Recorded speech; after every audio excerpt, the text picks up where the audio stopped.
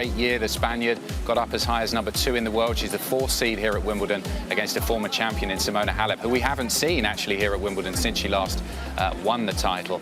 And it's great to see her playing well and smiling, the Romanian here at Wimbledon. And finally, Rafa Nadal. He's on centre. He tends to be on that last match on centre. It's been that way throughout the championship so far a couple of times. He's against Botic van der Zandschulp, the Dutch player who, similarly to Badosa, has had a brilliant last year. He was a qualifier at the US Open last year, got through to the quarterfinals, and since then his ranking has been shooting up. Can he trouble the Spaniard today? Yes, and over on court #1, we start off with Elena Rybakina of Kazakhstan, the 17th seed, taking on the unseeded Petra Martic. Elena Rybakina, big server, big striker, actually leads the WTA Tour, number of aces hit, has gone under the radar in this year's championships, but keep an eye on her. And then following that, it's the Aussie qualifier, Jason Kubler. What a wonderful story that is. He has been through so much, shown so much resilience, number of knee surgeries that have held him back, but here he is through to the 4th round of a slam for the very first time, taking on Taylor Fritz, who has had somewhat of a breakthrough year, winning in Indian Wells and very good success in Eastbourne, coming into Wimbledon, winning there. And then the final match on court #1 is the young American Ana Samova. She took out Coco Gauff in the previous round, up against Harmony Tan, the woman who took down Britain's Katie Boulter and Serena Williams in that first round match. Yeah, tremendous opportunity for both Anisimova and Tan. Well, let's head over to court 1 because the players are out on court at the moment. Remember, court 1 starts half an hour before centre court, and it is Elena Rybakina, the number 17 seed, in the picture here, up against Petra Martic of Croatia. And we've seen Rybakina in action. She's been around on the tour for a little while now, hasn't she? And has had some good results on grass before. What is it about her game that suits this surface? Well, she's got a big serve, for one. I mean, that serve fires across all surfaces. Doesn't matter which surface she's on. She's capable of hitting all her spots. And she's got pure strikes from the back of the court. Big ground strokes off the forehand and backhand wing. Actually moves okay for a tall woman. But this will be an interesting challenge against Petra Martic. They have played before, once a couple of years ago, and that was in Dubai. But it was 2 very tight sets that went Rybakina's way. Martic, once again, high on confidence. She's reached the 4th round here at Wimbledon before, but she'll see this as an opportunity, not playing one of the bigger names or the bigger seeds. But has been ranked a lot higher, has dropped out of the world's top 50, but was once a top 20 player herself. Neither woman yet to drop a set. I was very impressed with Martic in her win against Jessica Pegula. I didn't see that one coming, especially in that manner. But with Rybakina, she's got the ability to hit opponents off the court when she's on. Martic in the picture here, 31 years of age, so she's got experience on her side on court today. I was just noticing there, you mentioned in straight sets her 3 wins so far. She's only been on court around 5 hours in total. I know it's not been the hottest championships, perhaps the most energy-sapping championships we've ever had here at Wimbledon this year, but it does make a difference once we get to this second week, how much miles in the tank they've already had. Yeah, well, these two should be feeling fairly fresh, given that neither woman have dropped a set in the singles at this year's championships, and the fact that they've had a day off in between matches as well. So, you know, compared to, I guess, other events on the WTA Tour, they've had their time to recover. Did you find when you were playing that made Grand Slams easier, more difficult? How did you? I never got as far as the 4th round, so I don't know. No, but having that day off in the middle, I suppose mentally it gives you more time to stew over a performance that you know the day before. Physically, I'm sure it's welcome because you've got a day to rest and recover and prepare properly for that next match. But do some players take a bit of getting used to the fact that it's not like a normal WTA week where they haven't got a day off in between? Yeah, I think if anything, it's keeping yourself mentally fresh because there's so much going on at a slam. Obviously, this being the biggest event on the calendar. And there are plenty of distractions there, and you've just got to find a way to, on your days off, come in, get the job done out on the practice courts, do whatever you need to do in the gym, see the physio, and then get out of here. Don't waste energy hanging around chatting to too many people. But Elena Rybakina, I have no doubt she would have done a good job of that. She is someone who's quite reserved, keeps herself to herself, and has gone under the radar here at Wimbledon. And just quickly before we join the commentators, I suppose the theme across both the men's and the women's draw here at Wimbledon this year, the number 17 seed against an unseeded player in the 4th round. Both of these players will see this as a tremendous opportunity to get through to the quarters. Yeah, all to play for, so bring it on. OK, let's settle in. Watch the first game of this one on court 1 with the commentators. First set, Elena Rybakina to serve. Play.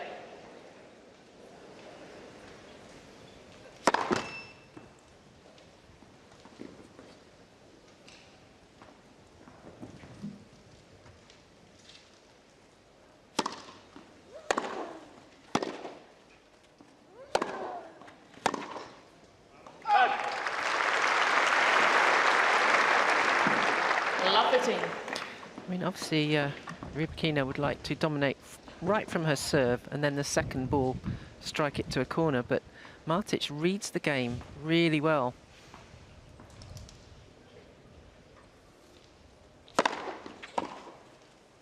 Out.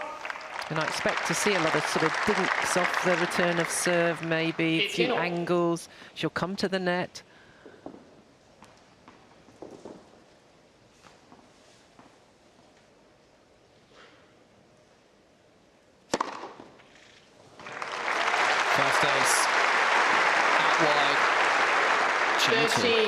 Gentle pace, considering that Rybakina has been firing them down.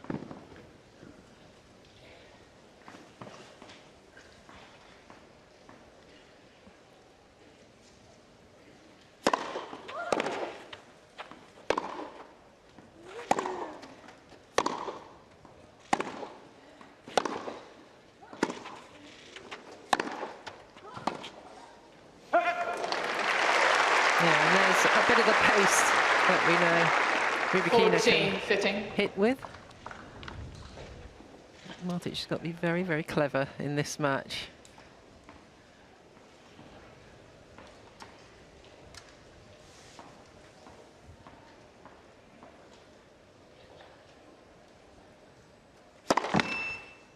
Let's first serve.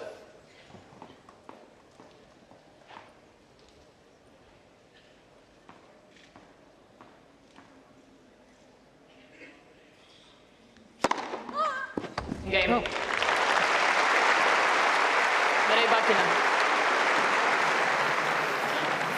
First game. So a comfortable first game for Rybakina. The number 17 seed takes a 1-love lead against Petra Martic there on court number 1, looking wonderful in the sunshine. Let's head over to Arangi and catch up with Nick.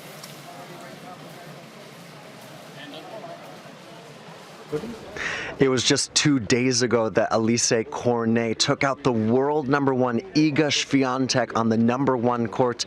It was actually her second win over a world number 1 at Wimbledon on that very court.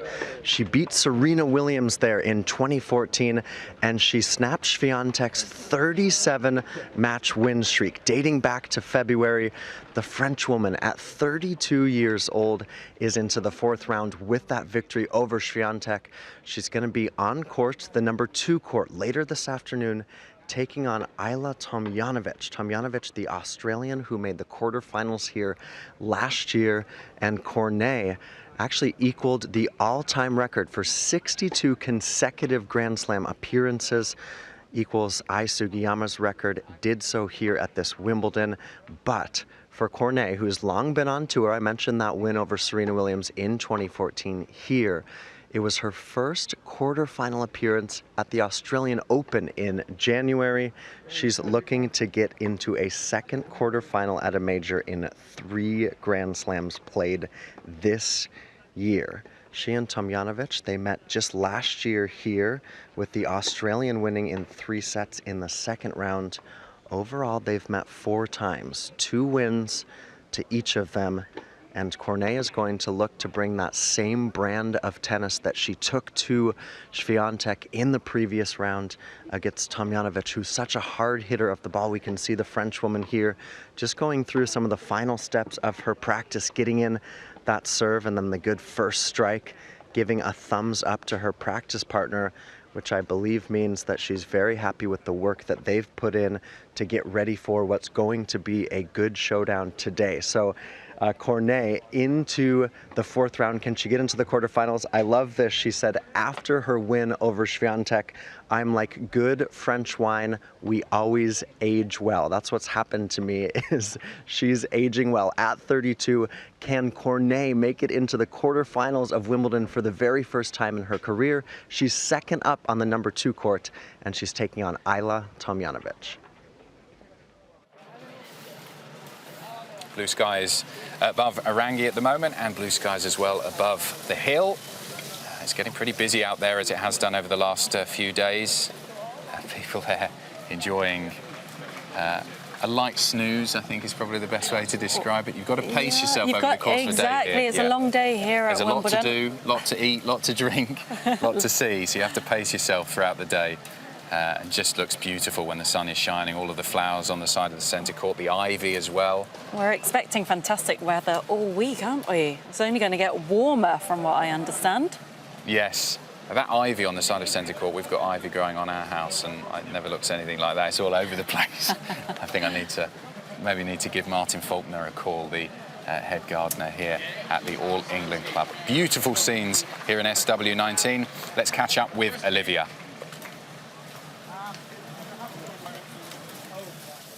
Hello from week 2 of the Wimbledon Championships. Now, there are so many components that go in to making this tournament run efficiently and smoothly. And of course, one of the main factors are the tannoy and the balls.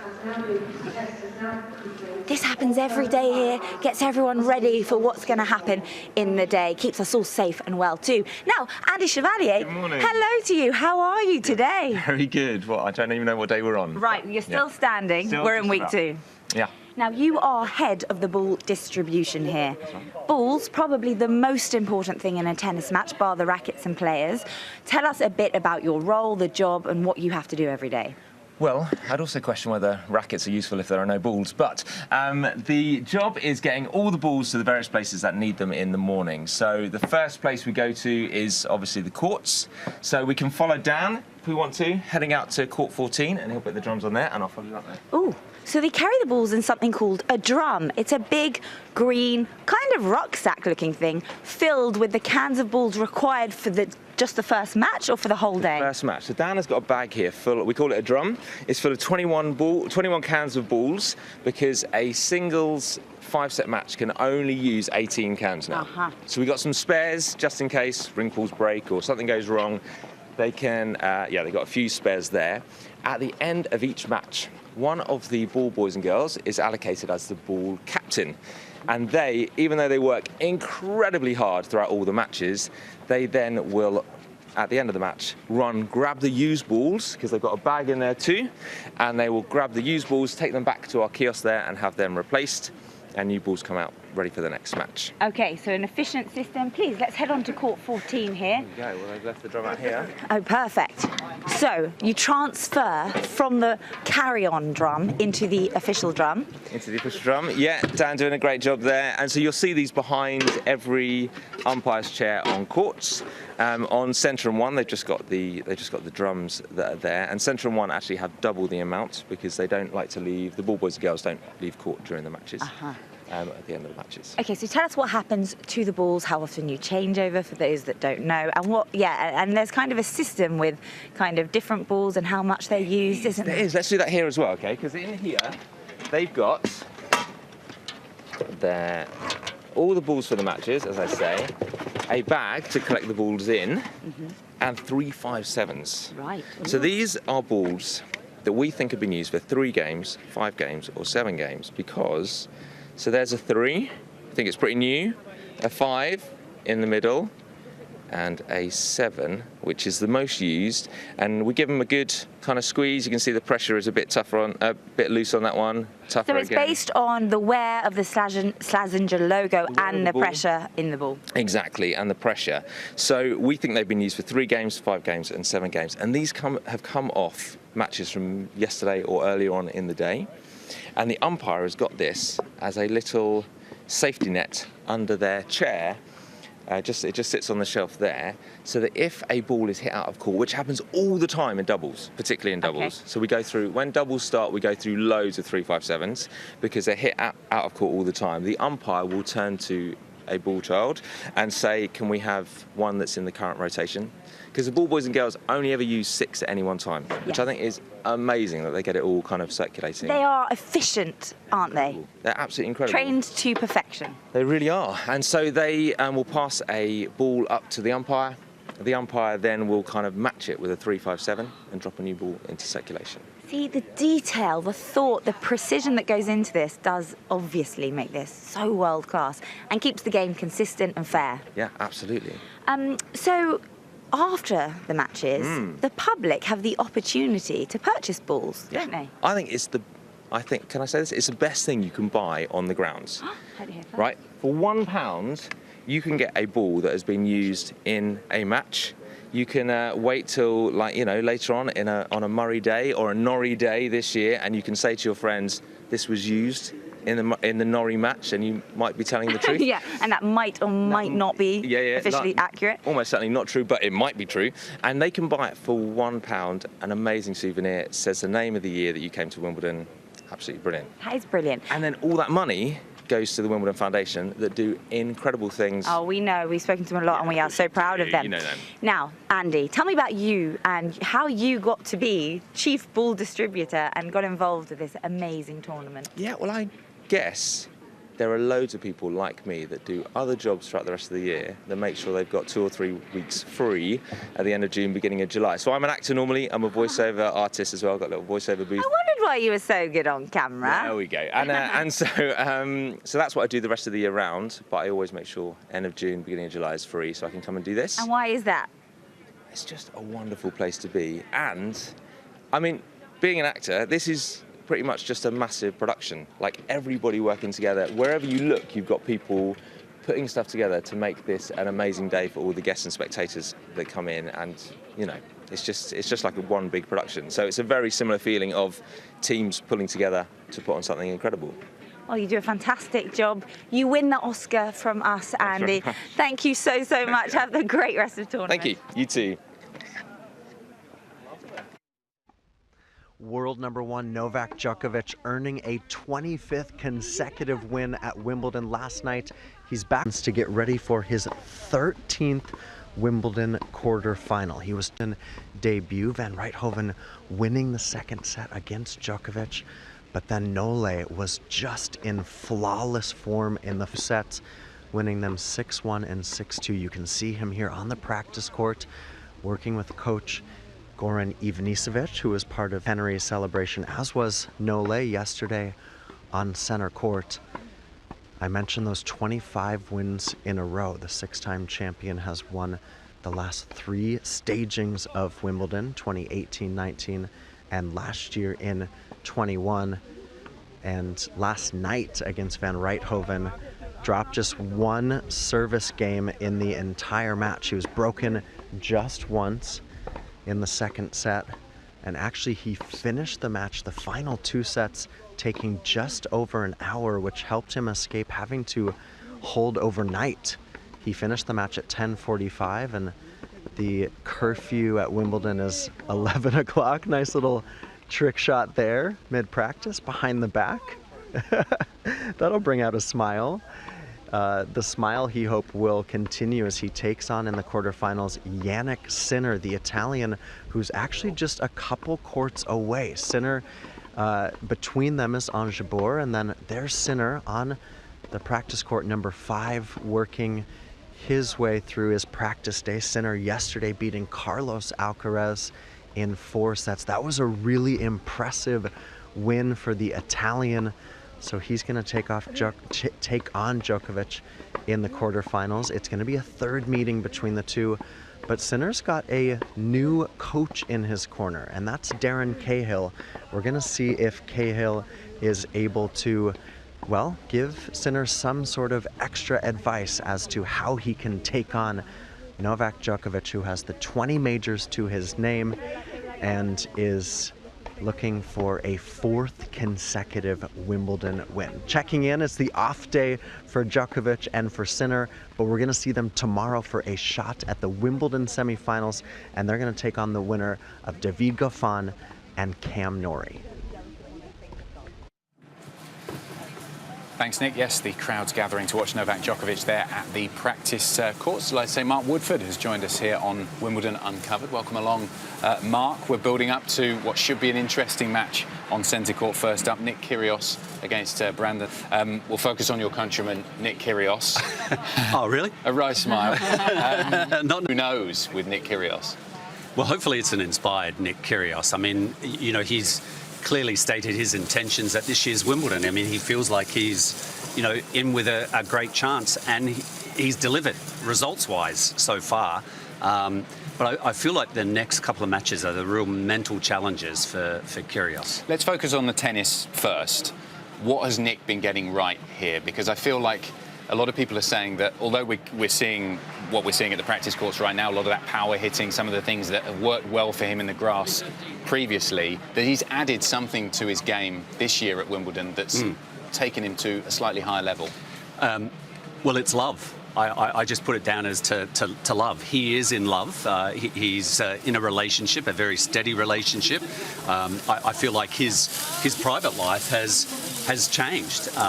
And so, you know, the steadiness that he finds on a day-to-day basis, I think that he takes that onto the tennis court. And, you know, look, there are those moments where we see bursts of energy. Very diplomatic of you. But we're also seeing more extended periods where he's actually functioning at a very high level on the tennis court, specifically on the grass. I feel like we're at a parents' evening and you're the teacher describing the child's behaviour. Because, Anne, that's the interesting thing with Nick. The matches I've watched so far, he is finding that perfect balance between more traditional hitting the ball from the baseline, coming to the net, the serves, the volleys, but also mixing it up with tremendous variety. We've seen, you know, the drop serves, the underarm serves. He's finding that balance between the variety and more, I suppose, standard regimented tennis perfectly this year. Yeah, and I think we've always known he has the skill set to be a dangerous tennis player, and when that serve is on fire and he's hitting the spots and serving as big as he is, he's going to always be tough to break. Tsitsipas wasn't able to break him once in the last round, and he's been finding his forehand, and, you know, the all-court game has come together. It's, I guess, the other side, which I'm interested to hear about from Mark, and you know, what did you make of that match against Tsitsipas? Well, I actually didn't see the match, if you can believe. I was actually had an early day and headed out into the city to see some theatre. So I was kind of catching up yesterday with all of the news, reading, and kind of just polling some of us that are in the media working the tournament. And I have to say, it was kind of, you know, 50-50 that, you know, who was to blame there. But I mean, Kyrgios is just, he's feeling confident. He's got a lot of matches under his belt. And I don't think he'll be able to bait Nakashima. I think he's, you know, he's a young American that is having the time of his life here at Wimbledon, but I don't think he's going to be bothered by Kyrgios' histrionics. In both of your careers, you must have played against players who did similar antics as this. You know, this isn't the first time in tennis we've seen those kind of things. Is it the responsibility? Did you feel it was your responsibility to look after the match and how everything was going, or was it just on you? are the opponents doing enough to belt? I'm going to test this out in the next couple of days because Anne and I probably have to face each other in the Legends. Yeah, I shouldn't really be talking to you, and should I? I'm going to try and bait you with these underarm serves, and I want you to see if you can hit me off the. if you hit an underarm serve but without any spin and you just kind of loop it into the box, so you set me up on my forehand. Okay. And you can be target practice for me. Well, actually, we just kind of... why don't you hit my partner, not me? Well, no, you've got a very nice partner. I don't want to hit her, but not that you're not nice at all. But you know, you can test my accuracy. We'll get back to you on that one. Because it does, to me, just looking from the outside, it does seem to divide opinion, depending on who you speak to.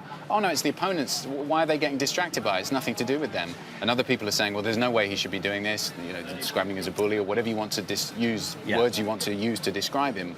Which side do you fall, or is it a bit of both? I think it is a bit of both. I am more of the traditional guy, and I at times I think I feel uneasy when I watch him play because I think, as Anne said, the talent you can't question, but it's about containing it and maintaining it, and that's where he has struggled at Grand Slams. If this was just a regular tournament that you play 5 matches, best of 3 sets, you know, the burst of energy, that's what he can, you know, kind of control. But it's much more difficult at Grand Slam level, having to navigate the whole 2 weeks. And I just wonder whether he believes, well, he is saying he feels this is his best chance, but it's still unproven. The best that he's ever done is a quarter-final at a Grand Slam. But again, you know, I think it is a different Nick Kyrgios in 2022, and the draw is there. It's available for him. But as I said earlier, it's a real test of his the mental side, the mental challenges that come along with playing 2 weeks, because Nakashima is not going to give anything away. And then if he wins that one, I think it's Alex de Minaur if he's moving his way through. Alex de Minaur has Christian Garin today. Right, so. and I think he is doing pretty well. He's got a 3-0 head-to-head record against him. So, you know, he's going to be challenged. If he survives today, he's going to be challenged against another Australian. And these are live pictures from centre court. The players just getting ready to head out. Brandon Nakashima, a penny for his thoughts, standing in front of Nick Kyrgios there, heading out onto centre court for the first time. This is a special moment for a player. I mean, he's a tremendously talented player who's earned this opportunity to play bumps and butterflies today. You can imagine his heart rate right now as he walks out, even just standing there.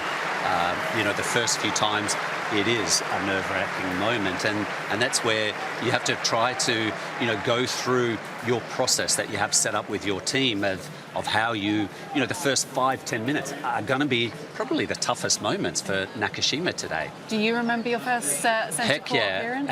And absolutely panicked out there. But on one hand, I actually walked out with Martina Navratilova. It was a mixed doubles that we got placed out there. And I mean, the great teacher, I mean, she just really, like, virtually nursed me through it, held my hand, and you can't not learn from some of the greatest, right? Yeah, and what about Brandon Nakashima? What does he bring to the court? Well, he's a very, very steady game. I think there's nothing big about his game. Everything is he hits it a nice serve. He hits from the ground very strong. I like the technique on his second serve. I mean, the serve full stop, but I think he gets a ton of weight and spin on the second serve. The backhand is superb. The forehand side, I think if Kyrgios has maybe done his homework, that might be the wing that he will try to focus on. But I saw Nakashima at Roland Garros, and he actually played a hard court game on the clay courts, which is going to be difficult against a clay courter. But a hard court game, the way that grass is playing these days, I think that's why he's enjoyed the success at this year's Wimbledon. Let's listen in for the coin toss. Make it clear, best is just a call. Challenge. Net machine is in operation. The serve clock's displayed on the scoreboard as before, and of course we have these beautiful towel statues. Green for you, Nick. Yep. Purple for you. If you need more towels underneath the chair, just help yourself, and if you need even more, let me know. You have any questions? No? Brandon, you want heads or tails? Tails. Heads for you. Tails. Serve. I think got it. Okay, have a go on. So Nakashima winning the toss, choosing to serve. I wanted to pick up on something about Kyrgios, because many of the great players in the past have displayed some of the elements that he has done on court. I mean, I'm just thinking off the top of my head, John McEnroe, Marat Safin, they wouldn't have been the players that they were, show the passion, and you could say, well, it was because they cared so much that sometimes it boiled over.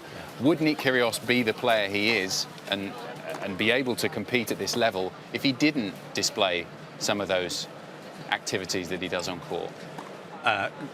That is a very difficult question. I think, I've known Nick since I first came across him as a 15, 16. I happened to be the captain, the coach of the team, and he arrived at practice. He wasn't arriving on time. He was late. Everyone else in the team arrived. He tried to tell me how long he was going to practice for, where the other guys were all kind of, okay, what are we doing today? And we'll be out on the court, whatever you need, type of thing. And so he, I think, is quite accustomed to controlling how his game has evolved into, someone that, is an outside chance to really go far this year's tournament. It's not, as I said earlier, I sometimes look at it with unease, edginess. But look, when he is centered, when those blinkers are on, boy, he plays a great brand of tennis. Do you think Nick Kyrgios is coachable? I certainly wouldn't have my hand up, and I mean that in the most, try to be a kind way. I think it would be the biggest headache having to coach him, don't you think? Is that where do you stand? It would take a very strong-minded person to want to put themselves in that situation. But I just wonder, I mean, he is very much his own person, but he does have a fantastic team of people who love him and care about him, who travel with him. His father is constantly there, brother, sister, girlfriend. I'd love to be a fly on the wall when they have their conversations with him. The family influence involvement is, I think that's a huge part to some of his success. Being, the family are there. They're not there constantly, but I think he really enjoys their support. I feel like on the coaching side, though, Anne, that I wouldn't want necessarily to be on a one-on-one basis with him. I'd want to be one of 3 or 4, because I think the energy that he demands of any one person, I think it would run its course very quickly. So I'd rather be one of 3 or 4 multiple coaches, because you need a breather. Yes. Let's do a couple more. You certainly do. You can breathe a sigh of relief, because we'll do a couple more on Nakashima. Let's talk about the future of men's tennis in America, because obviously there's been a lot of discussion about that in the past few years, and he's one of that group coming through who's enjoying success, breaking out on the tour. Is he one, potentially, do you see in the next few years, who can push up the rankings a bit like Taylor Fritz has done in the last year? Yeah, American tennis right now on the men's side, and I shouldn't say just the men's, because I think the women's are pretty handy as well, but for the men's, the cycle is turning again, isn't it? Yeah. The circle of life in our sport, it moves around, and much like it is here in this country right now, it's probably riding a nice high wave of positivity. Certainly the American men, with Nakashima, they've got Riley Opelka, Taylor Fritz, very dangerous players. Nakashima might not have the same firepower as some of his compatriots, but he makes up for it with patience, determination. He has a bright future. Yeah, it's certainly going to be an interesting match there on centre court, as you saw just there with the head-to-head. This is the first time they've ever met at Grand Slam level or the tour level as well. How will Brandon Nakashima, the young American, cope with the centre court stays, the weight of expectation on his shoulders against a maverick player, shall we say? And you can see he's practicing his underarm serves there, Nick Kyrgios. He certainly is unique on the men's tour. How many of those underarm serves will we see throughout this match? I don't think I've ever seen anyone warm up their underarm serve. Does it need warming up? I don't know. This is going to be great. So let's settle in and enjoy the first game of this one on centre court with the commentators. Bananas, do you have them here?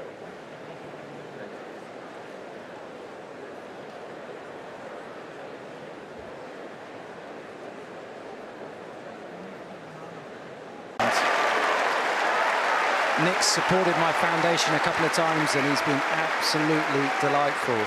You know, do I enjoy watching his behaviour? No, I don't, but when you see the way that he's capable of playing, it's difficult to take your eyes off him. Brendan Nakashima to serve.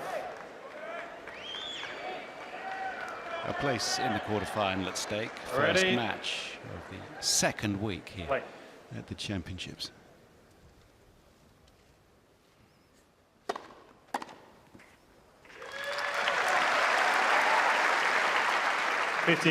Love.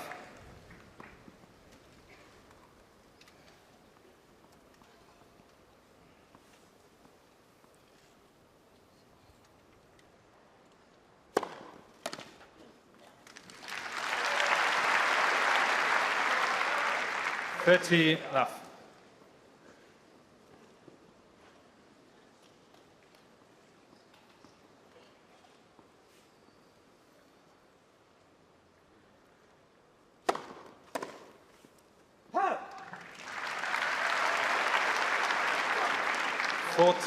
Love.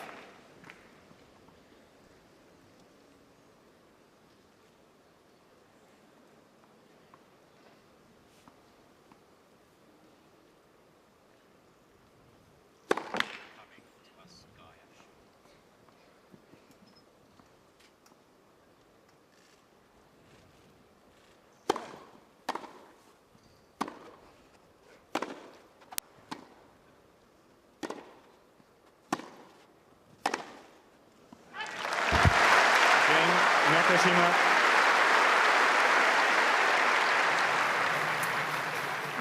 Well, Nick Kyrgios still with his swagger, off to a strong start in the opening game, and if you want to continue watching this, you can do on all of Wimbledon's major broadcasters.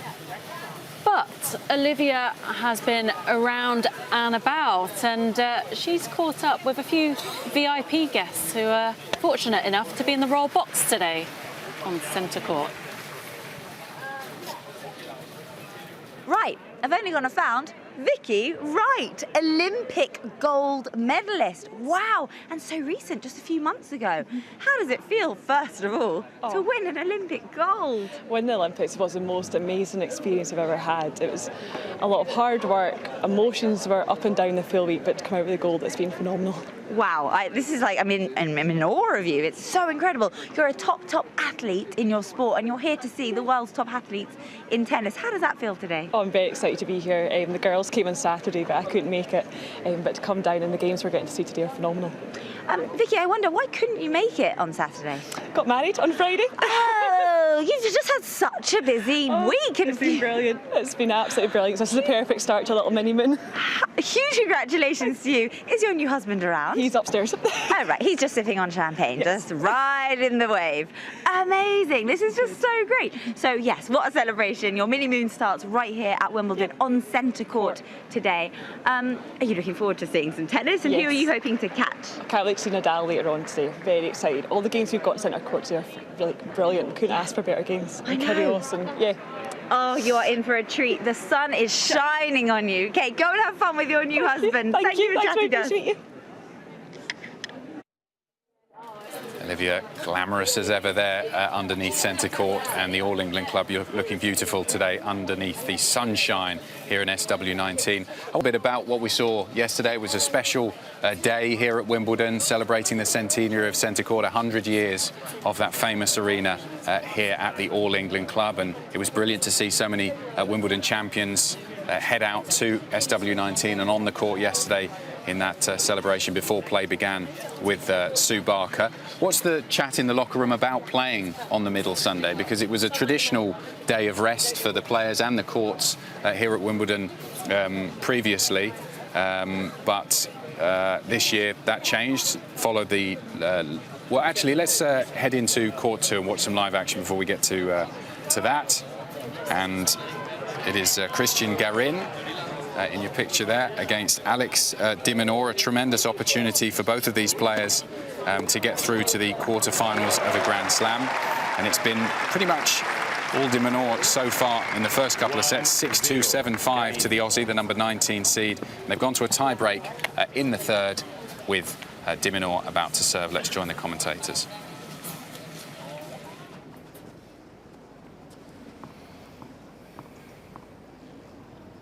Starter with that kicking serve.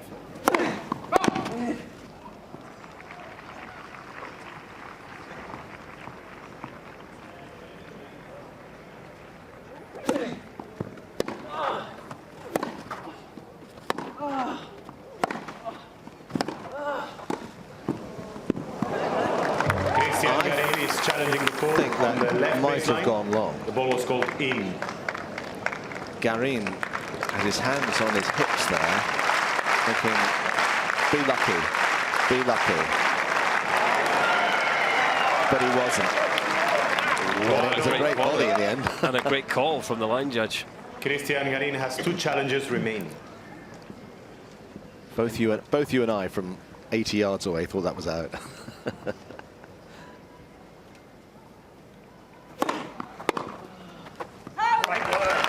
It could have been too low. 2-1, De Minaur. And a very different ball game, instead of which, let's advantage the Australian. Well, he uses one of those vibration dampeners in at the bottom of the string bed on his racket, Garin. It just flew off as he hit that return. The ball possibly flying on him as a result. There it is, there, little purple rubber vibration dampener.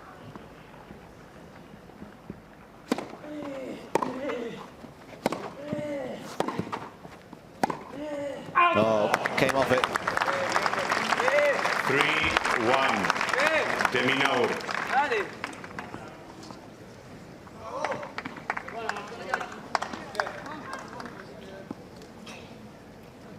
That's a poor tiebreak record that Garin has got. So what does that point to? Well, he doesn't get many free points on serve. We've seen that. As he lands an ace. But only, what, 16% of his serves, we can see from the stats here in this match, have been unreturned. So, you know, he's having to work very hard when he plays tiebreaks. And often a big serve can, the ability to win 2 or 3 cheap points in a tiebreak situation can help so much.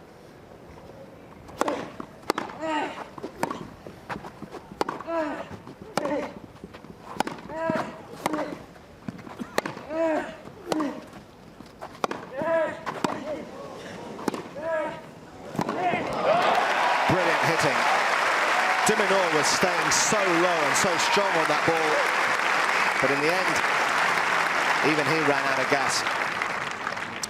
Ultimately, in tiebreaks, it so often comes down to holding your nerve and raising your game, and that's certainly what Garin has done here from 3-1 down. Still none the wiser as to which way this set is headed. What a battle. Over an hour now in set number 3.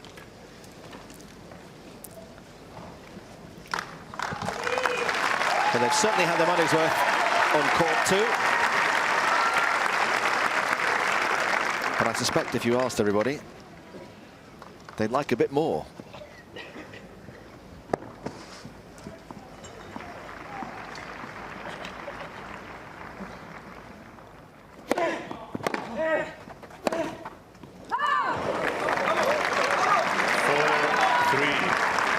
He's hit that pile-driving forehand into the corner so often and to such good effect.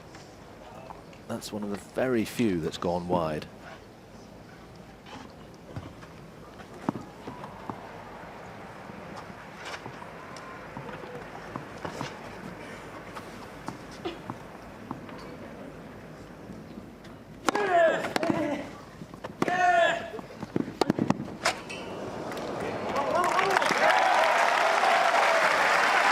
Seizing the initiative. Yeah, he's grabbed this tiebreak by the scruff of the neck from 1-3.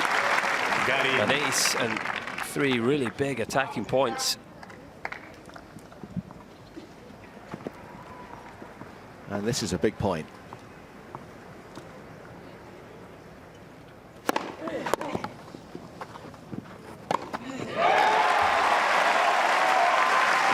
From 3-1 down to 3 set points. 6-3, Garin.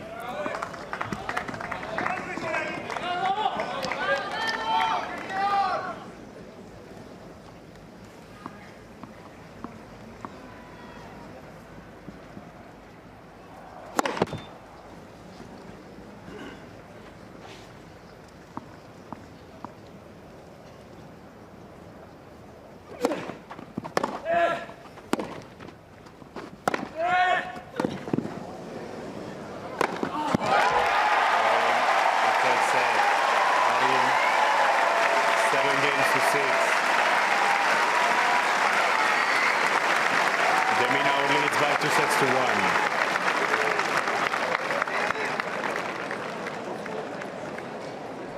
In just her second career major, her Wimbledon debut, Jules Niemeyer, the world number 97, the 22-year-old, she's into the Wimbledon quarterfinals, and we're catching her here on her off day at practice at Arangi Park. It has been a dream Wimbledon run for Niemeyer in the purple top there, working through some of her strokes. We were just seeing her going through some of her drop shots, which we've seen plenty of this tournament, but she's just packing so much power off of both wings. We saw it yesterday against Heather Watson on center court. We also saw it earlier in the tournament when she took out Annette Kontaveit in the second round. She's going to face a countrywoman in Tatiana Maria for a spot in the Wimbledon semifinals. And while the two are both Germans, they don't know each other that well. They're 12 years apart. Niemeyer, as I mentioned, 22. Maria is 34.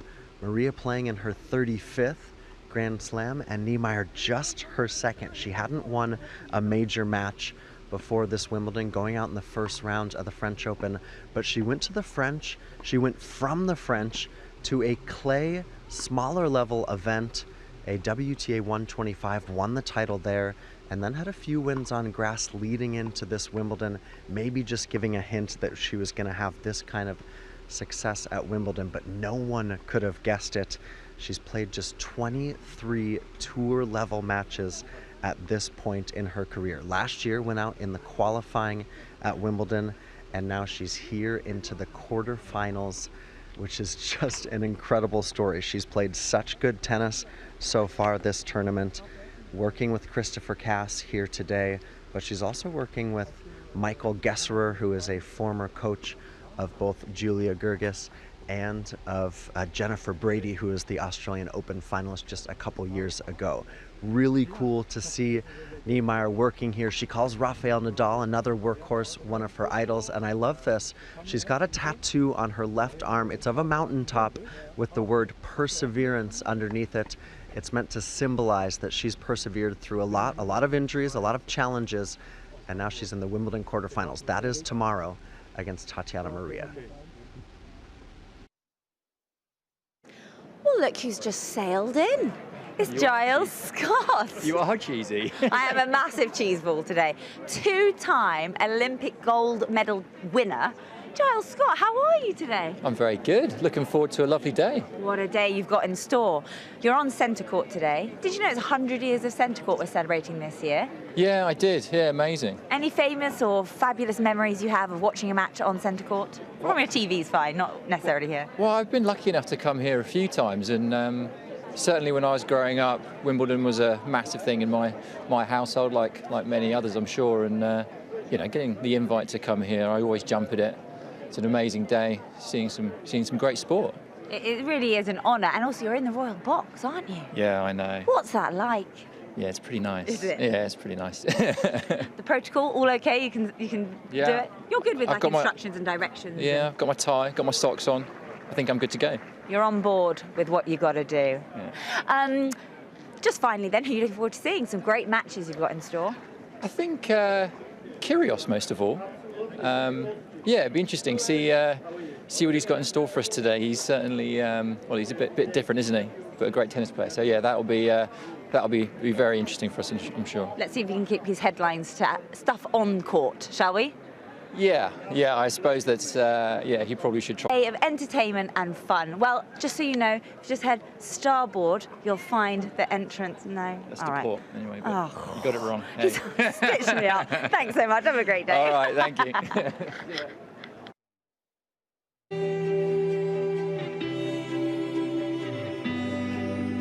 It's Middle Sunday at Wimbledon, and in a change from the normal schedule, we have play on the second day of the weekend.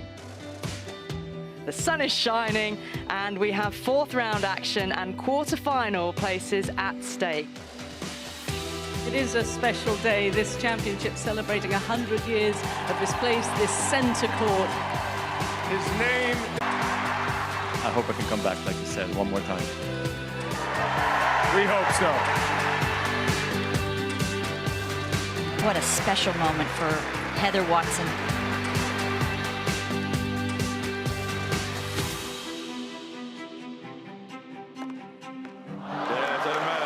Well, for a young German called Euler, life is full of wonder right now.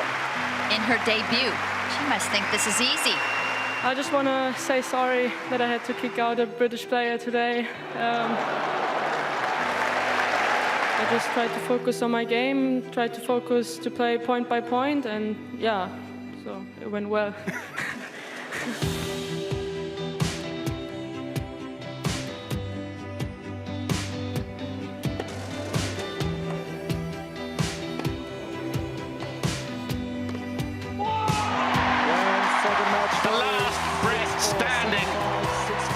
Outstanding, 3 straight. I'm the last one left, so why not get behind me now even more and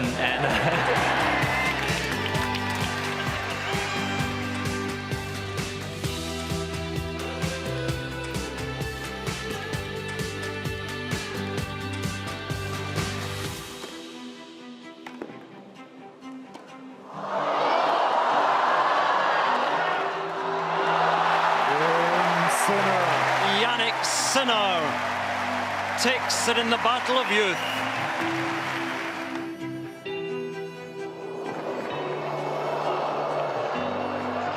Jabeur back in a Wimbledon quarter-final.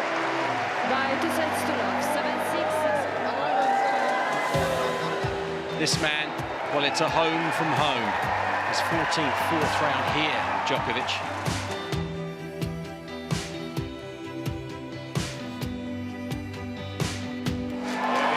Standing ovation for both men. 17th Wimbledon, 13th quarter-final. Everything is special about the court. You know, all white, no advertisement. Everything is focused on players and tennis. And just thank you. Thank you for being here and making it even nicer. Thank you.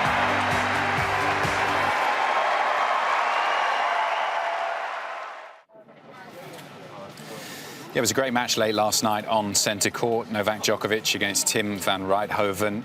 Van Wrighthoven shocked everyone, really, to win a set against Djokovic. A good performance from him in that set that he won. The rest of it really was plain sailing for the Serb. Mark, can you see anyone stopping him here at Wimbledon this year? Maybe himself. You know, it's still something that he has to work his way through. We look at Roland Garros once he reached the quarterfinals. I mean, I felt like he was the very strong favourite.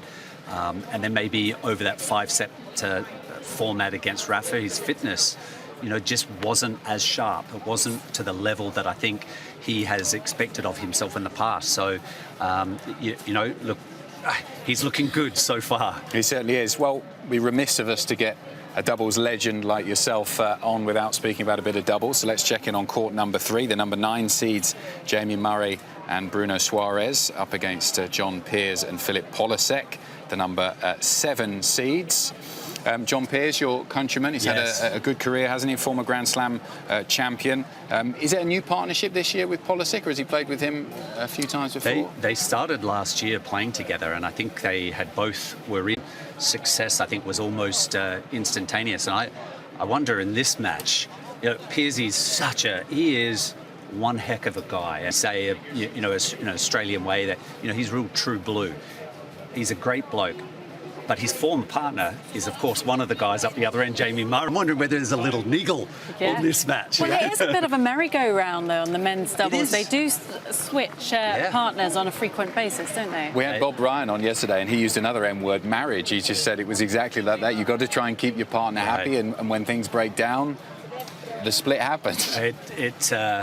It's nice to be in an extended marriage then, I have to say. the Woodies, we lasted a good 10 years. That's not too bad. Well, that was the question we asked terms. Bob, and I'll ask you. You know, you two were a great example of a partnership that lasted a long, long time. And we said to Bob, are you surprised that not that many other pairs do what you did, that they stay together for, I mean, it wasn't the whole career, but a long, long time?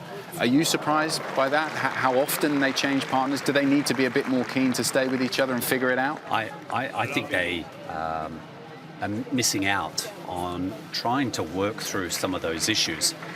As tennis players, Anne, and you know, we face adversity almost on a daily basis, whether it's on singles, doubles, or mixed time. And these pairs obviously at this level are it's high pressure. They don't want to work, or they just find difficulty maybe communicating. So there's no wonder that Mike and Bob dominated after the men's doubles game after Todd and I had retired, but because they persevered. Was there a time twins? They would have argued plenty. Yeah. Was there a time with Todd and you earlier on in your career where you, is this working out? Do we need to find someone else? And you were glad that you did stay together? There might have been an occasion. The US Open probably jumps to my mind that we actually lost first round, and it wasn't a pleasant experience. And I think the words came out of Todd's mouth is that we're done. I'm not playing with you again. But 2 weeks later, we played Davis Cup for Australia. We won that, and everything was solved. Yeah, and I do often wonder as well, though, the scoring system on the men's tour and the doubles, obviously match tie-break to decide that final set rather than playing a full set. Does that contribute to the merry-go-round and partnerships? Oh, you mean about how how different people deal with pressure situations? Right. So it's there much more often, I think, in that format that is on the tour. So you still have to try and problem solve, and it can become cutthroat. I am surprised that I think it plays into the hands of pairs who are actually willing to persevere. And look, success isn't happening every week. Sometimes success might be, you build on success by actually losing a couple of matches. I think the teams that do persevere, I think they get one up on the guys that draw the top two seeds, Salisbury and Ram, and Pavic and Mektic.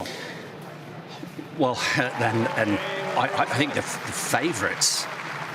We have obviously the seeds, the 1, 2, and 3, and numerically seeded there, but it still is not easy to choose. Last year we saw Mektic and Pavic, that they were winning 9 tournaments, they were the #1 team.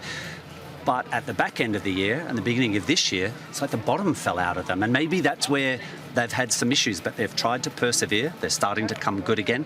And we see, James and Rajiv. I mean, what an achievement for James Salisbury to be sitting atop of the rankings right now. And it looks like that pair, and you may be able to,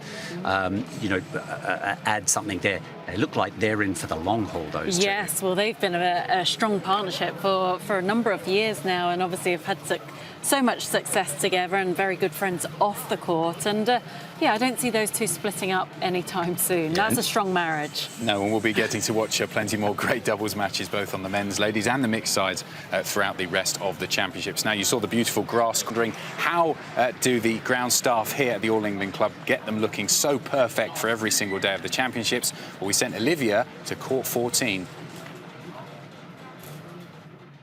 So we're still at court 14. It's a hive of activity. It's really lovely to be here this early, set up the courts for a full day of tennis. Look at all the busy ball boys and ball girls and tennis court officials setting up the net. Now, obviously, this is quite an important job. It has to be at regulation, height regulation, tautness. They're doing a good job. I mean, they know what they're doing. They think they trained for this since January.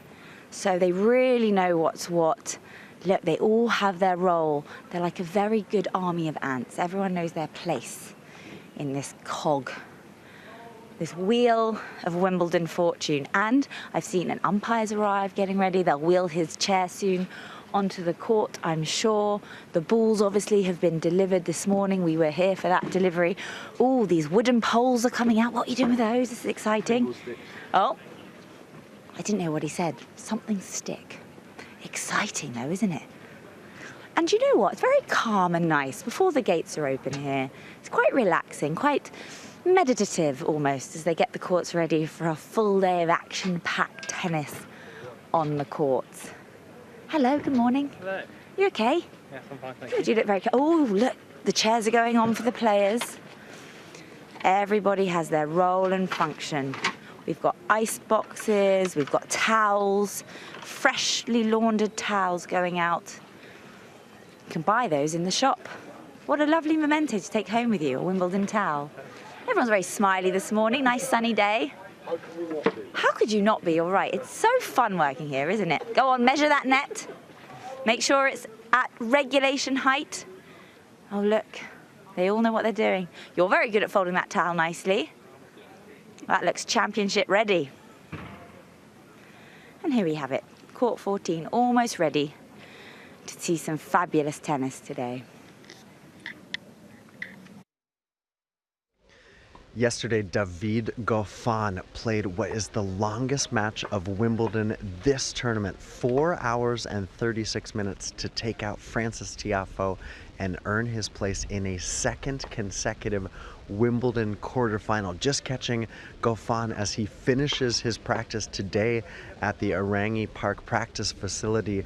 Goffin, hopefully the body is feeling all right today after those 4 hours and 36 minutes on court. That win over Tiafoe, earning him, as I said, that second Wimbledon quarterfinal in a row. It's his fourth major quarterfinal, and he did it with 18 aces and 59 winners for the Belgian, just making his way up back into the warm-up area to warm down. And he's going to take on Cam Norrie, who he's played just one time previously. Norrie winning that match via retirement last year in Barcelona. But the Belgian, at 31 years young, looking spry. He's got to be feeling good after that win yesterday against Frances Tiafoe. He's making his way back into the locker room. We're going to see him tomorrow against Cam Norrie. Those guys are playing for the right for a Wimbledon semi-final.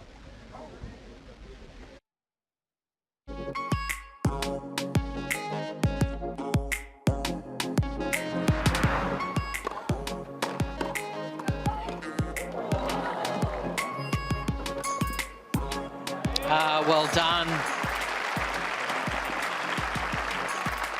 Quick reflexes, it's one of the great things about doubles. The fans love it.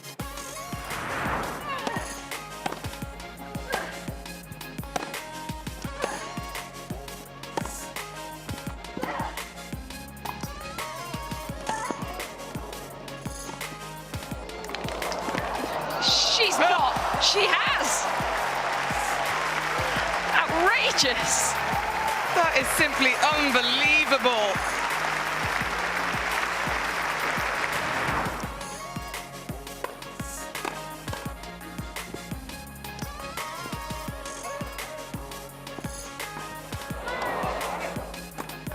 Oh, that is sensational. Robert Farah raising his right index finger. Unleashing the tweener to keep his combo in the point.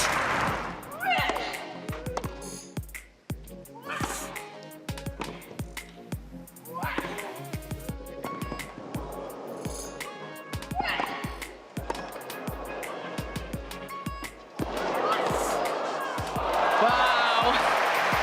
What a point.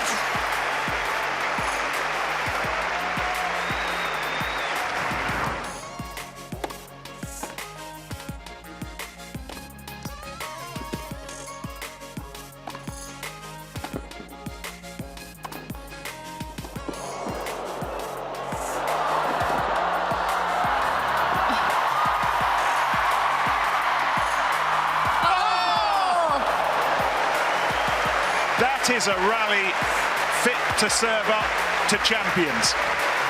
Oh, with such precision, so close to the line.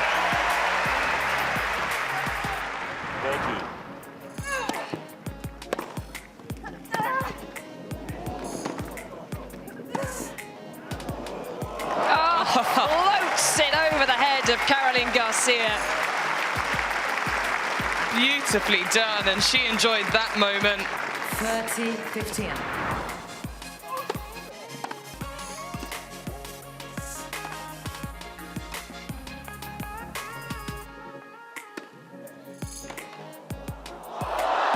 Oh, it's glorious. From both players, it's glorious.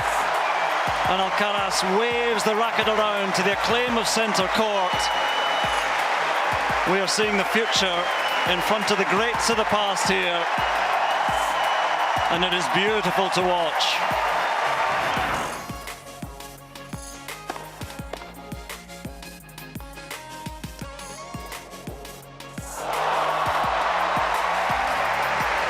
2 of the points that Novak's won this game have been with serves over 130. Incredible that he even got him back.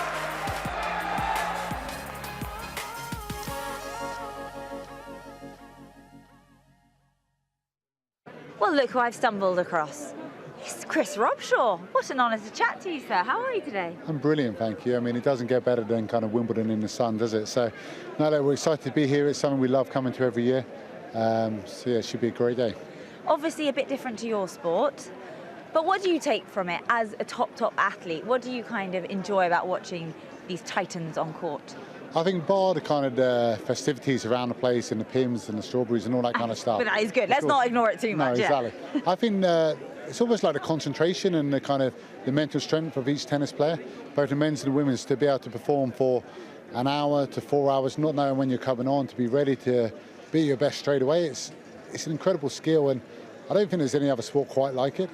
And also, without a team to rally and support or a captain to lead you if you're wibbly or wobbly. Very much, yeah. You're definitely out there on your own, and I think that in itself is. And you see some players that come through it, and some players that unfortunately crumble. And you look at experience, and of course we look at like a Nadal, who's got so many kind of rituals and superstitions and all that kind of stuff, and that's brilliant as well. But then you also love the other guys who just go out there and play. And you just have to find out what works for you. And yeah, I'm looking forward to seeing some of the guys out there today. What does work for you? Do you like to pick your wedgie before a shot? You know what, my wife actually used to always say that, yeah. So, no, you know, look, for me as a superstition, I used to like having a bath the night before a game. Okay. Nice and relax, yeah, get out, kind of loosen everything up and stuff. But no, yeah, I didn't have anything where I put the right foot on first or the left foot and all that kind of stuff. Not like that. And I think for me, with a lot of superstition, unfortunately, I didn't go through my career winning every game. So there's always something which unfortunately changes or you lose or something like that. But no, look, it's going to be a brilliant day. We're very lucky to be down here today. So no, it should be Final great. question, I promise, because you do have to get to court. And that is, it's 100 years of centre court we're celebrating this year, which is such a big deal for Wimbledon. Do you have any fond memories of any matches you watched growing up, of any like epic battles on centre court? Yeah, for me, it's kind of watching on TV and stuff. It was the Nadal v Federer finals. And those two or three epics where I think they were in kind of consecutive years and stuff like that. And it was 5 sets, so both pushing each other to the limit. And that for me was Wimbledon. And of course, when the Williams sisters kind of went up against each other in finals and stuff as well. I mean, we actually watched King Richard last night in preparation. Oh my God, is that not the best movie, by the way? It is, and to see what a father has done and a family have done to their kids and how good they are and all that kind of stuff. Were you crying? I shed a tear? It's emotional. It is emotional. I mean, the Williamses are amazing, so unfortunately I don't think they're playing today. No. But we'll see Nadal, so that'd be great. Okay, and last thing.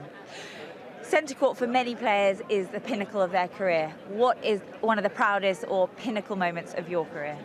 Yeah, for me it was leading guys out of Twickenham, singing the national anthem at Twickenham, and it's those environments which as a youngster you want to play in, against the best teams in the world, in the biggest stadiums, all that kind of stuff. And almost when you go on the road sometimes, like of course when a British person plays here, the home sport is fantastic. Also sometimes when you're playing against that British player, so when you go away and you have that kind of hostility, but no, look, I'm here as a fan today and have a couple of pims, too many strawberries and all that, and have a great day out. All right, I won't keep you a minute longer. Thank you so much. Have a great day. Pleasure. Thank you very much. Yeah, good to see Chris Robshaw there, former England rugby captain, enjoying his day here at the Championships. We're enjoying our day as well here on Wimbledon Uncovered. Before we dive into centre court and see how it's going between Nakashima and Kyrgios, just pick up on a question I was asking there about what the feeling was in the locker room about the fact that we were playing for the first time this year on the middle Sunday. It's a little different, but I haven't heard anyone, saying negative comments about it. I think they appreciate that this is a 2-week event, so I think that the players probably enjoy the fact that that they can keep to this day on, day off scenario. That's a big help for the players.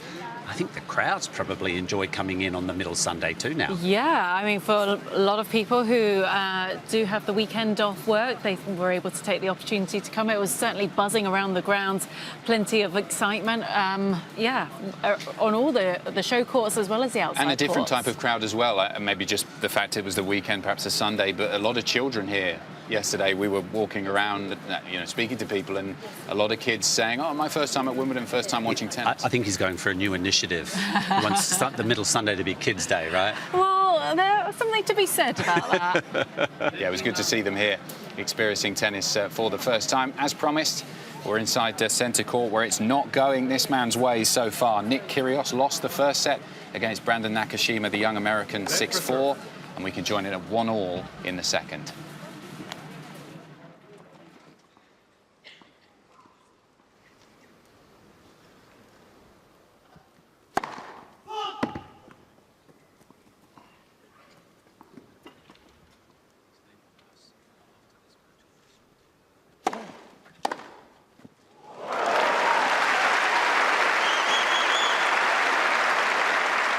I love 15.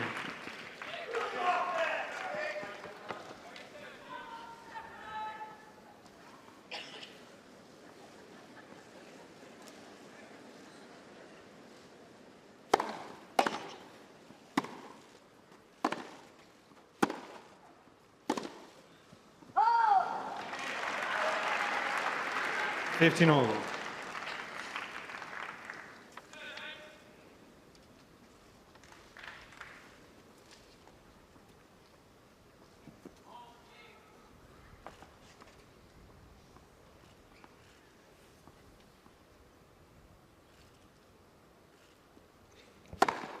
Both.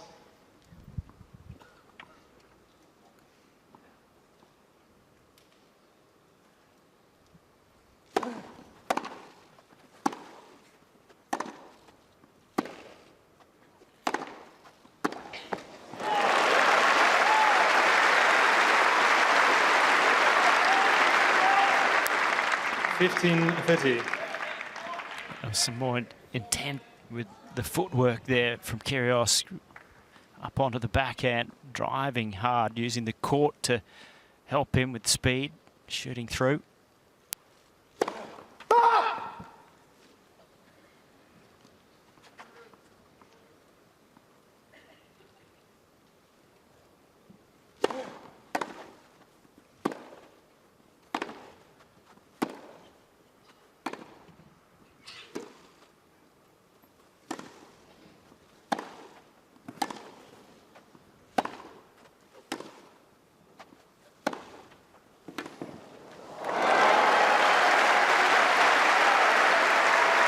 Can't hit the forehand, says Kyrgios. Just mouthed it over to his support box. 30 all. Who rise and try to help him. His sister's up there. Girlfriend on the left-hand side.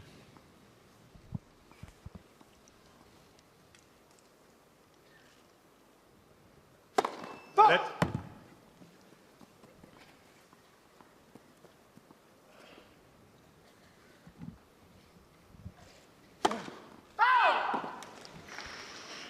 $30-40. Strange time to go for that big second serve.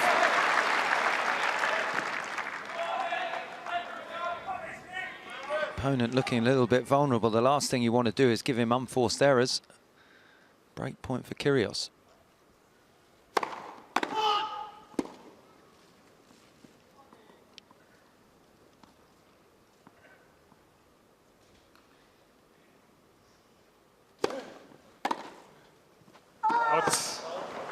Nick Kyrgios is challenging the call on the right near sideline. Second serve return. Ball was called out. Break point up on this reliable double-hander. I think he's yanked it into the tram lines here, hasn't he? Yes, he has. Disappointing. A shot you'd expect Kyrgios to make, Kyrgios but has 2 challenges it was remaining. a decent second serve from Nakashima, having served a double fault the previous point. He'd like to get back to finding his first serve.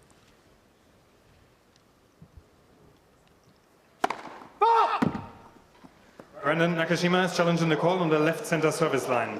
The ball was called fault. Kyrgios wandering across. He thinks it's good. Or at least he wants Nakashima to think that he thinks it's good. Who knows? There you go. Nice bluff, Nick. Yeah, sorry. Not that sorry. Double again. Got what he wanted, didn't he? Just Brandon Nakashima has 2 challenges remaining. Great wince of agony from The theatrical curiosity. Forehand side is where he reckons he's feeling all this pain.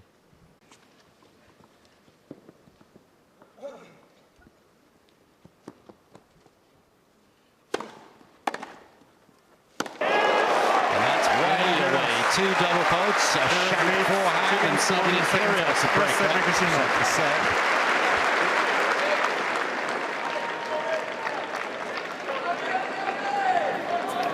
Nick Kyrgios breaking the serve of Brandon Nakashima for the first time in this match, and perhaps the start of the comeback for the Aussie.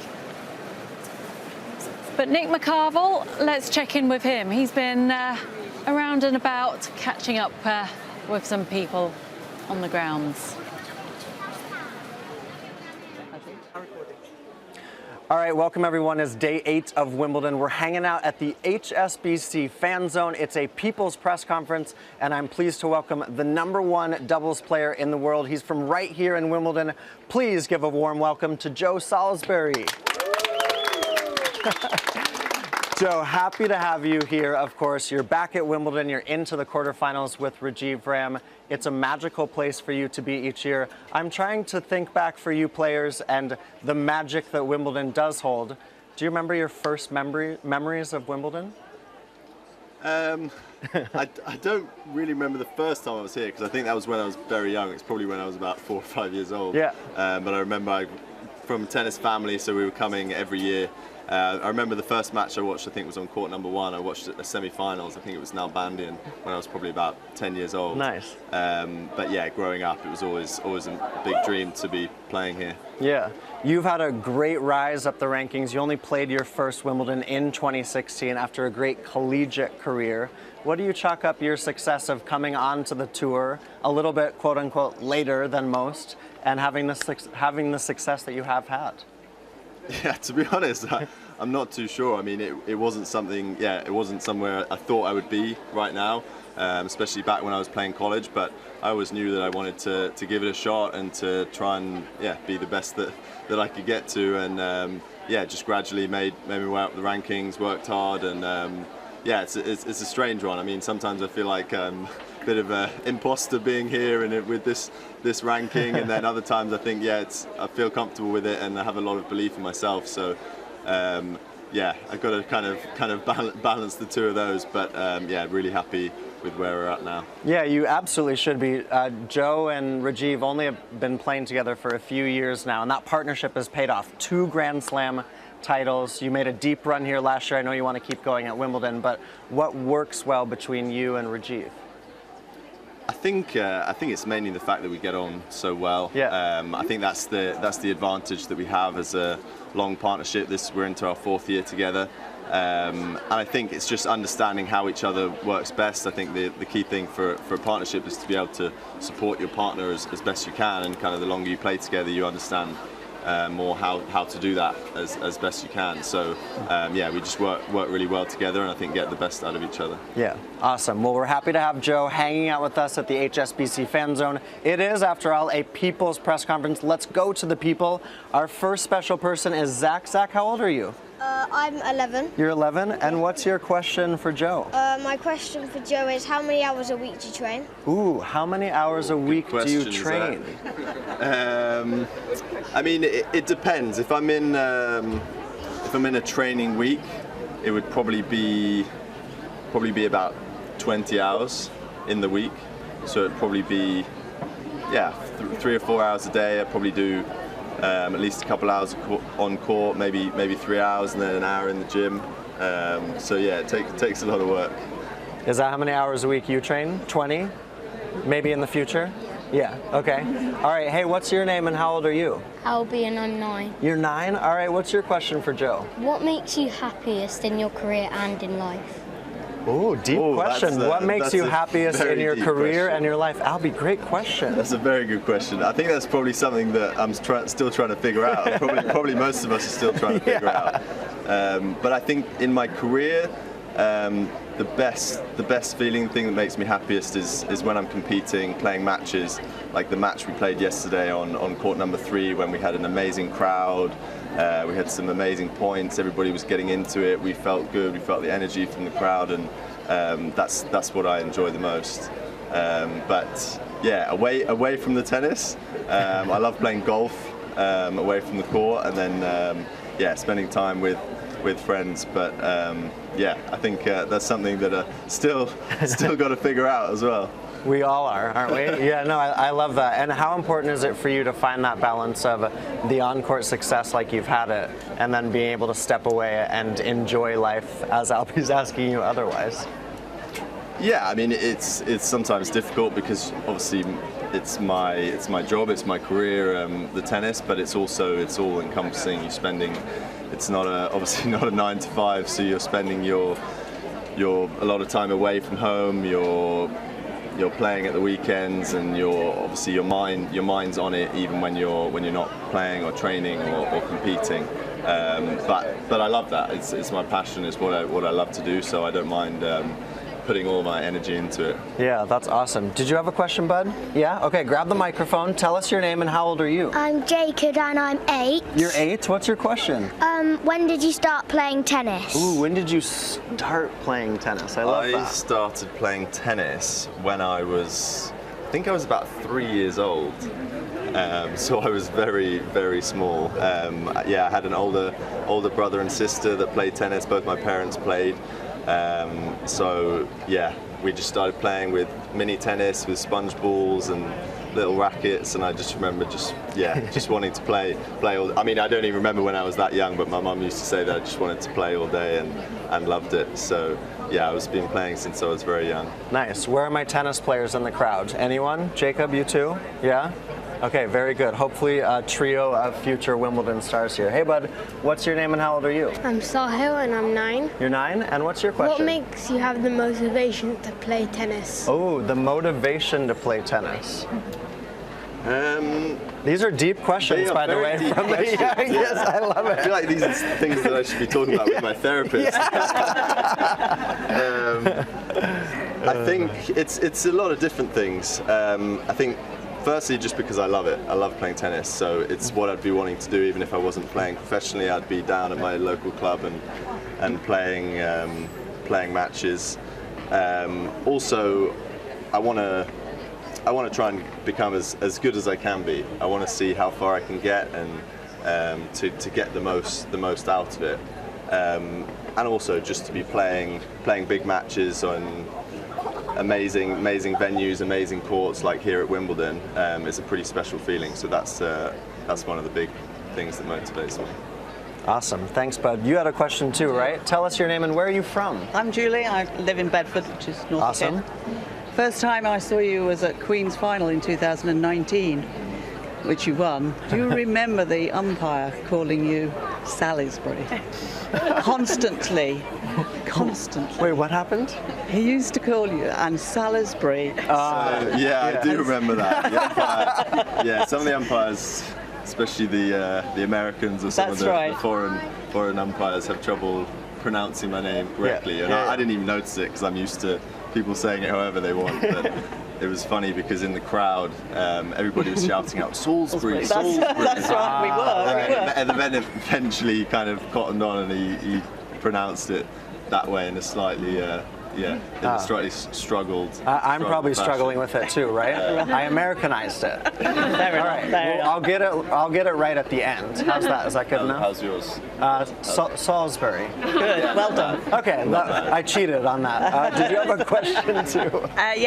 Obviously congratulations for the last couple of years. Yeah. It's been really impressive to watch. Yeah. And it's really good as a Brit to get to the top of the doubles game. So really impressive. I was going to ask, we were on court 1 on Saturday night, and what do you think about the nonsense between Kyrgios and Tsitsipas? Do you think it's good or bad for the game? Or something in between? Or something in between, yeah. Yeah, I think it's definitely something in between. I mean, it's obviously great that I think so many people wanted to watch that match, so many people interested, maybe people who aren't huge fans of tennis that still want to come and watch that. And yeah, it is great entertainment, but a lot of it is definitely for the wrong reasons. They're not setting a great example, and it's not how you'd want your kids to be behaving on the court. So yeah, I think it's great that they're bringing more interest to the sport, but yeah, hopefully it's more for the tennis, and obviously they can still be entertainers on court, but hopefully not behaving so badly as well. Yeah. All right, I love this. This has been a true people's press conference. We're asking you therapy questions. That's a hard-hitting one. Did you have a question too? All right, tell us your name and how old are you? I'm Callum, and I'm 11 years old. Cool. What's your question, Callum? Rate 1 to 10, how good do you think you are? Oh, rate 1 to 10. How good do you think you are? Well, he is the #1 player in the world, so that's pretty good, right? Yeah, I'm usually a pretty tough, harsh critic of myself, and often not happy with how I'm playing. So if 10 was the best that I think that I could get to or could be, I'd give myself I'll give myself a 7 at the moment. Wow. Yeah. The #1 doubles player in the world rating himself a 7. Okay. That means you always want to get better, right? Exactly. I think I can get a lot better. Okay. Awesome. Callum, thanks for that. Hey everyone, thanks for hanging out with Joe Salisbury. Is that better? I have a lot of work to do, right, on my pronunciation. This has been a People's Press Conference here at the HSBC Fan Zone. Let's hear it for Joe. Come on, give him a round of applause. And Joe, thanks for hanging out. We appreciate it. Sure. Thanks. It's amazing who you run into here at Wimbledon. We see the great and the good of the tennis world, celebrities, and then we meet Maddie, who's come today dressed as a ball girl. Hey, see what we did there? It's an effort that I'm impressed with. I commend you for. I give you 10 out of 10 for effort. What is your tennis ball made out of? It's actually made out of paper mache, believe it or not. I used a massive balloon, which took forever to inflate myself. What, like? Yeah, literally, they're struggling away. I have any to go. I only had football pumps. Right. So I was there Jeff, the cameraman, into the shape I needed. Then I had to find somewhere to hang it without it getting in the way, so that I could just spray paint it, which was nice and easy. When did you start the prep for this? I started on Friday, so luckily I had some days off from work. I knew we'd be coming to Wimbledon, as my friend's a groundsman and was able to get us some tickets, and it's just been such an experience. Have you been here before? I've been here a couple of times. My mum's company used to do hospitality events, so I used to come down with her for that and help her kind of set up and things, but never kind of as a tennis ball, so this is definitely a new experience. Okay, so just to say, we've been here every single day. You are by far the best dressed. Yes, that's what I do. You can't see what I'm cheering with my hands inside. She's wiggling. Yeah, it's just amazing. I don't really have much to say. I think the outfit speaks for itself. Yeah, it was a mental health act, if anything. So I've struggled with my mental health for years, and I've often found myself in a lot of anxious ball of mess. So the best thing I thought of doing was, okay, well, make a big ball that you can keep the anxiety inside, but also push yourself out of your comfort zone. So, Maddie, that's an absolutely brilliant message, and you're doing it brilliantly. Thank you. Yeah, wow. I literally have been rendered speechless. So thank you for coming. I hope you have a great day. Thank you for having me. I'd give you a hug, but a bit armless. So.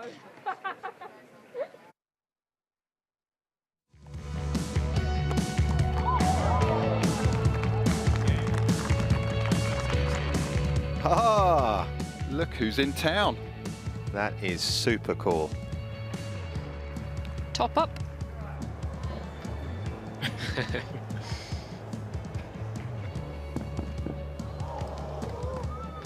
Got it. Well done, even with the slip. That's great to see.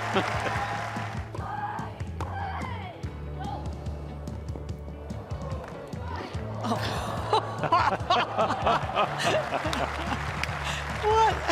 We have to see that point again. That was the most dramatic point of the day, wasn't it? Hilarious.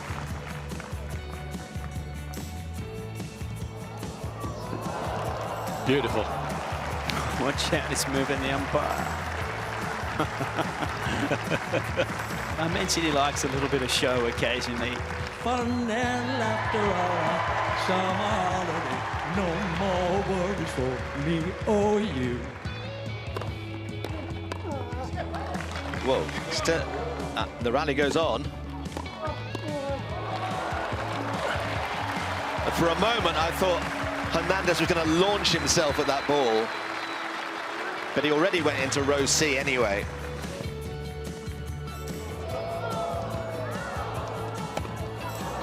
No, missed it. An outstanding movement from TFO.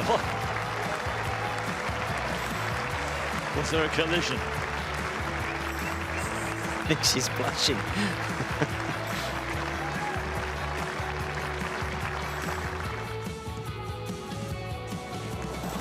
Well, Sinner down and all right, and that is just the quality of the drop shot from Alcaraz. You see, he's a high-quality player, high-quality sportsman as well.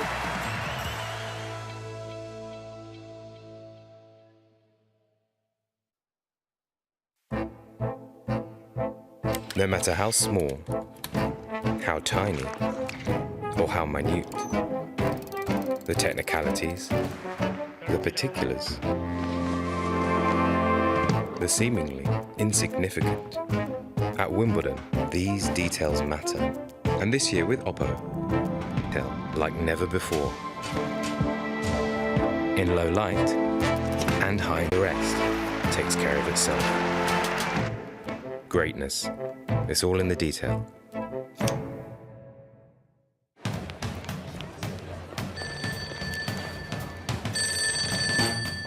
Welcome to the Sipsmith Swansea service at Wimbledon.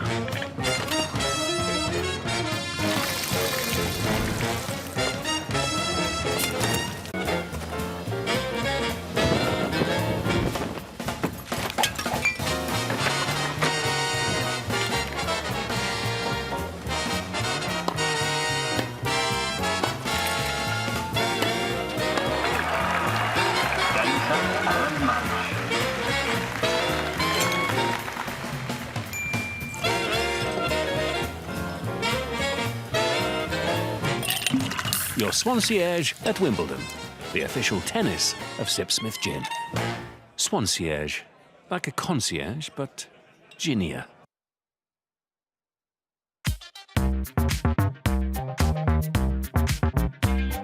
Straight up.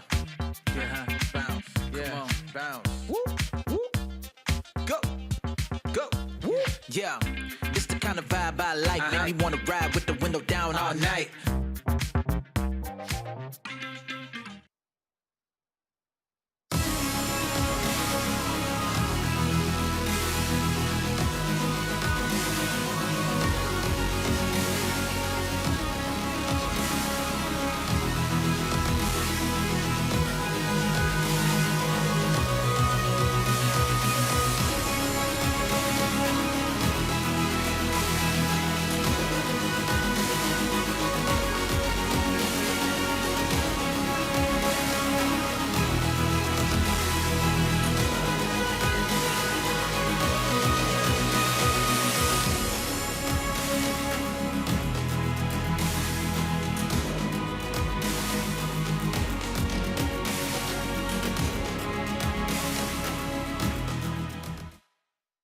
It might be a long wait, but there is plenty to do along the way.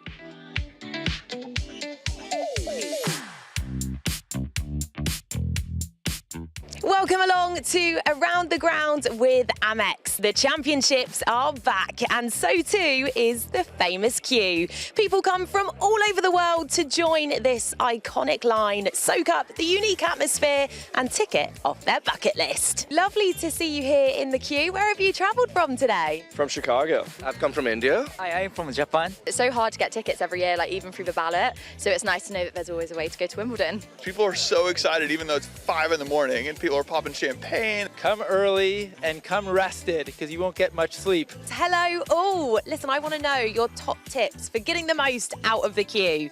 Good company. A jacket. Food. I'd say bring a blanket.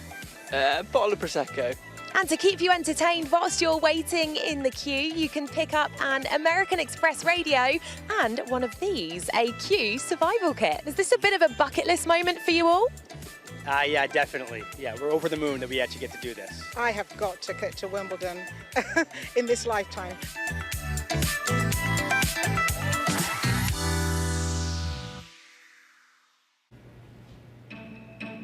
greatness, it takes time to evolve and to grow, to strive for relevance in a world that changes fast, to learn how to adapt when the conditions work against us. It's an endeavor to be sharper and smarter, a labor of excellence as old as time itself.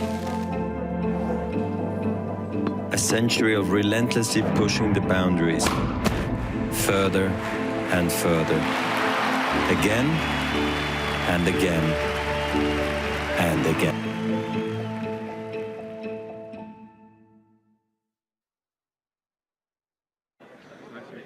Now, you do bump into lovely people. It's a place of good people, and one of those is Sahel. Hello, how are you today? Good, thank you. Now, we spotted you because you came over to say hi, and then we saw your Rafa hat, and we thought, this is a Rafa fan. So let's talk tennis. Are you a big tennis fan and a sports fan generally? I see you're in some cricket gear generally, too. I enjoy sports. It gives me motivation. At the same time, I'm a bit obsessed by tennis, but you've got to go with your passions and whatever you enjoy. And yeah. Absolutely. So obsessed in what way? What is it, and who are you obsessed with? When it comes to tennis now, I actually like all the players. So now I've actually gone through that, forget the emotion sometimes, whoever wins, you just enjoy the day. So even if whoever Rafa plays, you support Rafa, he's got a story behind him. There was time a big Roger Federer fan, but you have to understand you actually have to support the new guys coming through, because these guys are not always going to be there, but while you're there, they've enjoyed it, they've had their time. You want some guys to challenge them, like the other day we saw Yannick Sinner versus Alcaraz. And then you're going to get upsets. Everyone's like counting Alcaraz to come through, but some of these new guys have to step up. The top 3, 4 have been there for a long time. It's someone else to challenge. But while they're there, we have to enjoy that spirit and that motivation. Absolutely, and that's really decent. And you're right, the new ones need as much help and support as they can get. It is 100 years of centre court this year, which is a huge milestone for Wimbledon and for that amazing tennis venue. Do you have any very fond memories of any matches that took place on centre court that you might have seen? Early days, like Roger Federer when he was against Nadal, hit that rivalry. And then the same time when Andy Roddick was playing some time back. And then even like other guys, I didn't watch it, but I'm also a fan of Ivan Izovic. And I was like looking at I tend to I told you I follow tennis a bit, so I was looking at the records. He had like 3 times being in the final, and then when on the third attempt he did it, because that time was like previous champs, like Sampras was in the way, and he was always like so you're seeing like new challenges coming across, so that was a fun memory, because even that year, when someone gets it and they miss out, they have to come back and prove that they're still a worthy champion. So definitely. Yeah. All right, and just finally, obviously you know all about Wimbledon, you've been here a few times. What's your top tip for making it a great day out? Just come and enjoy. I was speaking to people in the queue before. As I said to you, I've had that centre court experience, court number 1. It's just come and enjoy the experience, you know, like it's very civilized, even like when you're in that queue. Yeah, I do enjoy other sports, but this is more quiet, and then it's more like it's a fun day out, and then you know, like it's not restricted in any way. You can walk around. It's a bit of exercise as well. That's the way I look at it. Lovely. All right, well, thank you so much. Have a fabulous day walking around. Thank you very much. Bye-bye. Well, let's go over to court number 1 now after that great interview where we've got match points in this one. Selena Rybakina taking on Petra Martic of Croatia. Well, there you have it then, 7-5, 6-3, the final score in that one. Elena Rybakina there, getting the job done, and in pretty easy fashion, Nick. You know, you said, I expected that. I did, yeah. I mean, the scoreline 7-5, 6-3. Not the easiest day at the office, but certainly she would have liked to do that in straight sets against Martic, who's such a tough customer, throwing a lot of those slice backhands. But Rybakina, she is a player rate. She's been the tour leader in serves, aces this year. 6 of them today. That serve very much helped her. She won 75% of first serve points played. And Rybakina is a player that can beat anyone on any given day. She's got so much power off both wings. The serve is so huge. but this is only her second career Grand Slam quarterfinal. It's her first at Wimbledon. She did so at the French Open last year, but to win through this match against Martic, the veteran, she's now going to await Cornet or Tomljanovic. Cornet, of course, took out Swiatek. This is a huge victory for her. Yeah, and only her second time at Wimbledon as well. She made her debut here in 2021. She's still really young as well. We're talking about what she's done this season, 6 finals in 2022 as well, which is great. You know, I think she's someone who's just really building into her career, I'm going to say. But yeah, had a great day at the office, hasn't she, in the 4th round here, making it to those quarter-finals. But let's hear from her now on court 1. Elena, huge congratulations on a wonderful performance today in front of a huge crowd here on court 1. Just get your reaction, first of all, on the victory today. Thank you so much. I'm really happy that I won this match. It wasn't easy at all, but I just want to say thank you for everyone and who came to watch us and supported us, because the atmosphere is really amazing. I'm playing first time on this court.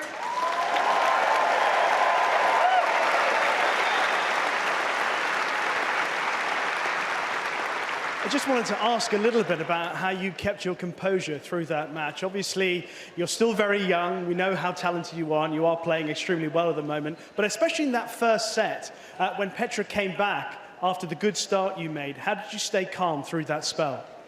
Of course, I was nervous a bit, and I started well. I think Petra started a bit slower and made some mistakes. Then she raised the level a bit, and I wasn't ready. So in the end, I was just trying to focus on every point, and yeah, I'm really happy that I managed to win the first set. And tell me, how much confidence do you get when you are serving as well as you are at the moment?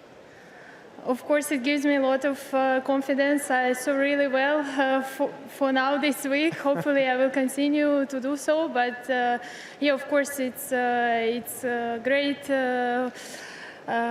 advantage for me.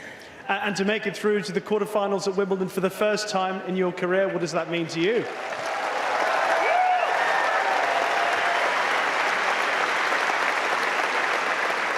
It means a lot, of course, because it's amazing tournament, and I was watching on TV when I was a kid, and it's just it's a dream to play on such courts with such crowd, and I'm just happy to go forward, and we see how it goes. And now it's our pleasure to watch you. Congratulations, Elena Rybakina.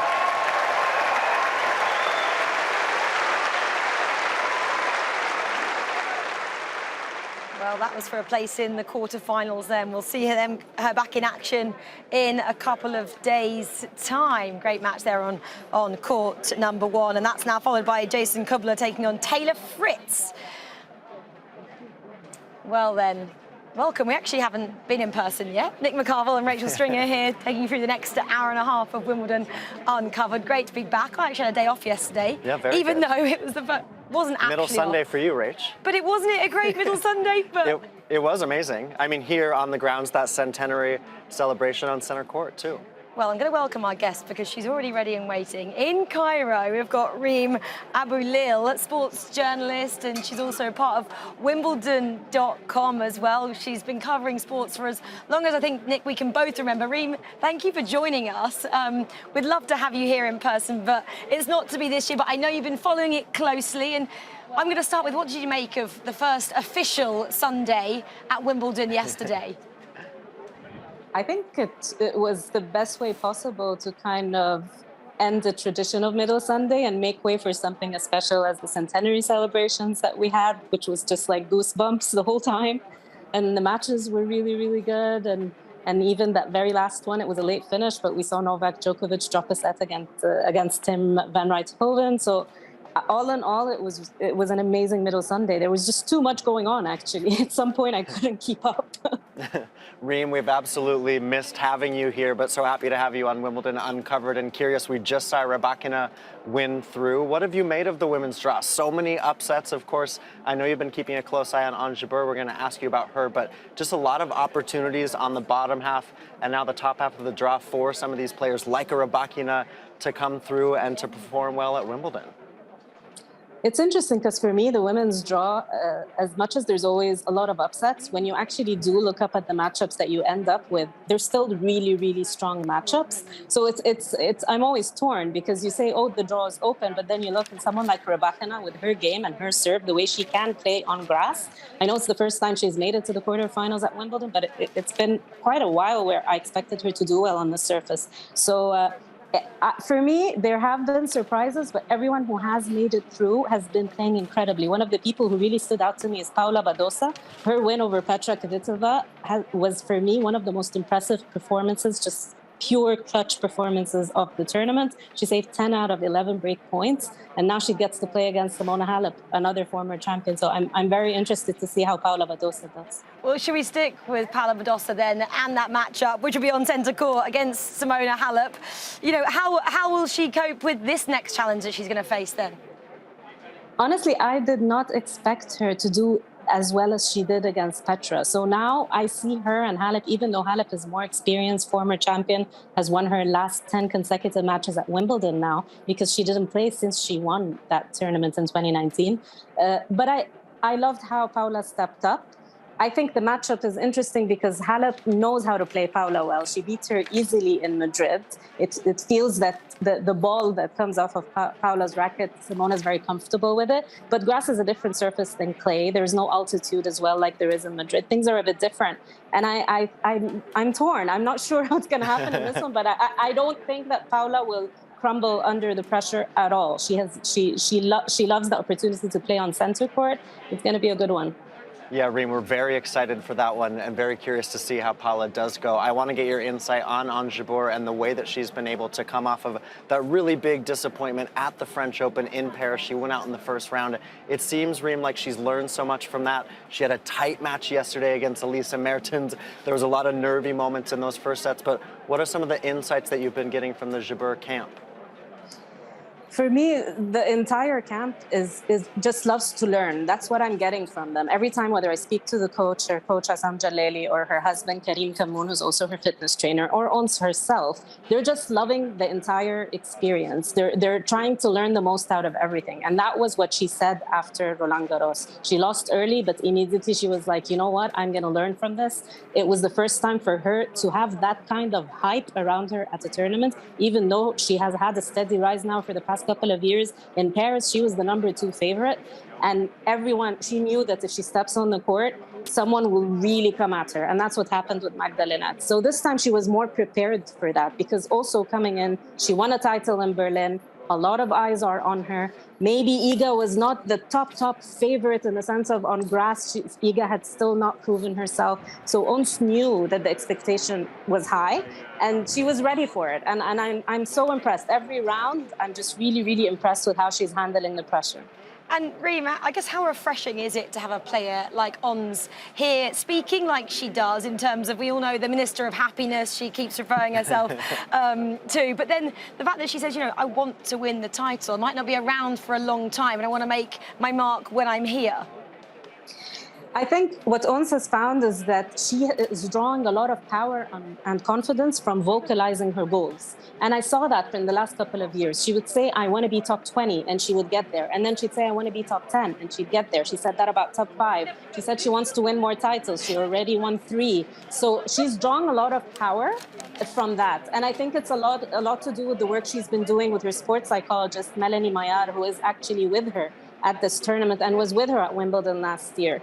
And I can tell that that's part of the work they're doing, is that I'm not afraid to set big goals and tell everyone about them. And it's working for her. Reem, when you look at the draws, obviously, I know you've got close eyes on Ons Jabeur. We're just looking at some of her practice footage right now. But who has stood out to you overall? Djokovic, I thought, was so impressive the way that he closed out that match last night. I think we're starting to hear whispers of, could we see a Nadal-Djokovic final? And we see the wide-open aspect of the women's draw with Jabeur, but we still have the players like Paola Badosa and Simona Halep. Who's really bubbled up for you after the first 7 days of play? For me, Yannick Sinner, to be honest, because Yannick had never won a tour-level grass court match before this week. And the way he played against Carlos Alcaraz, he was just pummeling the ball, finding his angle. Even when Carlos Alcaraz saved those 2 match points in the third, And he started from the get-go against a tough player like Stan Wawrinka.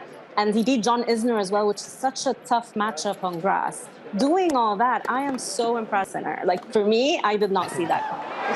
I guess something else, Reem, that we possibly didn't see coming, obviously we're just looking at that Sinner-Alcaraz match there, was Elise Cornet defeating Iga Swiatek. We kind of were building her up so much. But do you think maybe the pressure got to a player like her, who again openly talks about the mental side of the game, but for Elise Cornet to come out and defeat her, and you know, quite easily as well, shows a statement of intent and really does push that women's door wide open again?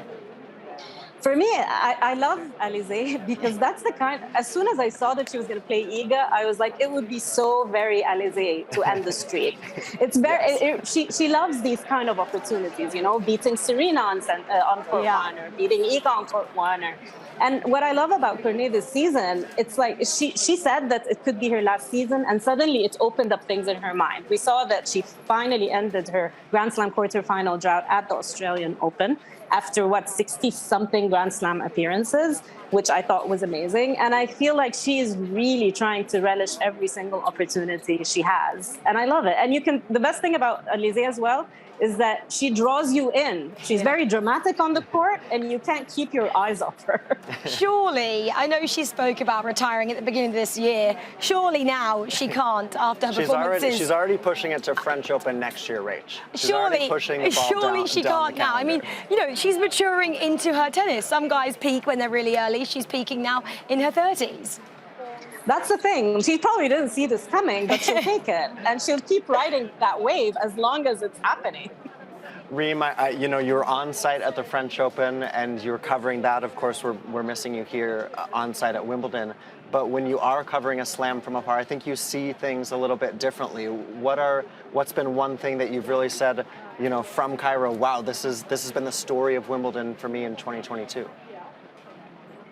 I'm a bit biased because for me, with Ons, I can see from here in Egypt, and when I was in Brazil, because I go back and forth, I can see her influence on the Arab world, and the North African region and African tournament outside the Middle East in 2.5 years. And when I was there in person, I understand the impact it can have for someone like Ons to do that as an Arab woman at one of the biggest stages. And it's been carrying on. So for me, it's a bit difficult to not focus on that. But in general, I am lucky that I do have like 5 different channels on my TV that cover 5 different courts. And so I have really been able to switch between things, whereas, you know, when you're on site, it's very difficult, you know. So there are some perks of being away, but I would have loved to be at the All England Club this fortnight for sure. Well, Reem Abdulil, thank you for joining us. We actually don't get to see as much tennis as people may think here either. We're racing around all these different courts, trying to catch just a game here and there. So maybe you're well-versed being in Cairo this time out. Reem, thank you for joining us. Thanks, Reem. Appreciate it. Thank you for having me. There we go. It's always great to get an insight. Well, let's go and get insight from someone else around the grounds now. Olivia is out and about for us. Where is she this time?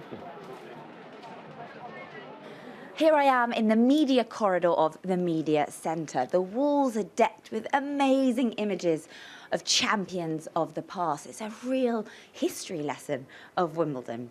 Just here to my right is a green screen room. This is where you can have one-on-one interviews with players, a really nice, intimate, sit-down chat. And the green screen means they can project different images and backgrounds to support the conversation. But let's head into the main interview room.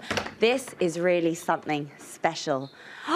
Look at this. Plenty of seating for all the world's media. All the broadcasters sit here. The interviewers and journalists get their notepads out and they ask the big questions. Tennis stars come in after their match.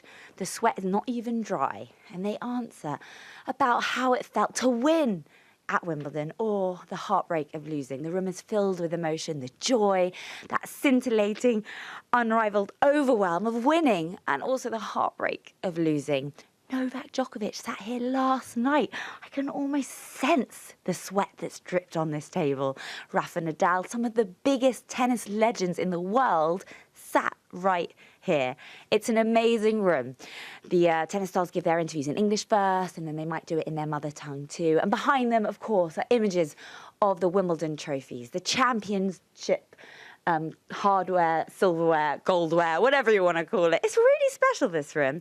I think I'm just going to sit and take a minute and enjoy it here on Wimbledon Uncovered. We're going to jump to centre court now in this matchup between Brandon, Nakashimi and Nick. Now, he did lose that first set, 6-4, and he won the second, 6.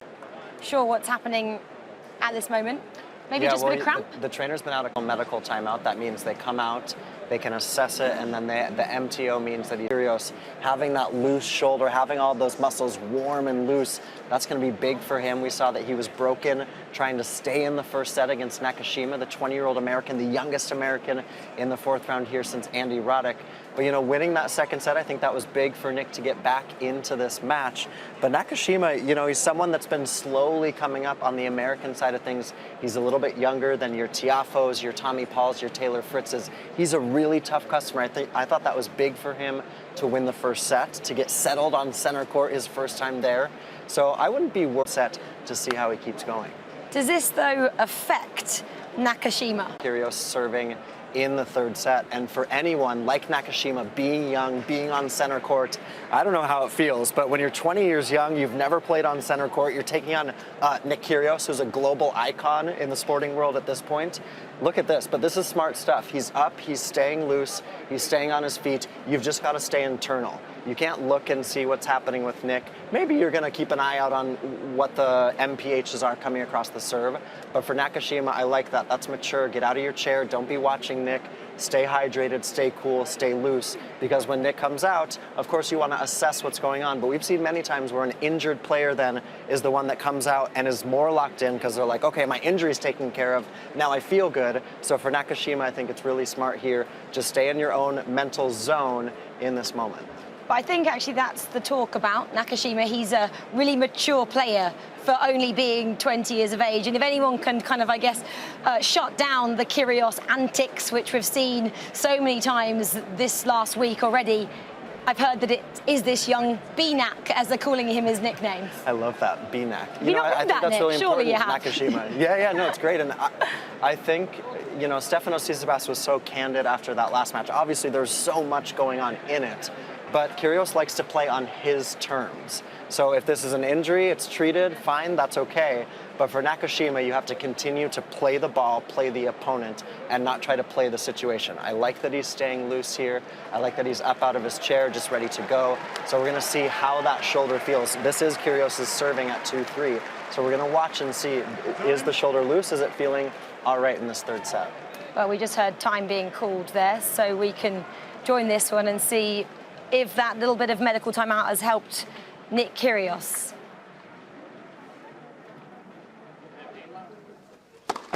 No.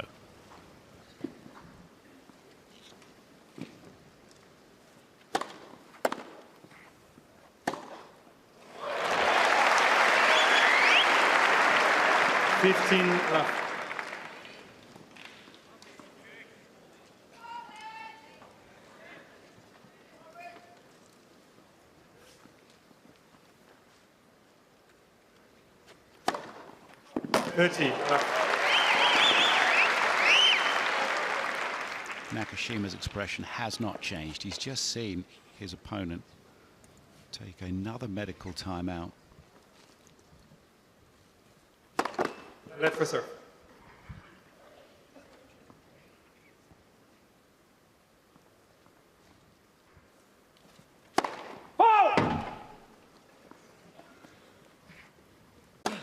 That's second serve.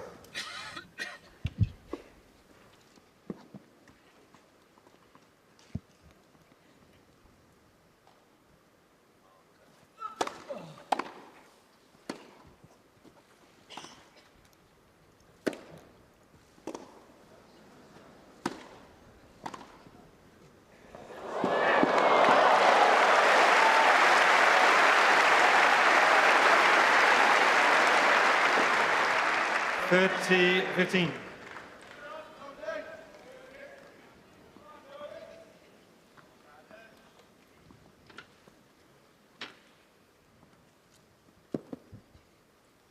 Left for serve.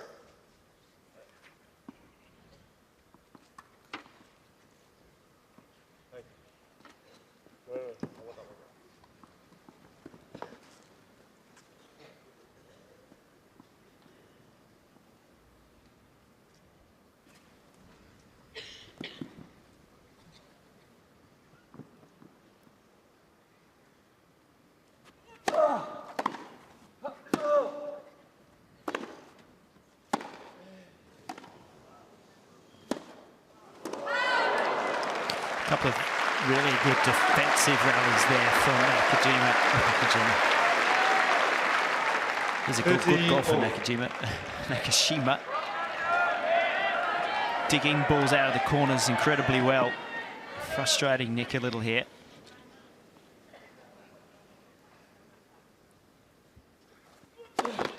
Left for serve.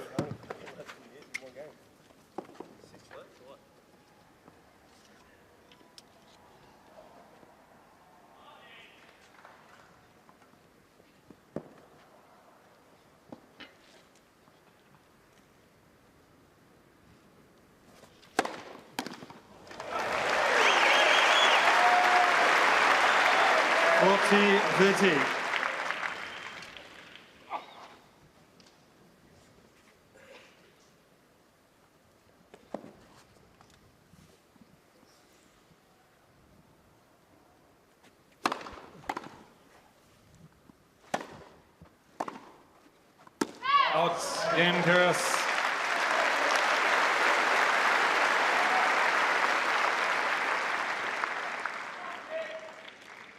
3 games old, Fritz. Now we're in the Wimbledon shop and we've come across the Muck family. Hello to you all today. Hello. Hello. Now the reason we stopped the Muck family is because you're from America and it is of course July the 4th, Independence Day. That's right. From us, but we'll gloss over that bit. It's a special day for you. Why did you want to spend it at Wimbledon? Well, we love Wimbledon. I grew up watching tennis, and my wife played, and she taught me how to play, and we were here in London and figured, let's take a step over in Wimbledon. So, is it your first time here? It is the first time here, yes. Does it live up to everything you hoped it would on the television? Yes, 100% and more. Really? Yes. Okay, have you been to Flushing Meadows or any of the other tournaments in America? No. Okay, so we don't have a comparison in a Grand Slam sense. What is it that you're finding so enjoyable about being here, apart from the tennis? Well, I think it's more about the history, you know, of just being part of something that I know I have grown up and watching forever. And it's like I was telling my kids, we've been wanting to do this forever, and it's just great to be able to share it with our children. So. That is so lovely. How did you come today? Did you queue up in the queue? Yes. We did have the queue, yes. It was fast. Was it? It was fast, It was literally just a walk. We didn't have to wait at all. We just walked. Stop it. Yeah. What time did you get here? Like 12? Yeah, like 12. Mm-hmm. You've knocked it out of the park. Yeah. You just cruised up. Yeah. Amazing. That is amazing. That doesn't happen. That's really brilliant. We're celebrating 100 years of centre court this year, which is really iconic for us here. Seeing as you watched so much growing up, do you have any key matches that stand out for you that you might have seen played on centre court? I was a big Agassi fan. Oh, right. You know, so anything he did, I watched. So you're Agassi more than Sampras? No, it's really. We got a rivalry going. Okay. But we both agree we're Nadal fans. Right. There's no we love Nadal. Everyone loves Nadal. And Federer. Do we all love Federer too? Yeah, of course. But he's not no Djokovic though. Interesting. Hey, I say nothing. Do you have any iconic memory, matches that really stand out to you? I think it was Pete Sampras. Yeah, one of his matches. Yeah. I mean, he was amazing to watch, wasn't Absolutely, he? yeah. Really clinical. All right, well, you know what, we won't stop you a minute longer because you've got some shopping to do and you've got some tennis to do. Have you had strawberries and cream yet? Yes. Oh, it's so good. So nice? You liked it? So good, yeah. And what else have you had? Have you tried the hot dogs? I always bang on about the hot dogs. I haven't yet. This is a tip from me who's come a lot. The sausages are amazing here. Go get yourself one. Okay. All right? Well All right. Have a great... Yeah. These mac and cheese bites. Yum! Yeah. That's quite American, actually. That's even American, yeah. All right, well, look, have a great day and enjoy your shop up. All right, thank you. Thank you. Bye. Well, that was the Muck family. I loved seeing just different families here from America and hadn't even been to the US Open, but decided to come to Wimbledon, which shows how great it is here. Let's keep with the American theme, though, Laura. 4th of July, of course. Yeah, so, happy 4th, everybody. Happy 4th of July. We're very much What do you celebrating here do? in London. How do you celebrate the 4th of July? Well, my American... Yeah, Yeah, God, yeah. they're having a party tonight. What would you I'll like here ask in the America? American. A barbecue and fireworks. That's the most American 4th of July. Cheeseburgers and a We hot love dog. a barbecue in the UK as well. But it's usually raining when we barbecue. But anyway, it wouldn't be tonight. Should we talk about the Americans this year? Obviously, the 4th round, there was a bit of history being made for American men in the 4th round since 1999. And obviously, we're seeing one in action at the moment, Brandon Nakashima. And he seems to be going okay at the moment, considering Nick Kyrgios has this possible injury going on centre court? There's a lot going on. I think Nakashima is just handling it really well. He seems to be in his own world, not worrying about... Oh, hello. Who's that a surprise visit? She wants to be in the 4th round too. I had a guess from the resale queue there. Anyway, Nakashima. So he's playing really well, and I love that he's so young and he's handling himself incredibly well, considering it's his first time out on centre. And I like with this group of Americans that they're similar age groups. They're younger guys. Tommy Paul, Taylor Fritz have known each other for many years, probably since they were under 10s, and they're all kind of pushing each other along. I would think that Opelka in the next couple of years is going to have his breakthrough here as well with his game. I think the grass suits him, and we'll see. I think they're all super competitive. They all get on, but they all want to be the #1 American. Yeah, you know, the generation of Tommy Paul, Taylor Fritz, Francis Tiafoe, they know each other so well. Nakashima's a little bit younger than them, right? So he's kind of looked up to them a little bit. And we're also missing Sebastian Korda, who's had a great run here previously as well. Exactly like you're saying, Laura, I think they've all kind of used that pack mentality. And also, Rach, into the 4th round, Ana Samova, another American, obviously on the women's side of things. But I thought she was so impressive the way she took out Coco Gauff, followed that match up. She's got Harmony Tan today, which is a really tough matchup for her. It's a huge opportunity, and I saw her in the locker rooms earlier, Amanda, and she looked a little nervous, I have to say, and I think she realizes what a chance this is. I mean, coming up against Harmony Tan in the 4th round, she knows she's got the bigger game. It's just about how you handle Harmony Tan's slice and don't get drawn into her sort of web of soft shots around the court, and Amanda's got that big strike from the back of the court, so she's just got to go after her own game and not get sucked in. But I think she realizes that this perhaps is her tournament, the way that the draws are opening up, and you never know what's going to happen basically with any women's match at the moment, so this is a huge chance for her. Well, American obviously has won a Grand Slam recently in the form of Serena Williams, but we were talking, there hasn't been a US men's Grand Slam champion since. Can you remember, Laura, or should we give you the fact? Ooh. Is that Andy Roddick? 2003. How crazy is that? It was a guess, but it was a safe guess. US Open 2003. I mean, it's been almost 2 decades, and you know, these guys keep knocking on the door, but I think it shows also the level of play the big three have brought. You know, John Isner, I think it did a good job, Marty Fish too. But it's such the level has gone up so much, and for these guys to be in the top 20, to be in the top 25, it's so tough. Riley Opelka as well, but it's hard to punch up against the top 5 in the world. It is, and I think a lot of guys are just hoping that they retire in the next couple of years so that they finally have a chance. But I think Isner, with his game, he was always going to struggle to break through against some of the world's greatest returners in Djokovic and in Murray and Nadal and so on. So I feel like Isner's game perhaps doesn't match up so well against them, but the younger guys, they're so good from the back of the court. They're great movers, and especially Taylor Fritz at the moment. He had his big breakthrough at Indian Wells, and he's just trying to back that up over the next couple of months. But they're all, you know, as we said, pushing each other along, and they support each other for sure as well, which is great to see. You see them in each other's player boxes a lot and playing a bit of doubles together. Tommy Paul yesterday was watched by a couple of other Americans from the locker room, so they're all hoping that they do well. Well, we're on court 1 now, Laura, as we continue our chat on the Americans here, the 4 Americans in the 4th round on the 4th of July. I want to talk about Jason Kubler. Yeah, Taylor Fritz is 4-1 up, but yeah, let's talk about Jason. Nick and I were just saying, you know, what a story. What a story he's had. What a journey. And 60 would you know operations. Jason pretty well? I have known Jason Kubler since under 12. Oh, wow. And I have seen him just struggle so much with injuries over the years. He was incredible under 14s. He used to win everything. And then even coming into the under 18 juniors at the slam level, he was around, but he never made that transition because he was already dealing with the knees, and it's half hereditary for sure. He's always had issues with that, and there was a couple of years where he didn't even play on a hard court because he had it in his head that it was not helping him, and then got told by a doctor, well, maybe you should prioritize the clay, but then played multiple seasons just on one surface, which is almost unheard of unless you're a South American player who lives for the clay courts. And since then has put together a couple of good results, has had 6 knee surgeries in total, but this is outstanding for him. And I was speaking to him, and he was actually not that bothered about the lack of ranking points, because the money is just going to turn his life around, and he'll be able to employ a coach more full-time. He'll be able to put more money into his physio work and so on, and it just trickles down. But this is just incredible. I'm so pumped for him, and I hope that he's able to keep this going. Because he even had to have a little break, didn't he, in his career to go and coach to try and make money to fund his career. Yeah, and there's so many players like this out on tour that I think aren't really spoken about. You know, it's tough in the sort of 200 ranking. He's a little bit higher now, but that 200 to 300 ranking just doesn't pay off a lot of the time unless you're winning back-to-back challenges. It's not easy, and you don't even get into the slam, so you don't have that nice bit of money coming in from the slam qualifyings that you know you're going to get 4 times a year. And you know, he's just worked and worked and worked, and finally gets somewhere on the biggest stage of all.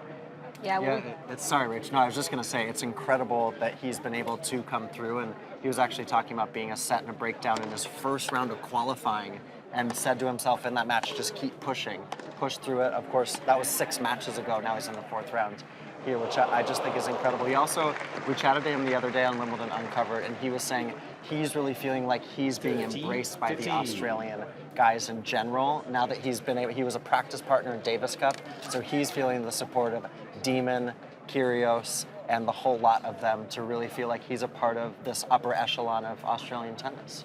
Oh, of course. I mean, Jason's a little older. He's my age. He's 28, so he's a couple of years older than Alex de Minaur, slightly older than Kyrgios, but he's just always been around. And I think for the Australians, they've always just hoped that he was able to get healthy again, and they all train together when they're in Australia. Jason's from the Gold Coast, but he trains a lot in National Tennis Centre. But all these guys, they appreciate what he's been able to do and how hard he's worked just to be on the court, let alone making the 4th round of a slam. I think they're making a transition from World Junior #1. What a point.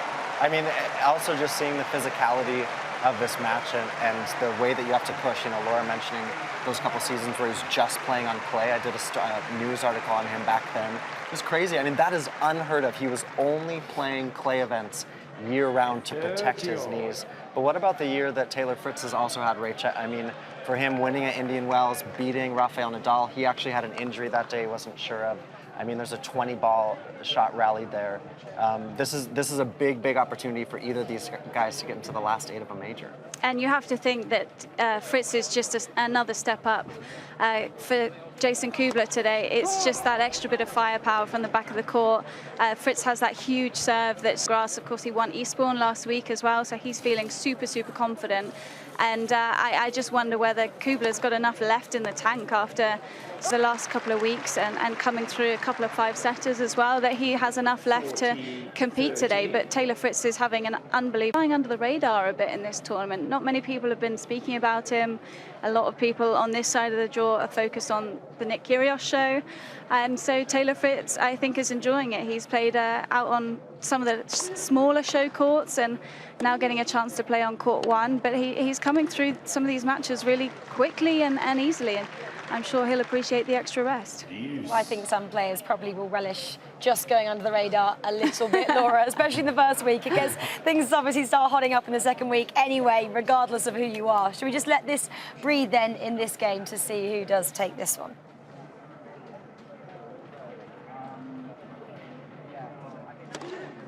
Sorry, No, because I always think we can always talk.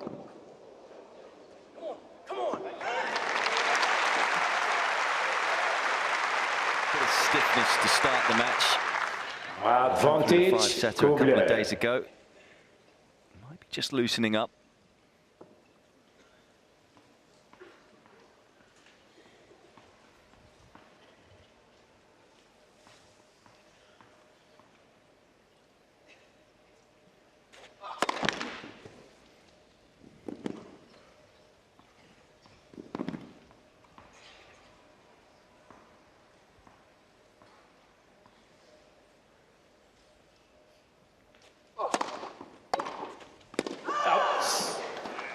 Overcooking the forehand, so vital service help for Kubler. Just hanging with Fritz in this opening set, keeping it to the one break. Fritz leads 4 games to 2, first set. You can carry on watching that match on all the major Wimbledon broadcast channels. It's going to be a great one for a place in the quarterfinals. Well, there we go. Let's jump over then and have a look at what's going on around Wimbledon on day 8. We had that first official middle Sunday yesterday, and it's turning out to be a glorious week. It's set to be a scorcher by the end of the week for the finals on Saturday and Sunday. It's meant to be about 28 degrees, which, if you don't know, in London is a big deal. Everyone will have their... It's going to be in the 80s for the London American heat is audience. also different to heat in other countries, I find, because we don't have aircon or anything like that. We're not built for this. Our roads start melting at a very low temperature, and so it's going to be hot, and hopefully all the spectators are staying hydrated. I mean, we had some rain early in the week, right? But I think the weather has been absolutely perfect. It is going to be a little bit hotter towards the end of the week. And I was thinking, what? I love that Nick is American. He's now talking about the weather. He's true British for the fortnight. You have become one of us. Yeah. No, I mean, I also like it. It's going to heat up, or you guys say hot up towards the end of the week. Is that right? It's going to hot up. Whatever. Anyway, regardless of the weather, let's go to court 2, where it's also We've got hot. some hot action on court. We've got Christian Garin and Alex de Minaur, and Garin is serving to stay in this match. I mean, Christian Garin, no one knew that he was going to have this run here at this Wimbledon. He's just looked absolutely incredible taking on today against Alex de Minaur. And this one, Laura, they're all the way to 5-6 in the 5th set. They've been on court for 4 hours and 14 minutes, trying to send this one into a final set tiebreak. I'm actually amazed that this has gone to 5, because de Minaur had just such an incredible start. He was playing unbelievable tennis, went 2 sets up pretty quickly, and then his level has just dropped. He's made so many errors over the last couple of sets. I've been watching it in the player lounge, and he just looked like he started to think about the quarters already. And this is a big moment for de Minaur. He's not really cracked a huge result at a slam yet, so he knows that this is a huge chance for him. And against Garin, who's had, you could say, a pretty rough year, this is a great draw. And so de Minaur definitely, for me and for a lot of people, was the favourite going into this. But it's another story to try and close out a match like this, isn't it? Well, let's see how this match does close out in the end, then we can join this one live right now. Led, first service.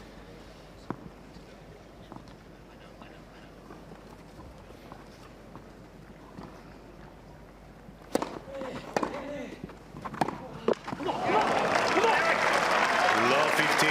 Timid looking backhand there from Garin. Alex de Minaur agonising for his supporters.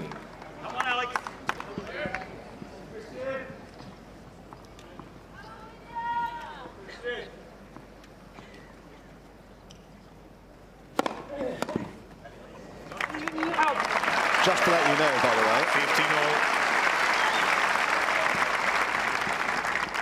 15-0. By micromillimeters, that ball from Garin was out on the last point of the last game.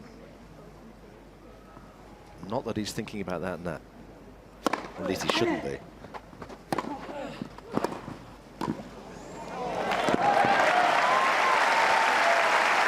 Continues to come forward, and continues to get the job done. 30-15. The comfort zone to turn this match around.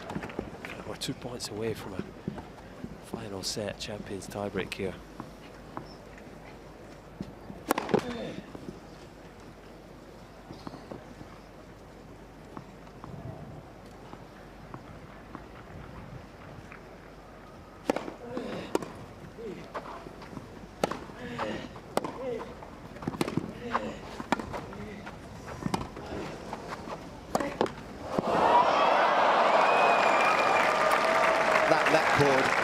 Has a lot to answer for in this match at key moments. 40-15. There's Katie Bolter saying, come on, come on. In truth, it's a bad miss. A short forehand like that shouldn't really be near the tape.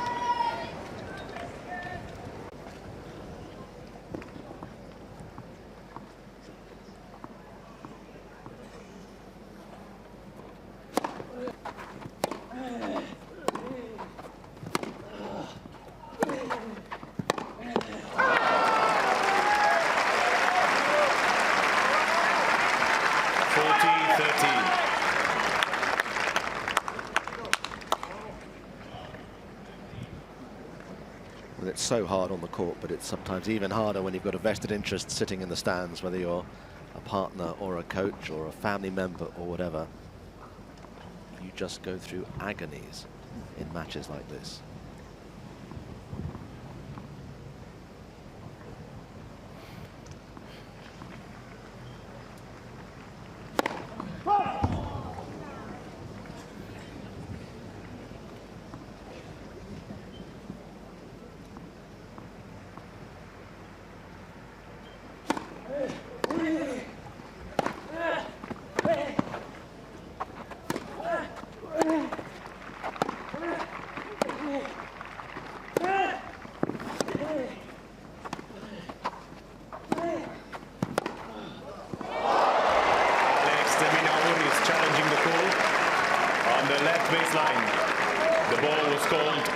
This is close. It's close. The drama continues. This is close.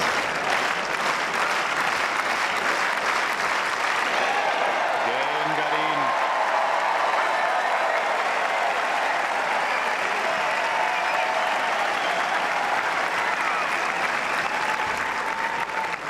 Six games all, final set. It's Middle Sunday at Wimbledon, and in a change from the normal schedule, we have play on the second day of the weekend. The sun is shining, and we have fourth round action and quarter-final places at stake. It is a special day, this championship celebrating 100 years of this place, this centre court. His name is Roger Federer. I hope I can come back, like you said, one more time. We hope so. What a special moment for Heather Watson.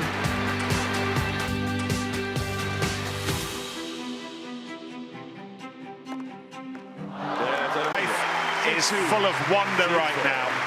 In her debut, she must think this is easy. I just want to say sorry that I had to kick out a British. I just tried to focus on my game, tried to focus to play point by point, and yeah, so it went well.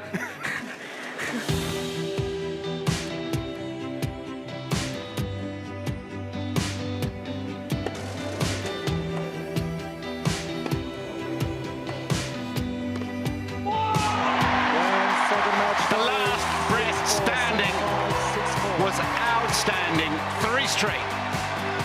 I'm the last one left, so why not get behind me now even more and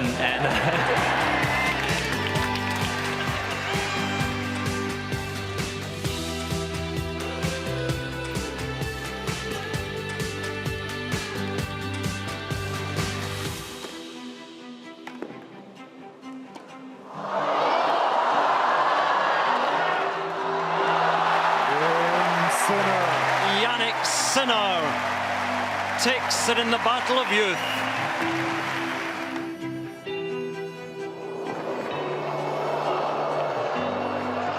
Jabeur back in a Wimbledon quarter-final. By 2 sets to love, 7-6. This man, well, it's a home from home. His 14th, fourth round here, Djokovic.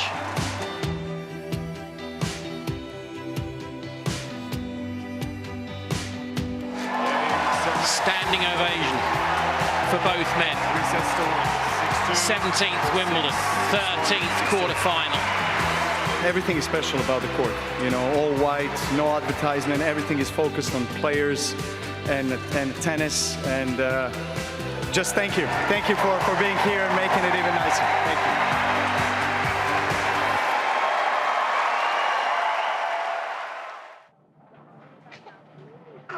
Well, we're still down here next to the resale queue, which is getting pretty busy behind us. Everyone's trying to get a ticket for a show court later on this evening. But we were just watching there, I guess, some great scenes from centre court. And Laura, it was such a special day yesterday, wasn't it? How proud does it make you feel to be a member and a former champion here in the girls' draw? I mean, you know, really special. Surely it brings back some great memories for yourself as well. It does. I was out on centre court for the ceremony. I was caught swaying behind Cliff Richard, which was an unexpected moment, but a nice one nonetheless. It was just such a lovely ceremony, and I had Pam Shriver next to me who started crying in the montage because she has so many memories from this club, from centre court in particular, and it was just amazing seeing all the champions walk out. Roger Federer coming out.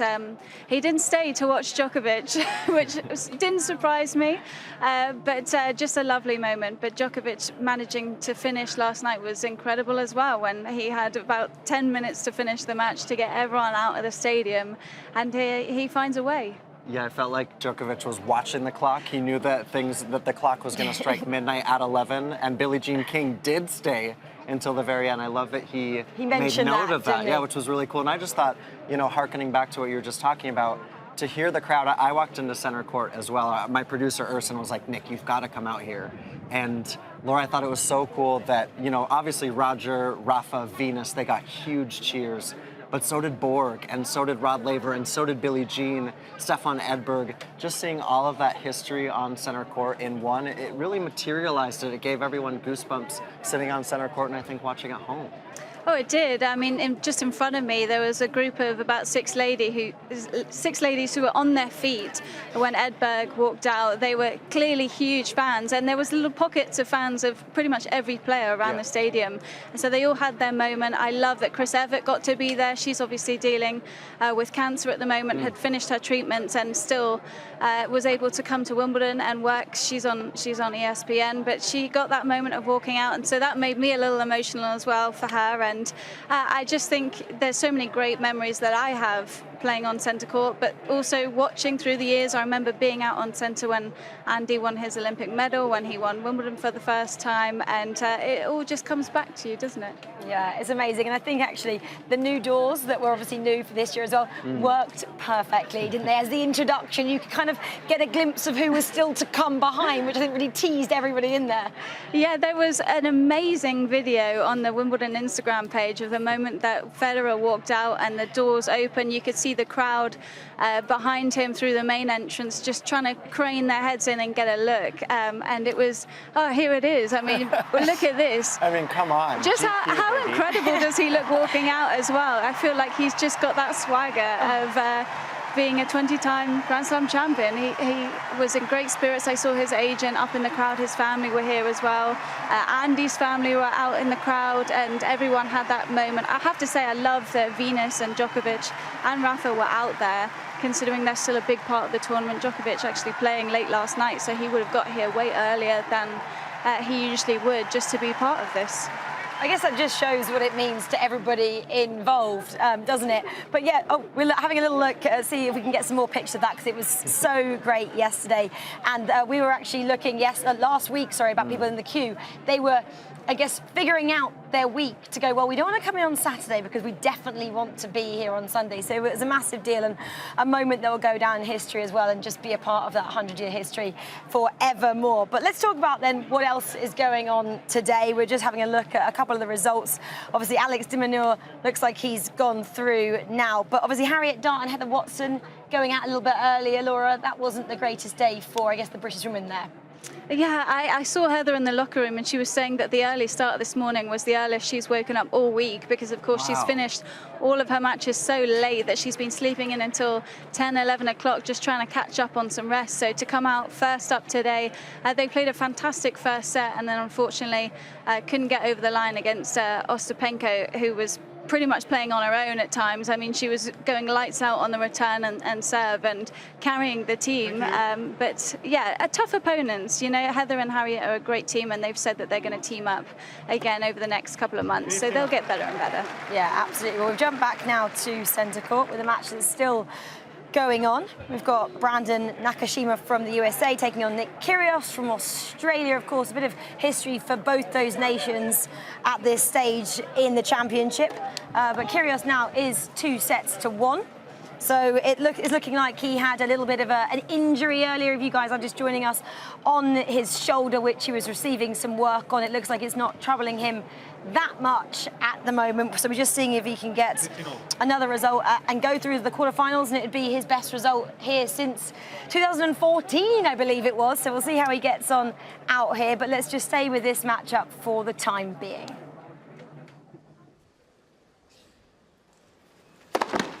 Net for serve.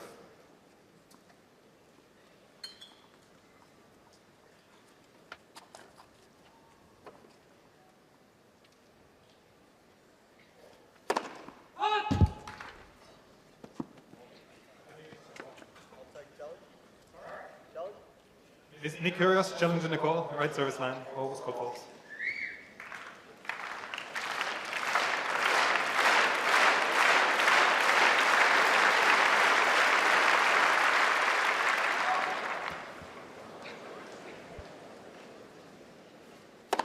Oh. 15-30. Nick Kyrgios has 2 challenges remaining. How easy it would be to suffer a lapse of concentration now at the end of an exciting tiebreak.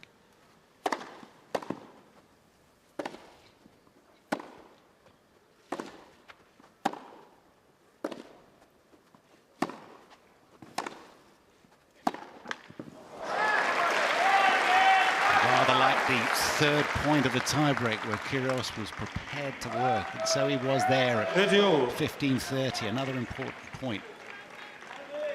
Obviously, Nakashima not able to get quite as many balls back into play against the Kyrgios serve as he has against his 3 previous opponents. No surprise there. 26 aces so far from Kyrgios.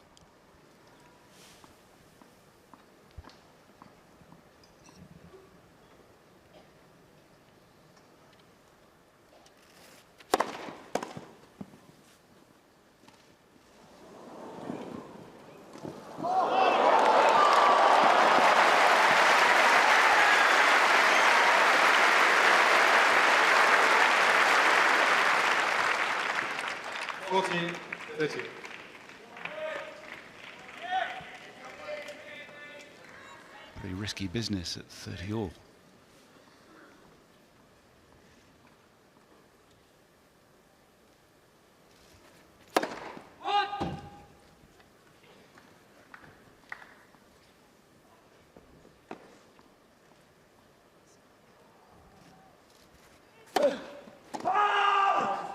Nick Kyrgios is challenging Excellent the call on the right near sideline. Certainly gave it a little extra effort there. Effort ball.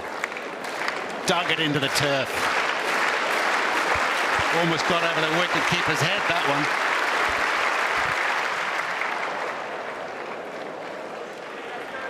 one. Not no mistake, the line judges get keyed up as well. Yes. Kyrgios has 1 challenge remaining.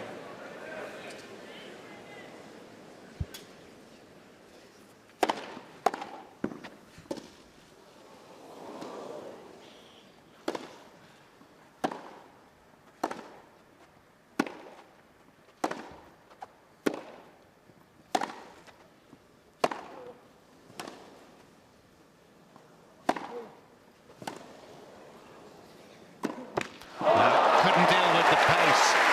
Off pace.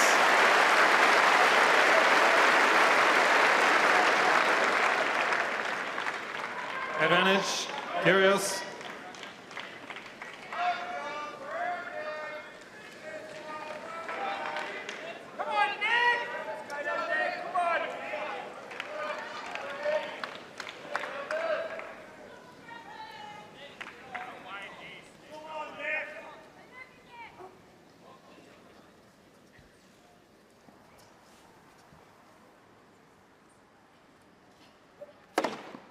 Game, Kyrgios.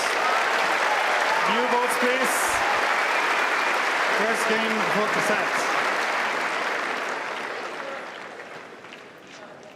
Well, you can carry on watching that match on all the major Wimbledon broadcast channels. We're going to jump now to court 1 then, where we've got the matchup between Jason Kubler from Australia and Taylor Fritz from America. It's actually the same nation matchup as we're seeing on centre court at the moment. Another medical timeout, though, happening here in this matchup. So we'll just see, again, what's happening. We had a medical timeout on centre court for Nick Kyrgios with that kind of shoulder injury it seemed like he picked up. So it's happening. I guess this happens, Laura, as you get to the second week of a Grand Slam. You've played so many matchups already. You know, body's coming under stress at this stage. And Kubler will not be used to be, he won't be used to be he won't be used to playing best of 5 matches. There we go, got it. And I saw in his last match he was struggling towards the end because it was so physical. He was out on court for a number of hours, and also you have to think that he's not someone who can afford a traveling physio, so he's relying on the ATP physios in the changing rooms who can't give you anywhere near as much time as your own private physio would. He's not here with pretty much anyone. He's here with a coach who's also working with other people. So he's not got that one-on-one time after a match to really recover, cool down, and prepare as best as he can for the next match. So it's another one of those situations where the money from this event will go a long way. Do you have to book in a physio quickly as well, Laura, before we bring comms back in on this one? You have to book in for a massage. You can sort of run in for a little bit of time with the ATP physios, but they're trying to do 128 other people, so it's not ideal. Yeah, exactly. Well, we'll join this then in the second set between this matchup, Kubler and Fritz. Love 30.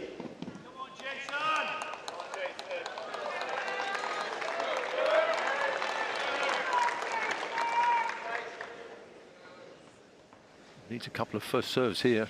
Maybe he'll serve volley, a little sneak attack.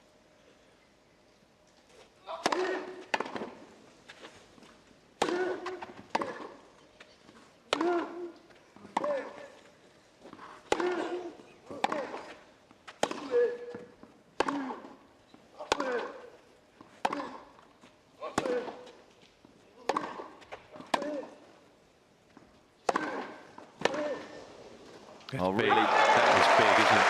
Taylor Fritz showcasing his improvements there. The movement at the beginning. Yes. Defended well there, didn't he, off his backhand side. He was put in trouble 2 or 3 times, but got the ball back nice and deep, got him back into the middle of the court, so it was a 50-50 rally. And then when he got a chance to go ahead with the big forehand, he took it well. 3 break points.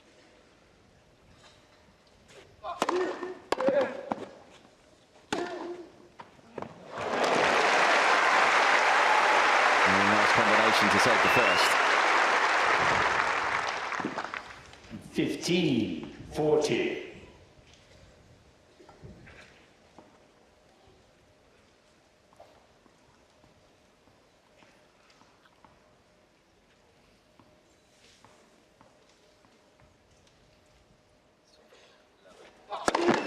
Left for service.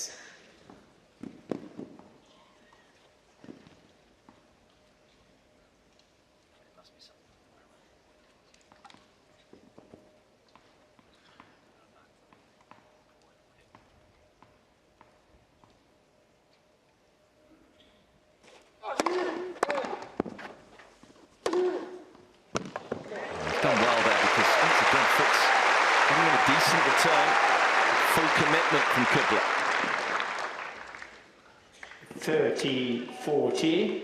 Well, whatever the injury was, it hasn't affected the speed on his serve. Anyway, that was 123, which is pretty big for him. So that's a good sign.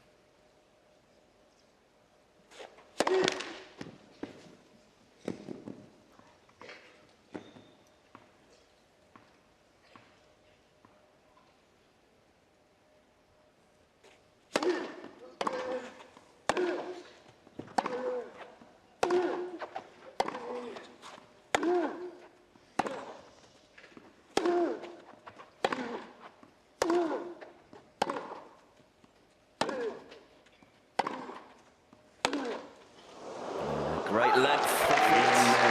It's a case of deja vu in the front for Kubler. First game, second set. Well, Taylor Fritz then breaking early in this second set there on court number 1. We'll see how that match progresses. Let's go then to court 2. We've got match point between Christian Garin and Alex de Minaur. Christian Garin took the first 2 sets.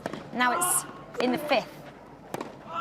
Well, this is just a massive effort on the number 2 court. You can see Alex de Minaur, the backhand long, and Christian Garin earning his first Grand Slam quarterfinal. He did not win a grass court match coming into this Wimbledon. Takes out de Minaur, comes back from 2 sets to love down. It's actually the 4th time he's done that in his career, and you can see what it means to the Chilean. He's been known as a clay courter. He's someone who's really made his breakthrough, Laura, into the top levels of the game on the dirt, but getting it done on the grass and a little bit of a shrug, a quarterfinal shrug. You've got some swag there if you're going to do it that way. But what a huge win for him. Oh, it's just been such a horrible year for him as well.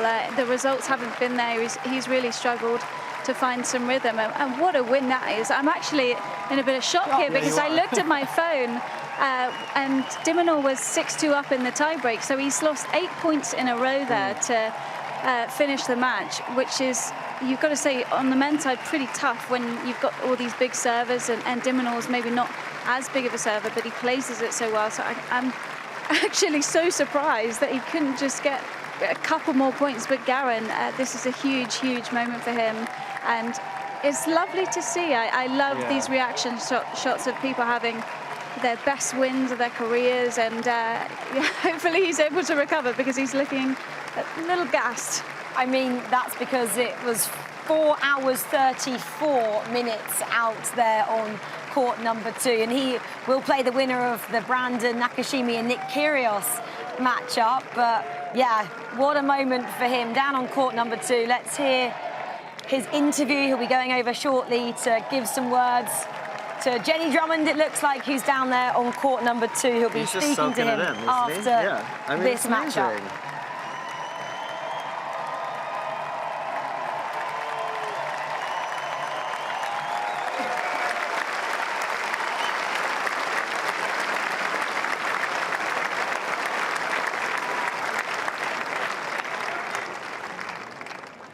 Christian, let's start with bravo. Thank you.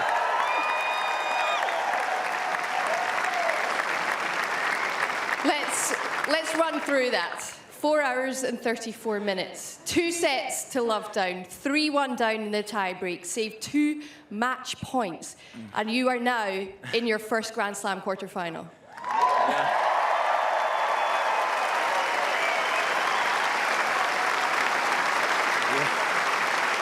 Thank you, guys. Thank you so much. Honestly, How on earth did you do that? Yeah, honestly, I don't have any words right now. I just gave everything I have. Obviously, thanks to everyone for coming out. It's so nice to play with this court. It's beautiful with all of you guys. Thank you for coming. I mean, it was a very tough fight. I think Alex, he's an incredible player. For me, one of the best on grass. And I don't know, it's... You're tired. I'm exhausted. I mean, I just gave my best. In the 5th set, I think it was for him or for me. We both fight a lot on the tiebreak. It can happen. Nobody knows what happened on the tiebreak, but I tried to be aggressive. I tried to went to the net, be aggressive with my serve as well, and I think that was the key. Well, you are now in your first Grand Slam quarterfinal, as I said, but you're the first man from Chile to do so since 2009 as well.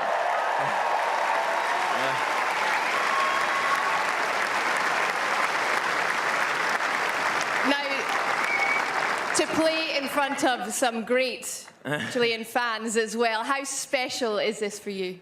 Yeah, it's so special. I mean, I've been working hard all my life to be in this position, and it's a dream for me. Wimbledon, I always said, that is my favorite tournament. I love to be here in London with all of you guys. It's amazing. It's a dream for me to be in the quarterfinals. I work hard every day to be in those occasions. So.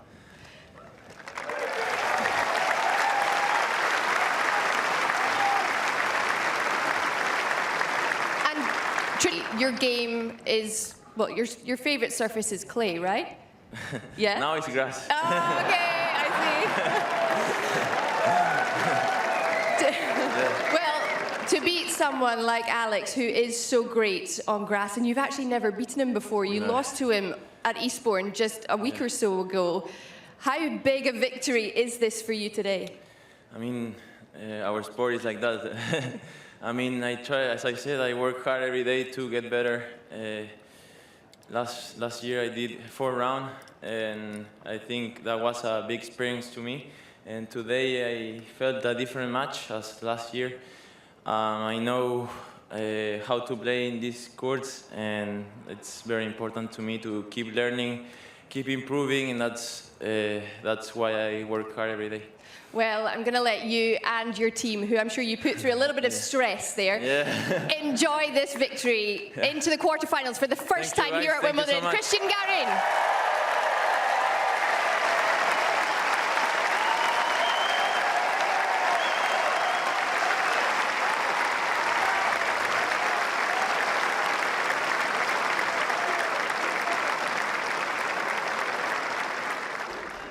Well, I'm currently outside court number 2, where Garin, in a 5-set epic, has just managed to better the Australian Alex de Minaur. However, the fact that Alex de Minaur is from Australia, there are definitely going to be some Aussies that have potentially come a long way to be here. So we thought we'd try and speak to some Aussies to find out if they think any of their players can get through to the quarterfinals, because there are 4 who've got through to this stage. Oh, here we go. Let me just let them go past here.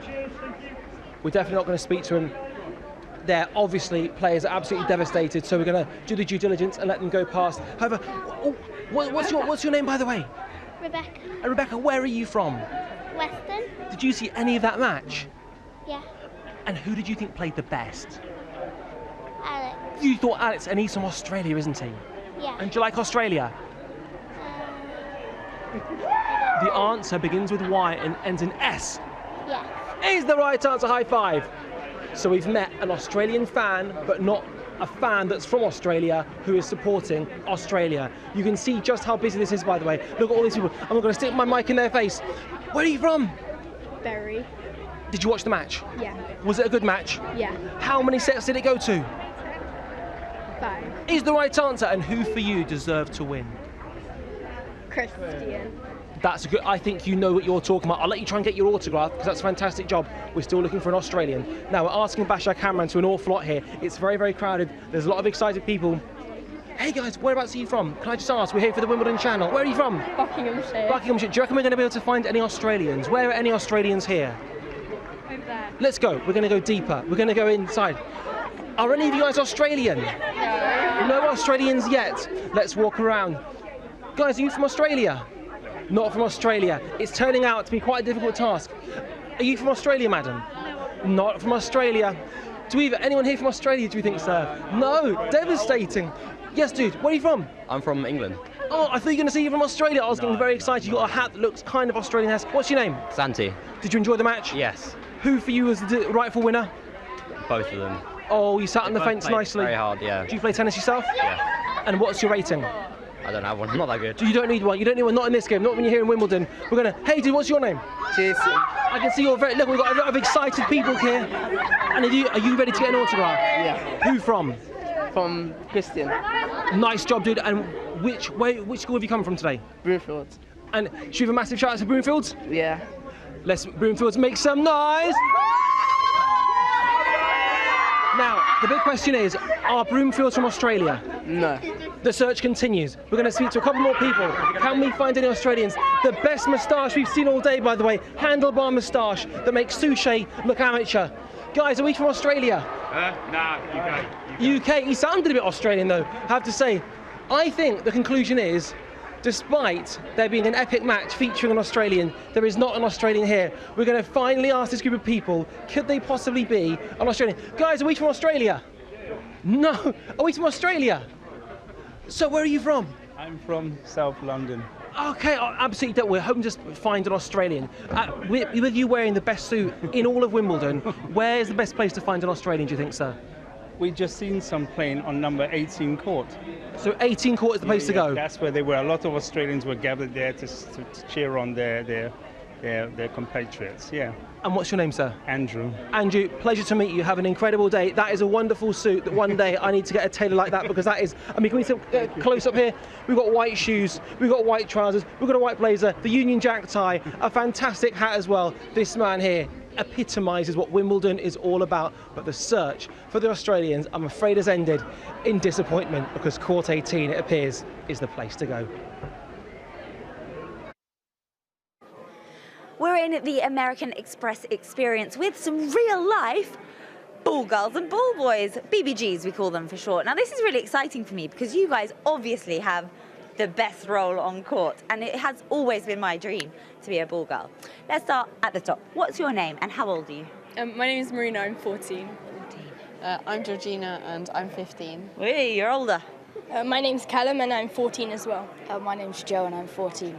Okay, so 14, 15. Is this all your first year of being a ball boy and ball girl? Yes, it is. And how do you get selected? Tell me a little bit about the process of it. So, through our schools the year before, you go through a trialling process, and around November, they choose the 6 people that they want to go to the trials for Wimbledon. And in the January of the next year, they will send the 6 people that they've chosen to AELTC BBG trials, where from that they pick who they would like to be in the training process, and you do around 2 or 2.5 hours a week of training from January till the championships. That's a lot of work, and it starts really early on in the year. The year before, I had no idea. So it's not like 2 weeks before they're like, does anyone want to be a ball boy or ball girl? You really have committed to this. How did it feel then, last week? Not even, let's go back 2 weeks. You knew it was coming. Did you feel nervous, or were you just excited to get on with it? Well, I was both nervous and excited, because if you mess up, it's going to be embarrassing. But then it's also a really great experience. Amazing experience. And, okay, can you tell me a bit about what it's like on court? What does it feel like when you're out there? Well, I mean, it's quite exciting seeing all the people watching you. But then it's also nice because you've got a great view of the tennis as well. Good point. Are you all big tennis fans? I'm really, really bad at tennis. I cannot play tennis, but I really enjoy watching it, which I guess is really good, because if I didn't, I'd be very bored. Yeah, absolutely. And actually, you're getting like the best seat in the house, aren't you? Definitely. You can really see everything, and you get quite invested in the game sometimes. You have to remember to not clap and run and go pick up the balls. Yeah. Okay, well, with that in mind, guys, you've done the training. You worked very, very hard. You obviously made it to Wimbledon, so you're good. But we're going to put your skills to the test. We are going to play this amazing centre court challenge game that Andy Murray kind of sets up and tees up nicely. Would you all take your positions, please, on the court? And all you have to do, I say all like it's easy, but for you it really is. You have to beat Andy's highest score of 1,500 he got. So all you're going to do is just roll the balls in under the screen. I did it. I was so bad, it was embarrassing, but that's fine. So, to get the game going, all you have to do, I think, is start it. Here we go. Here's Andy. He'll tee you up. Beat my high score, 1,500. Right, pick up a ball. You may begin. You're so official, you're standing there properly. I'll stand like this too. Oh, look, it's very exciting. Who do we think is going to do it? How are you feeling? You nervous? You good? I'm nervous and excited. I feel like that's your line. You're nervous and excited. How are you feeling? Nervous, but... Why are we nervous? This is literally what you do all day. You're great at this. Yeah. I don't know how we get the game going. Should I just roll one in and see what happens? I feel like it's just going on a loop. Excuse me. Don't judge my skills. I have none. Hey, who knew? All right, roll a ball to join the game. Oh my God, they're amazing. They're already amazing. This is so cool. Oh, I'm excited to see how this goes. Oh, look, you're so on it, seeing those rolling balls. Look how they position themselves. Hands behind their back, standing properly, standing straight. You can smile, it's fun, it's a game, it's all good. So you have to get the strawberries. Did you see what we did there? Strawberries and cream. Let's get rolling. On your marks. You can pick up as many as you need to. Yeah. Go, go, go! Oh my God, they're good. Look at this. They're going to be Andy, I know it. Look at, oh, close. You're doing so well. The golden strawberry is very important to get. You're actually the most efficient people on the planet Look at you go. They're not even looking back. Very good action. Love that arm swing. You are a natural. You're very efficient. You're almost too good for the game. The game can't cope with this. Andy Murray apparently got 1,500. Closest so far here. Wow, we're on 420, 470. Great shot. You're out of balls. Quick, take another bucket. He's run out of balls. He's that good. You do have this. 500. Wow, you're brilliant accuracy down here on the end. This one's for centre court. Come on, girls, let's go. 5-10, excellent. Come on, keep it up, keep it up. Oh, no, they're running out of balls. It's not fair. These poor kids.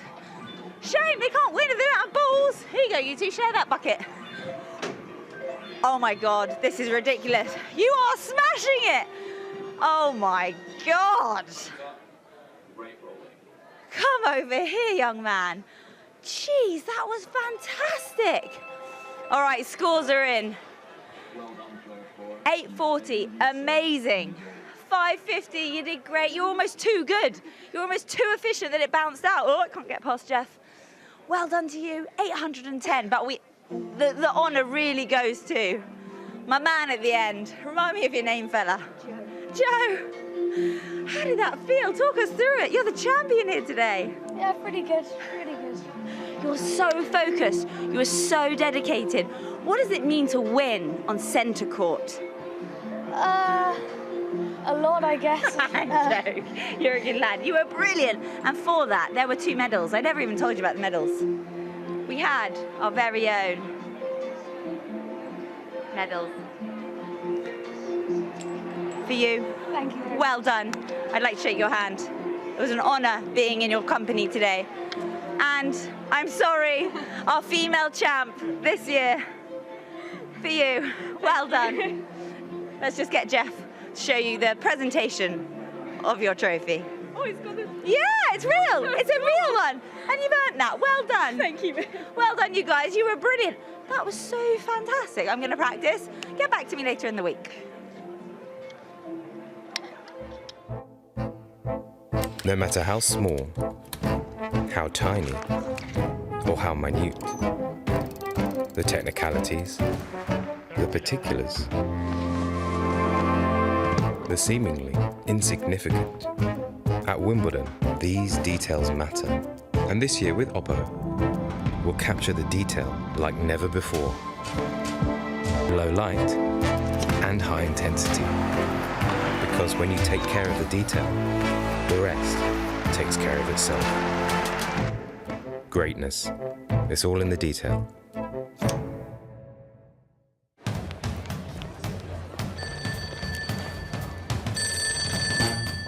Welcome to the Sipsmith Swansea service at Wimbledon.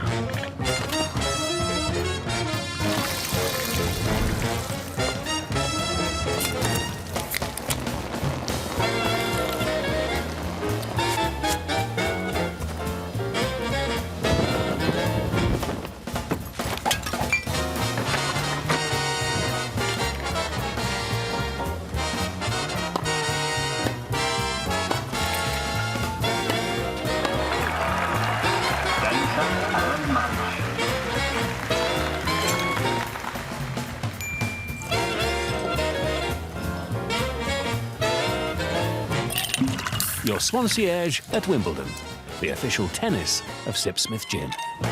Swansea, like a concierge, but ginier.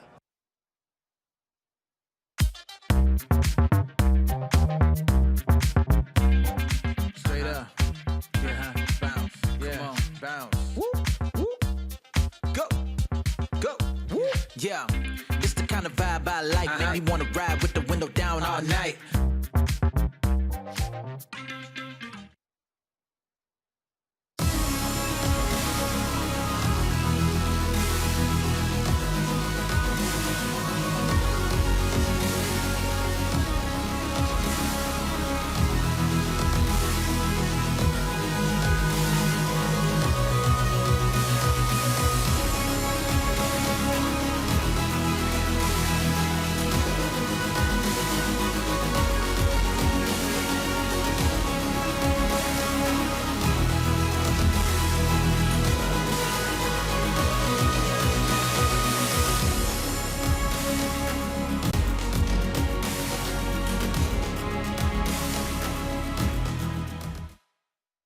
So I've made my way to the Hill, one of the best places to take in all the match action here at Wimbledon. The atmosphere is amazing. How are you enjoying your time here on the Hill? Oh, it's so good. It's so nice to be back in Wimbledon. Such a great atmosphere. What is the best thing about the Hill here at Wimbledon? Everyone enjoying this. In the game you love, being able to cheer loudly. Well, it's being able to watch everything going on at the same time and have the atmosphere from outside the courts. The sun is shining. This is fantastic. There's no better place to be. How special is the atmosphere on the Hill? It's very special. Everyone's having a bit of Pimm's, bit of ice cream. It's just great. I think it's relaxed and it's the British summer at its best. And what would be your top tip for anyone coming to watch tennis on the Hill? Well, at the moment, bring a weatherproof blanket to sit on. Oh, definitely bring your snacks paired with an umbrella because it did pour a little today. Bring some Pimm's, bring a bottle of fizz. And bring a happy face. Bring yourself a picnic and just enjoy your day here. Fantastic, isn't it?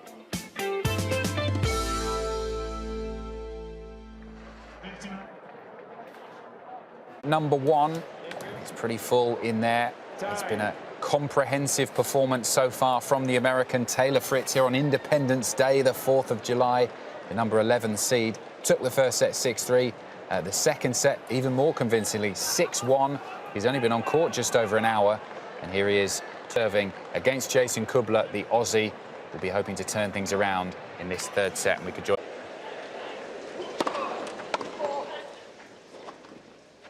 That's just cruel for someone who's got an injury. It's making life tough for Kubler.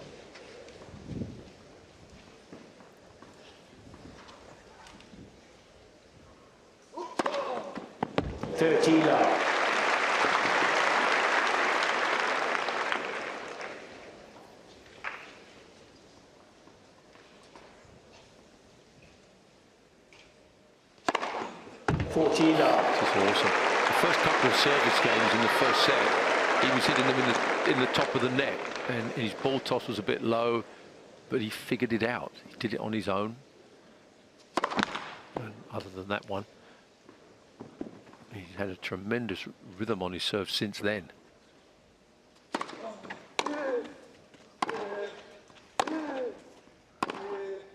Oh, it's mighty fine play. I mean, it's astonishing to think. At the beginning of Eastbourne, he was saying probably shouldn't have played Queens. My foot was bad.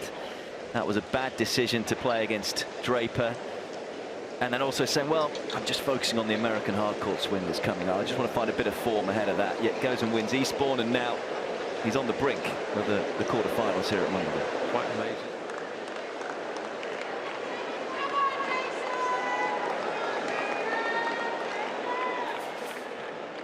Another big backhand for Taylor Fritz. The frustration showing as well for Jason Kubler, his opponent. Really not able to get any purchase on this match so far. And these are live pictures from court number 3. Match we were watching earlier on, weren't we? The third round of the men's doubles. In your picture there, the number 7 seeds, John Peers, the Aussie, and Filip Polasek from Slovakia against the number 9 seeds, Jamie Murray and Bruno Suarez. And it is currently 2 sets to Peers and Polasek. They won the first 2. Murray and Suarez fighting back in the third to take it 6-4, and we can join it at 1-love in the fourth.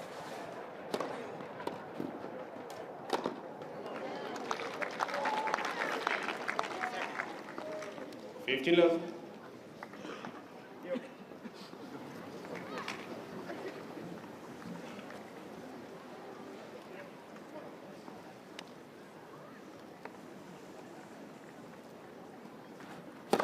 Pop!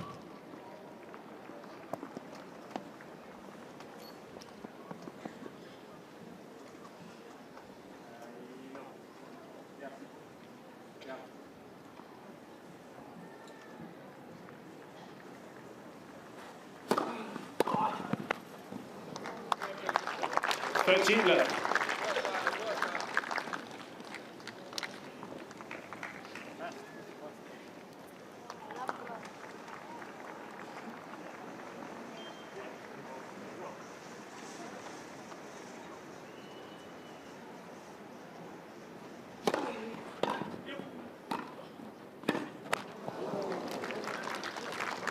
41.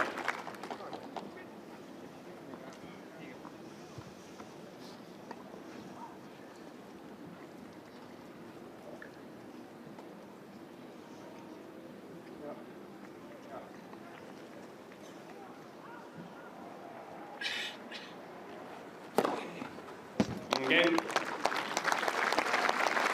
Cheers pour la set. Back-to-back love games. 1 game all. 4th set. Interesting there. It's a real global affair. Australia, Slovenia, Brazil and Britain. And just look at that, the bottom of your screen there, Henman Hill. Couldn't look much more full as we enter the second week here at Wimbledon. It's slightly overcast here, but it's undeniably Wimbledon. The energy, the fervour, so much drama already, so much drama still to unfold, and that's just centre court for you. And Adam, this is properly setting us up for a beautiful crescendo. Yes, it certainly is. We were saying earlier on that once we get to the second week of a Grand Slam, although it kind of felt, because we were playing on the middle Sunday, that we were almost into the second week yesterday, but today it feels that... look at this shot here. They are earning their money. We're going to give a little bit of a wave here. That is exquisite stuff right from the top of that giant cherry picker, which used to be manned, by the way. It's now done robotically. That is wonderful. Medals to whoever's pulling on that bad boy. And we don't just throw this show together. Simon, the cameraman we saw there, Sean and Gary, who was sitting alongside us just out of shot, smiling away, enjoying the tennis and the action here at Wimbledon as well. And in case you're wondering, who on earth are we talking about? How can we possibly see them? We'll jump onto our 360 coverage, which you can do so on YouTube. You can currently see Simon is giving a thumbs up to our 360 camera, which means you can see us. However, if you'd rather see much more prettier faces, then 360 means you can see all the way around us. The guys on the other side of the camera. In fact, you can also see the resale queue for the tickets just behind us there. So it gives you a little bit of a flavour of what goes on. Simon's mum hasn't watched a second of our coverage, has she? She's just there watching Simon, just checking he's doing his job properly. Yeah, making sure he's pulled his socks up. But crowds on Henman Hill, and this has to be pretty much the busiest I've seen it. There are a few prize spots of grass that are left, but I don't think there will be for much longer. And all I will say is my mum, Barbara, is in the house today, the VIP, and it turns out it's actually very, very steep on certain parts of Henman Hill. Do not put a rug on the steep parts. It does not end very well, especially when you're 68 years old. That's all I'm going to say about that one. But the action here comes thick and fast, and we can head over to where I mentioned that the drama might be unfolding. Mr. Headline himself, Nick Kyrgios. I thought you were going to go down the slippery slope. Oh, that'd been good. Mate, 1-0. You're one up straight away. 1-0 straight away. At the moment, well, who's on the slippery slope? Because it was Nick Kyrgios for a while. Then Brandon Nakashima fought back to take the second set and the third set. But the young American, he's won the fourth, hasn't he? 6-3, and it's perfectly poised. OK, Adam, I like to make bold statements. I think Nick Kyrgios wins this match. I think Nick Kyrgios lifts the trophy on Sunday at Wimbledon to win his first ever title. Well, we're on air for another hour and 15 minutes, so you've got to hope that he can make it last longer than that if he is losing. I love the fact that you didn't respond to that. You just thought, I'll acknowledge that you made your prediction and I'm going to keep my mouth closed. Yes, we shall see. OK, let's join this one for the first game of the fifth set. It's a big one in the career of Brandon Nakashima. Can he do it against Nick Kyrgios on centre court? Let's join the commentators.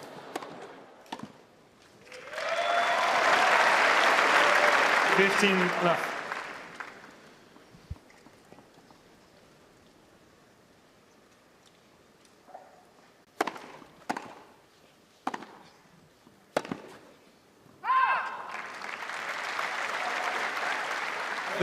Left.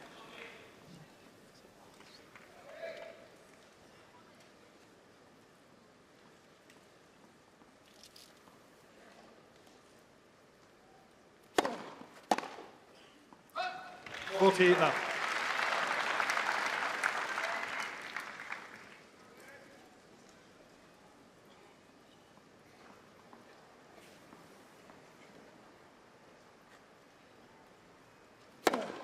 What?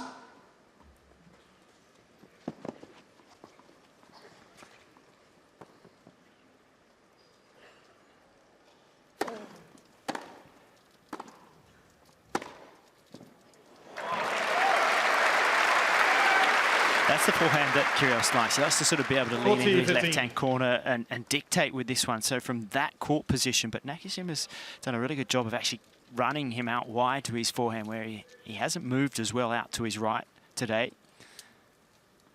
Just kept him off balance well.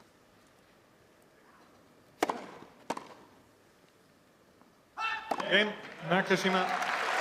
As the change ends, I'll tell you where he's also kept him off balance well, in particular in that fourth set, was on return. We've got a little graphic here to show you that he really changed his court position on second serves, Nakashima. Kyrgios only had the opportunity where he won 1 point on his second serve in that set. So you could see sets 1 to 3, the yellow dots there, a metre behind, and then set 4 well inside the baseline. Doesn't let the kick serve get up. Can take the angle away from the slice. He was getting it back quickly, deep, straight at Kyrgios, wasn't he? Where Kyrgios couldn't then get the forehand that I've been talking about.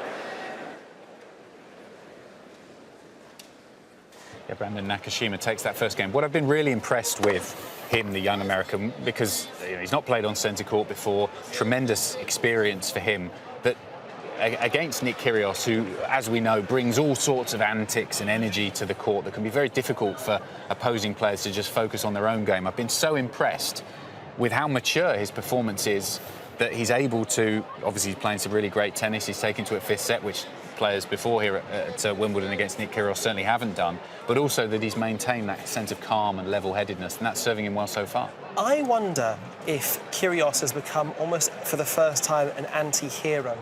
Because there seems a bit of momentum behind him where the crowd are as much with him as they are against him. And I therefore wonder whether that helps Brandon, because he's in a situation where perhaps Nick isn't going to be the full Kyrgios that we saw against Tsitsipas, or is it a harder task because he's got more of the crowd with him?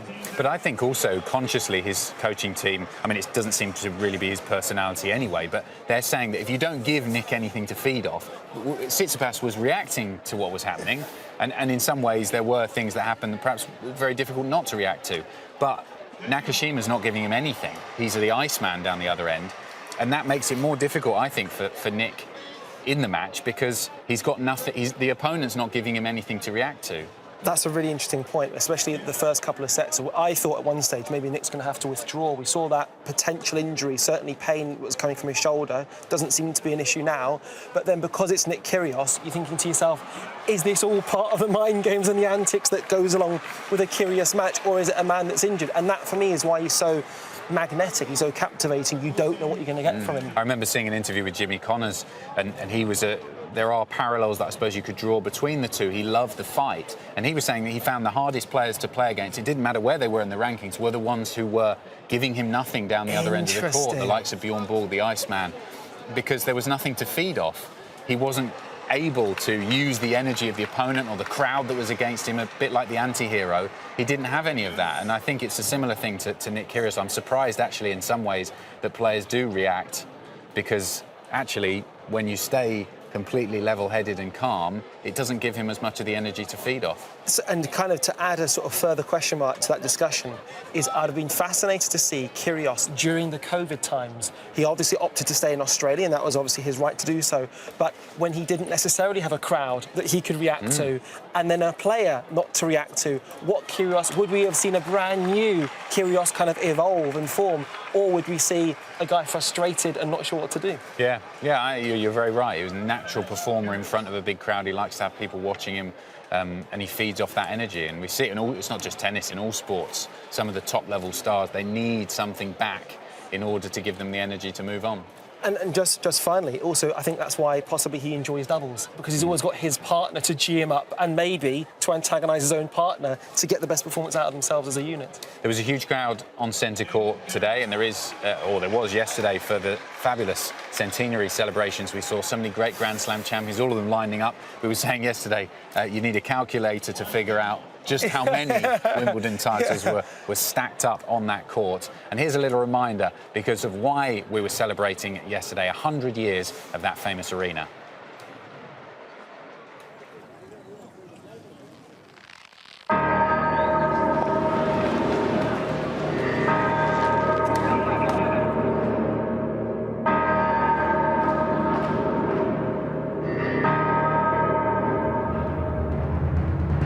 run, boy, run. This world is not meant for you, run, boy, run. They're trying to catch you, run, boy, run.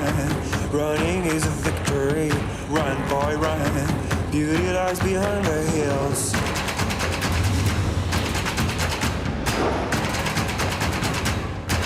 Oh, I say, what a shot. Run, boy, run. The sun will be guiding you, run, boy, run. They're dying to stop you, run, boy, run. This race is a prophecy, run, boy, run. Oh, wonderful Break out from society. I've never seen that before. Tomorrow is another day, hey, and you won't have to hide away, yeah. You'll be a man, boy. It's time to run, it's time to run.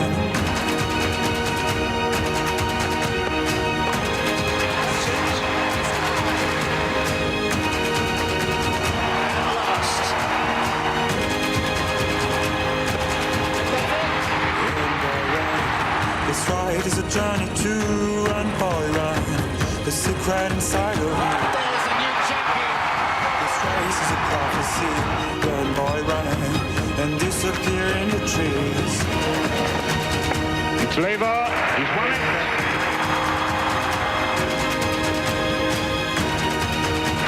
The simple refusal to give it. Follow that band.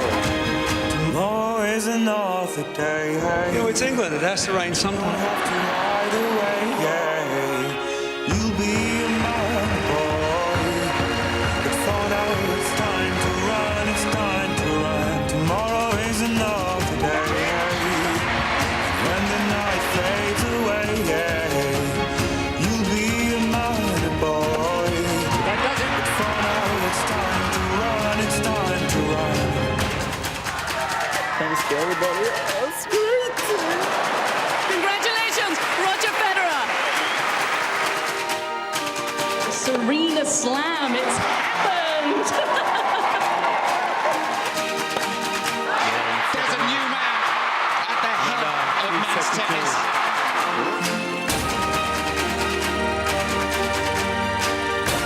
Right, I'm going to try this and it's not going to be easy. The waiting is over.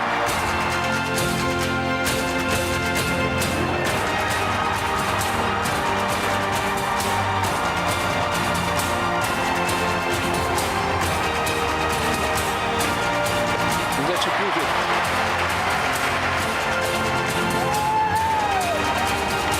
Unbelievable shot.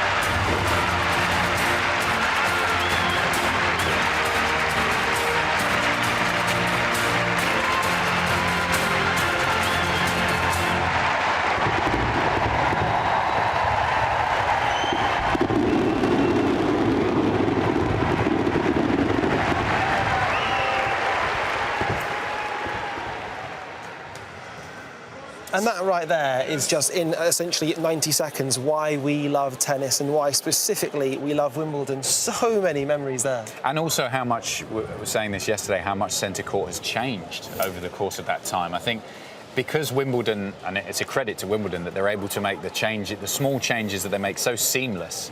You know, if a tree gets cut down, it's replaced almost with, you know, it grows back, something else grows back to the same size instantly, that we almost don't notice the changes. But when you see it like that in 90 seconds, there have been so many changes to the wonderful, the great centre court.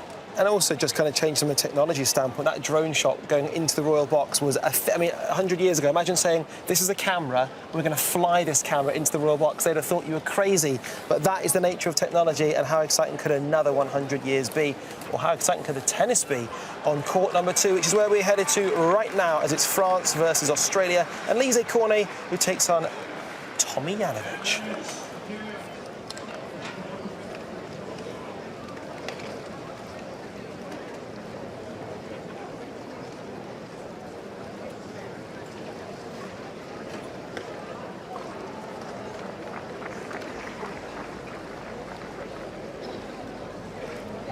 Time.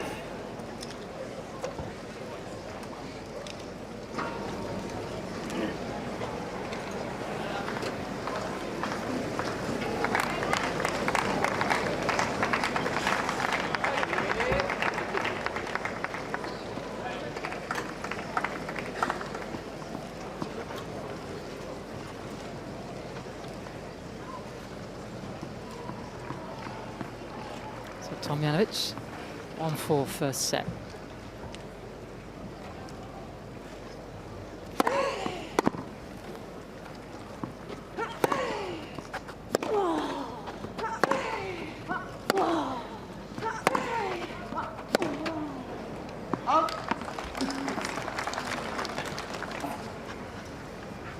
Surely one of the most elegant players, and we have in went to finishing school for 6 months.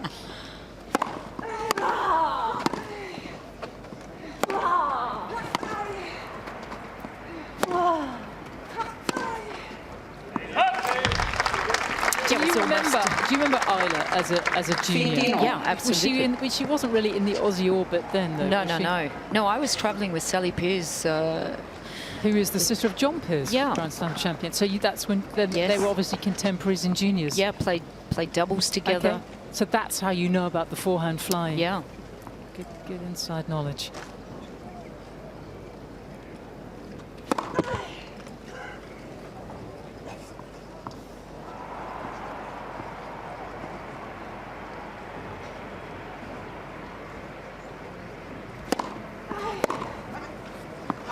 Well, and that forehand is also something that the players know about too. Cornet, that forehand tries to hit with a lot of shape, but it can fly a lot too. I coached a player that played a lot against Elise in some fiery matches. Always.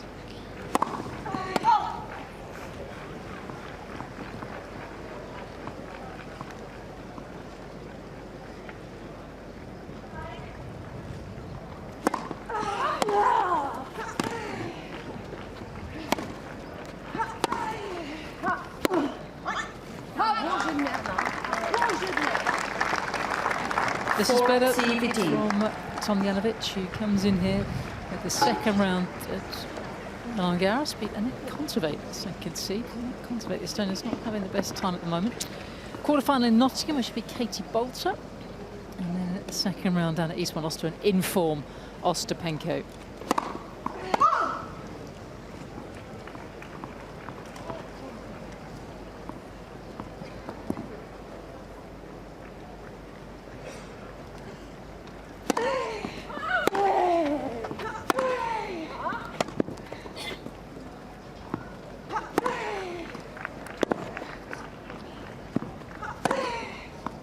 Well, we just saw Francois Deux, but there's really one shot that we've had a bit of a resurgence here at Wimbledon, and that is the slice.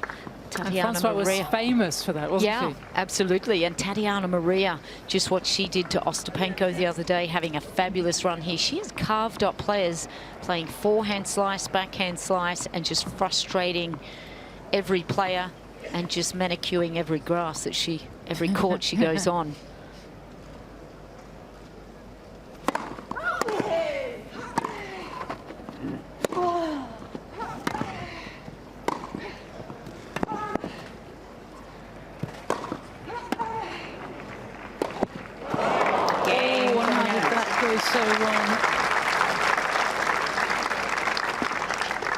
Cornet leads 4-2 first set.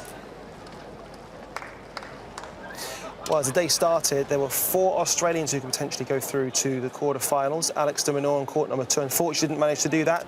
But Tomljanovic could be another one to do exactly that. And yesterday, when she was very much looking forward to this match, she caught up with our Nick McCarver over by the HSBC zone.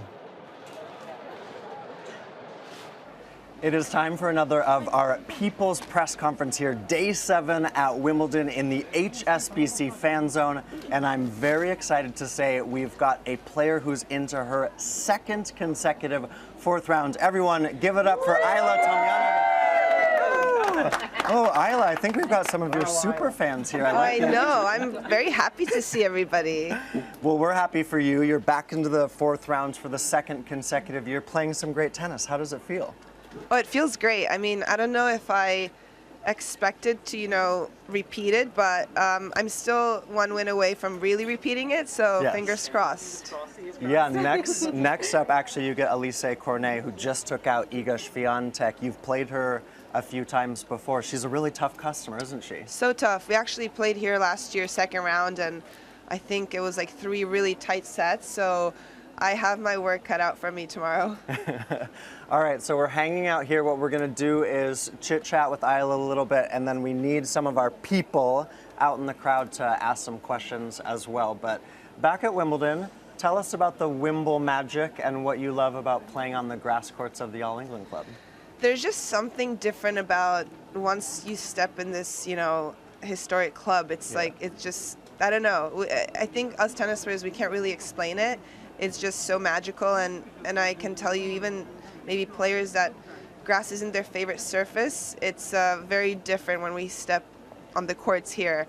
And for me personally, you know, I had a love-hate relationship with grass for many years, and somehow it clicked last year, and now definitely when I get asked what's my favorite surface, it's like grass. So oh, is it? It is. Yeah, no thought needed. Yeah. Yesterday you took out Barbara Krejcikova, who was the French Open champion just last year, and that was a 3-set match. How did that one go for you? Oh, that was, after the first set, I was already like thinking, you know, when am I going to book my ticket home? And so it was definitely, it didn't start out too great. The way she plays, I've never faced her before, and she really makes you uncomfortable, but I don't know, I just kept thinking how last year in the third round I was also down a set and ended up winning, and I tried to channel a little bit of that energy. It worked out. Yeah, very cool. So Isla into the 4th round. We're hanging out here at a People's Press Conference. Let's go to our first question. Can you? I'm from Croatia. And what's your name? Draz. My name is Draz. I'm from Croatia. Sure. What's your question? I'm really good fan of Isla. I wish you all the best in your next match. But what do you expect from that next match? Ooh. Well, thank you for being a fan. Always being a fan. I always have this mentality that I'm kind of like the underdog, and I try not to think, oh yeah, I'll win, but I do have that belief that, you know, if I take care of everything I can from my side of the court, I can make good things happen. So that's all I'm asking of myself tomorrow, is just to give it my all and being positive. Yes, just fight till the end, because it's not over until you shake hands. So yeah. Oh, looming high five. I like that. Very good. All right, tell us your name and how old are you? I'm Jasper. I'm 11 years old, and my question is, what's your favorite thing about tennis? Ooh, favorite thing. Favorite thing about tennis is the winning. I know it sounds maybe shallow, but that feeling after you win a match, and you know, it doesn't last long, I'll say that. Like you wake up the next morning and you got to go through your routine again and think about the next match, but those, like, maybe I would say 5-10 minutes after are something that we as tennis players, we always chase that feeling again and again. And in a way, when you lose a tough match, it hurts so much, but even that, like, that emotion that you feel is so intense, it's addicting. So. Yeah. Jasper, great question. Who's a tennis player out here? Anyone? Tennis players? Who likes winning also? Yeah. You know, one thing that's really been cool is this year you've been doing the tennis channel My Tennis Life, which is a behind-the-scenes look at your life on tour. What do you want people to understand of, we see you on court, but what do you want people to understand about the off-court life? I don't know. I feel like I'm very leveled on the court. I don't know if people can really tell my personality when I'm playing. Poker face. But I tried to just show off my personality. You know, that maybe I am a little bit interesting. Maybe I'm not. I don't know. Confirmed. Yeah.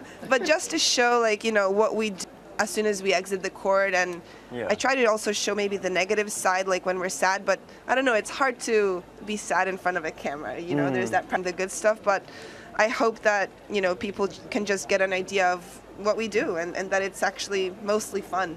Yeah, that's awesome. You can watch My Tennis Life on Tennis Channel. What's your name and what's your question for Isla? My name's Disha, and we're huge fans of yours. And we were just wondering, what advice do you have for, like, young budding tennis players?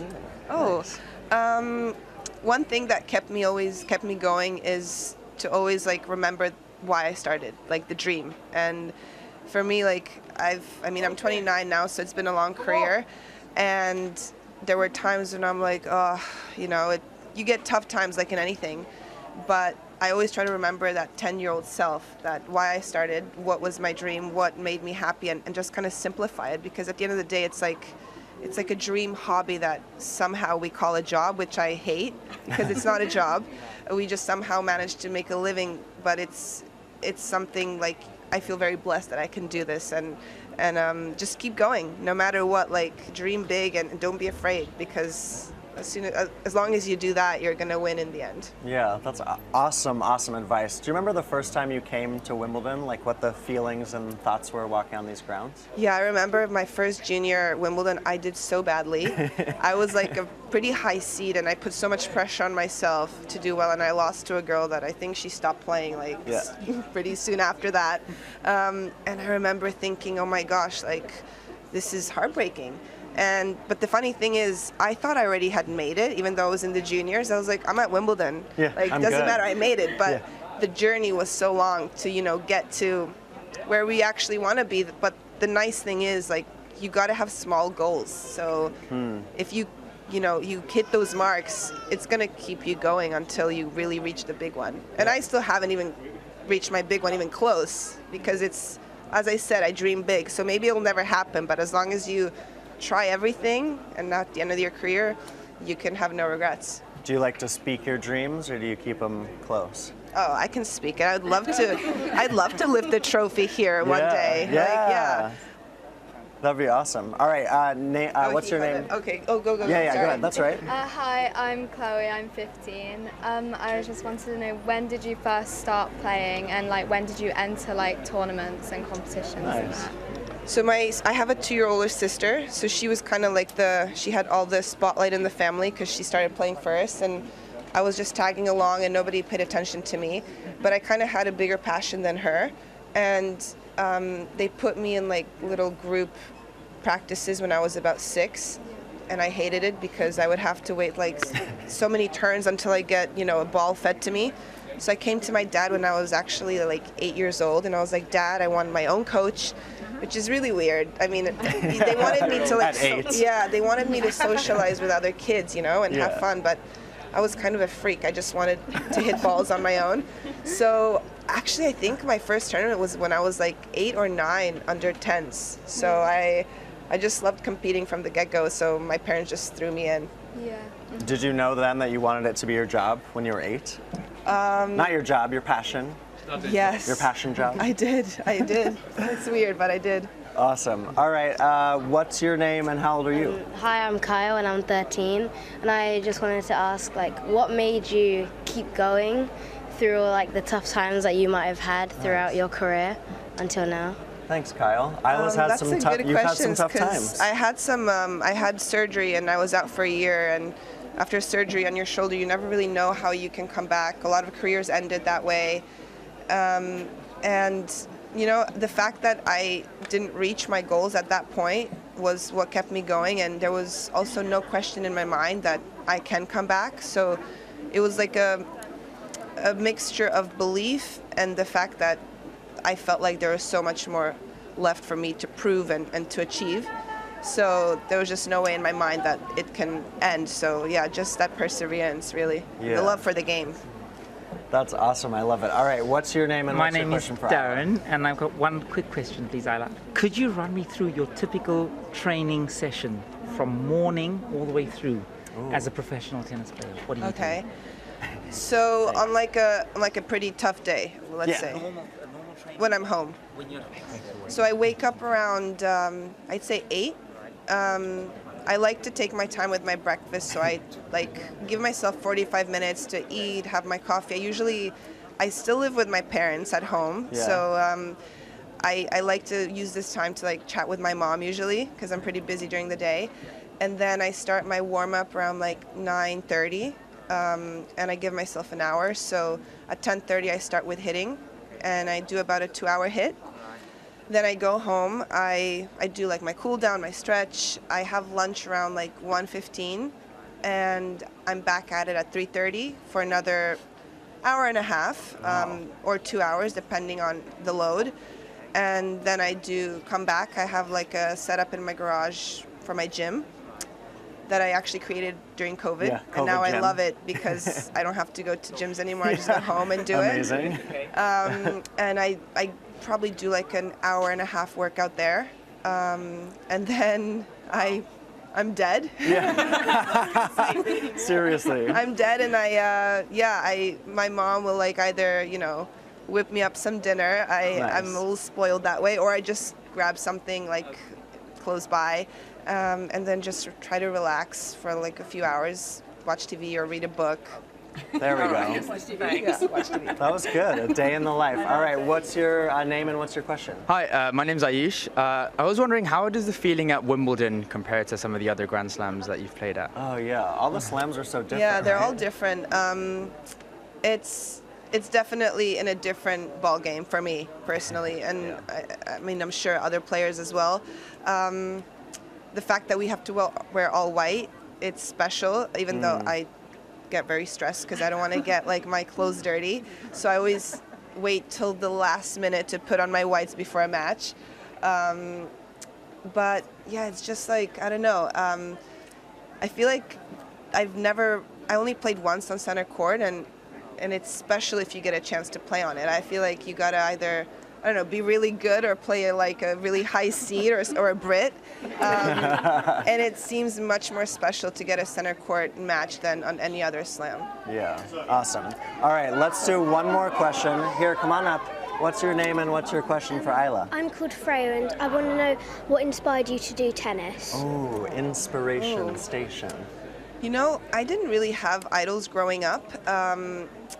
I liked to watch everyone and pick my, things I liked, but I have a very sporty family, so I think competition was in my genes, and I just, my mom used to play, so my parents, when they met, they would just play tennis all day, and I think it was just a natural thing where I fell in love with it, when I was a kid, and then I started watching Wimbledon on TV, and I was like, I want to be there one day, and it's the type of dream that, you don't know if it will happen, but as a kid, like, anything's possible, right? Like, what do you want to achieve? What do you want to be? As well. Tennis. You want to, like, be here one day? All right. You're going to be there. Let's do it. See you in 15 years? 10 years? Yeah, how old are you? I'm 9. Okay, you got some time. That's like, you're being, like, really Yeah, sorry. You could be See you in here. 20 years. No. 10 years? See you in, like, 6 years. Great. 6 years, and you're there. I'm ready. You're I can't wait. Yeah. This has been so fun, you guys. Thanks for the great questions. Let's do a quick fire to finish, and then should we sign a few autographs? Okay. All right.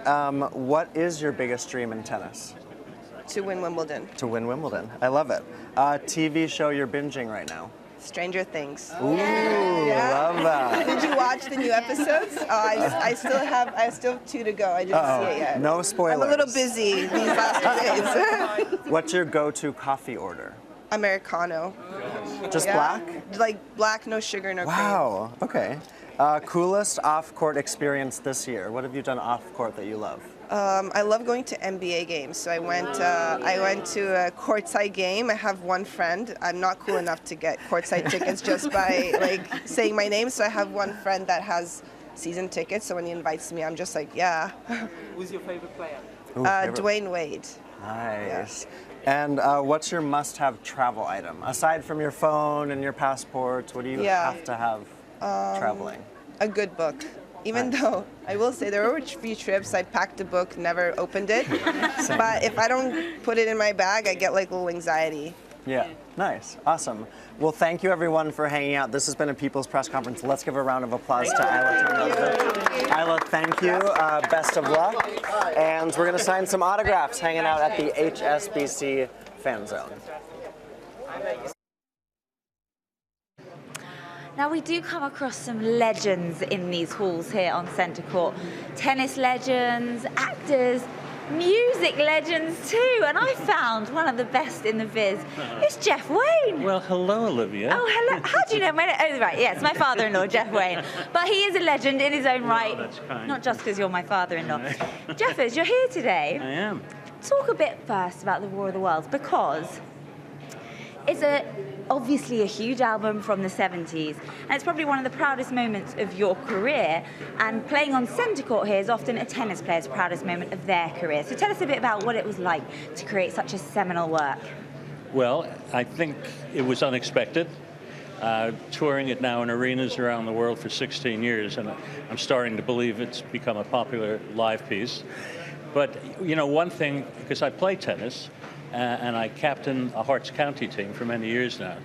And I think when our guys go out and play a match, or when I've played matches, it's like a performance. And watching the best in the world, you really feel that those really, the great players, they rise to the occasion and perform above just playing the game. Absolutely, 100%. Now, you've been privileged enough to come here many times, and it is 100 years of centre court this year.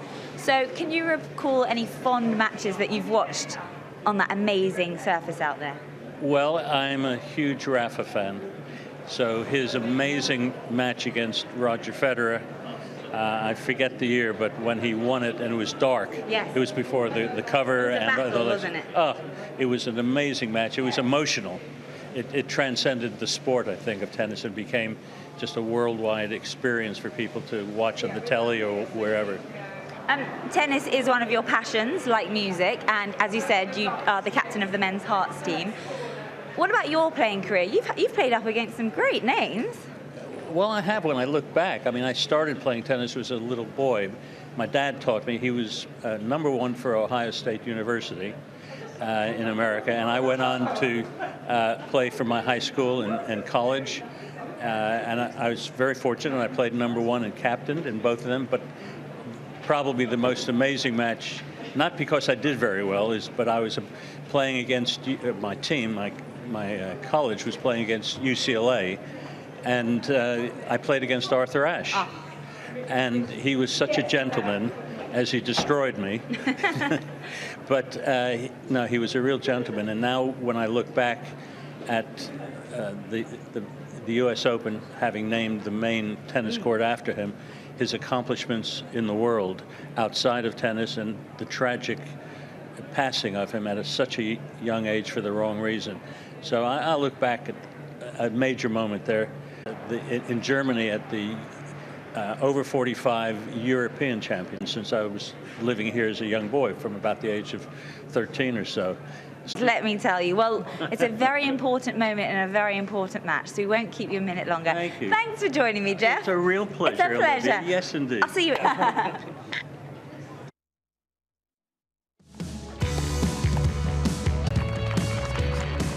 Ah, look who's in town. That is super cool. Top up.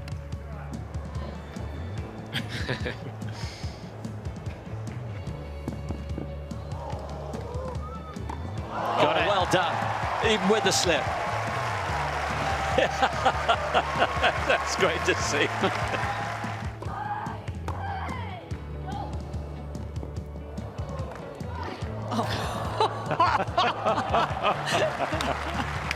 What? We have to see that point again. That was the most dramatic point of the day, wasn't it? Hilarious.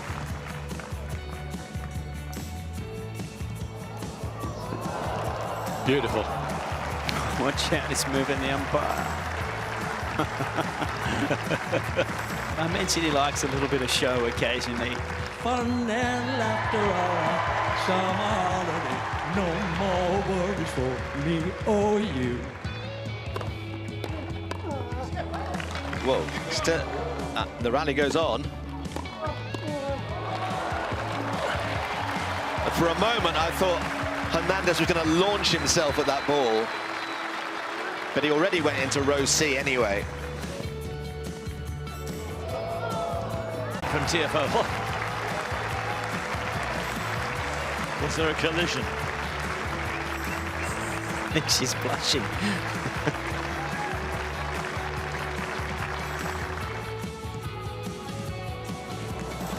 Well, Sinner does all right, and that is just the quality of the drop shot from Alcaraz. You see he's a high-quality player, high-quality sportsman as well.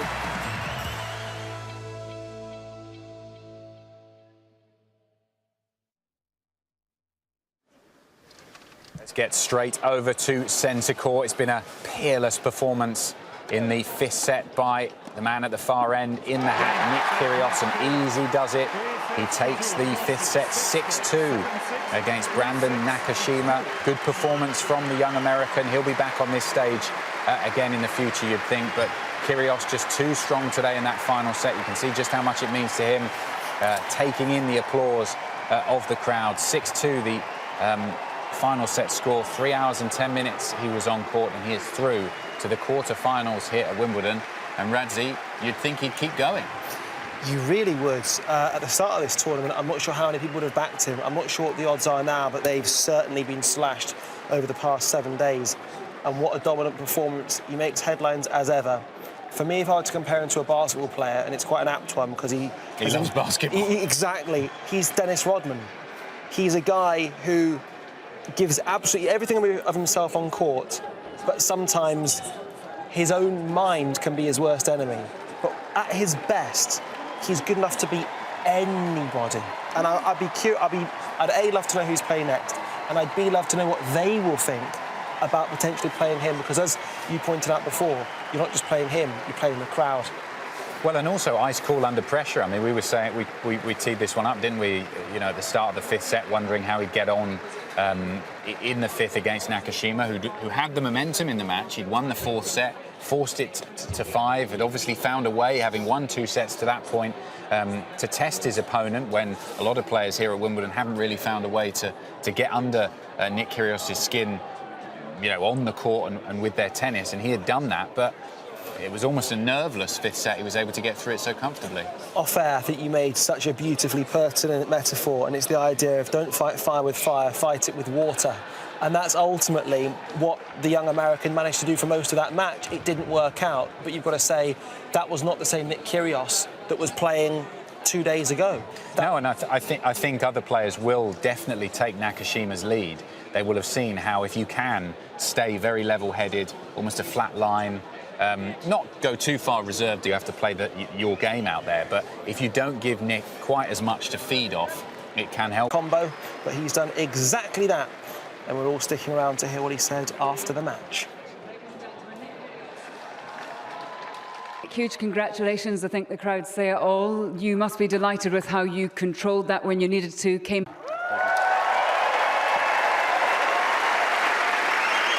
Hell of an effort by Brandon. He's a hell of a player. He's 20 years old, and he's going to do some special things, that's for sure.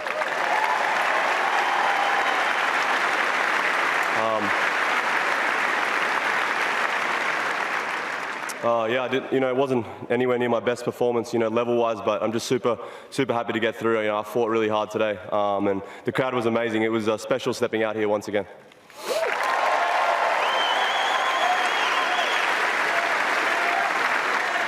And whilst the serves were raining down, it looked like at times you were in some discomfort. How sore are you? It looked like it was your shoulder?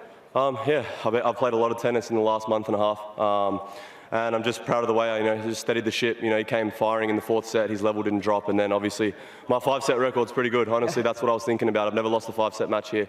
So, honestly, that's what I was thinking about. I was like, I've been here before, I've done it before, and I came through again. So.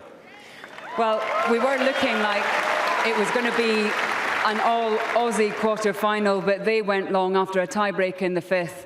It's Christian Garin who you're going to be playing next. You've not played against each other, so a few unknowns there, but you must fancy your chances the way you've been playing.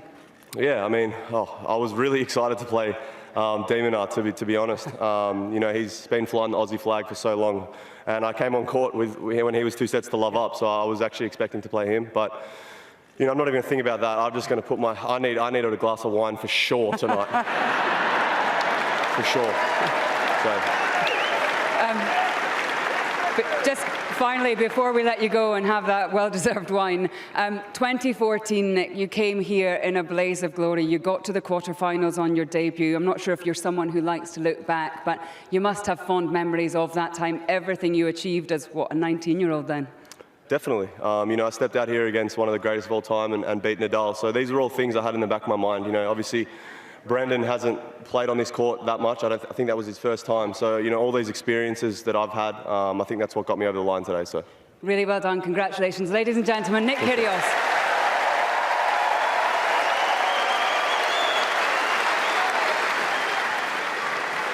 Yeah, fabulous performance from Nick Kyrgios, and he had to fight pretty hard in the end. 5 sets against Brandon Nakashima. He certainly is unique, isn't he, Nick Kyrgios? Wandering off there and stopping to sign some autographs. They got the memo, we said, didn't we, early on? When you come to Wimbledon, bring something to sign and something to sign it with. Correct, and they did both. They also brought another thing, big smiles. It will stop any player. And again, think of the transmogrification that guy's gone through. You wouldn't necessarily expect to see that demographic of fan wanting to engage with Nick, and yet there they are. And I just wonder, a bit like with Emma Raducanu, when we look back at the last 12 months that she had, when you look back at the start of the US Open and say, at what point did it really begin? You could argue it was Wimbledon. I just wonder when we'll say that was when we saw the new chapter in the life, the incredible life of Nick Kyrgios. And the tremendous crossover as well between sports. We've said many times, haven't we, that Nick Kyrgios, he loves basketball. He said that he when he's not playing matches at tennis, he'd much prefer to play basketball than tennis. And I always wonder each year how many players, from tennis's perspective, are lost to other sports. How many players are playing professional NFL at the moment? How many players are playing basketball, soccer over here in the UK that could have played at Wimbledon if tennis had been their sport? And I think he's an example of one that, he probably could have played many sports professionally. He's got so many physical gifts and attributes, but I suppose pleasing in some ways that he did choose tennis. And just a point on the whole basketball is that they say basketball is the sport that's actually influenced fashion more than any other sport. We see that with, there's an athlete called Donald Thomas, the high jumper. We see it with Kyrgios there. We see it with various American players as well. And what they breed is the word cool. And also being sponsored by Jordan as part of Nike, Michael Jordan made more money, incredibly, post-retirement, a guy, an icon in the sport, who stood alone, who kind of had a message. And Nick Kyrgios, not the same bloke at all, but he stands alone in everything that he does. Where do you stand on the upturned bill of the backwards cap? Because that's one I've not seen before. I've seen it front ways, but not backwards. I'm not an upwards bill. Right. For me, upwards, I don't like my bills being up. I like my bills being as low as... I was trying to get a pun in there for a low bill, being the son of a Dundonian, but I didn't know how to get to it. That duck bill... fell platypus. No, it doesn't work either. Well, while you figure it out, let's go over to court one, shall we, and see what's happening over there between Taylor Fritz and Jason Kubler. Can Taylor Fritz finish it off on Independence Day, the 4th of July? It's been a brilliant performance throughout this match so far, and he's done it. Very, very convincing. 6-3, 6-1, 6-4. Exactly 2 hours they spent on court, and I think at this stage of the tournament, that is crucial. If you could, in the men's singles, if you can play in 2 hours or less, you are winning. Hashtag winning. Because in the next round, you're just so much more fresh than those players who've been out on court for 4 or 5 hours. That's a brilliant point. It's also been Australia-USA again, and it's Australia that's come through this one. It's really telling the attrition that it takes on you. And I wonder, in terms of managing adrenaline, we spoke off air about Arangi and the detail that goes on in terms of how much time you get to practice, how much it takes out of you to go to a Nadal 5 sets versus 2 hours of action, enjoying it, building confidence, and going on and going deep into this competition. And it's been a brilliant year for Taylor Fritz. He won a title at Eastbourne in the lead-up to Wimbledon. He's turned into a brilliant grass-court player. And that ranking has just been flying up. I mean, he's the 11th seed here. He cracked the top 10 for the first time, having won the title on the American hard courts in the Masters Series earlier on this year. And he's just one of those players who, when he came out on tour, a lot was expected of him. He did have tremendous talents, but a lot of people said he was very one-dimensional. He's just a big guy with a big serve. John Isner kind of character that we weren't going to see too much more from him. Would he be able to develop the rest of his game? And he's done that. He's now so solid from the baseline. You were talking about losing players to basketball, and specifically within America. What's quite interesting is the diversity of player type that you get in tennis. You do get a 6'10" player, but you also get a 5'9" player as well. But possibly what connects them all is athleticism. They're all fantastic athletes, and some of the best athletes in tennis seem to come from America. And I wonder if that's where that starts in the college system. Yeah, it does. It does. Taylor Fritz was someone who was very talented at a young age, so didn't in the end go up following the American college route like a player like John Isner or James Blake, who did go to college.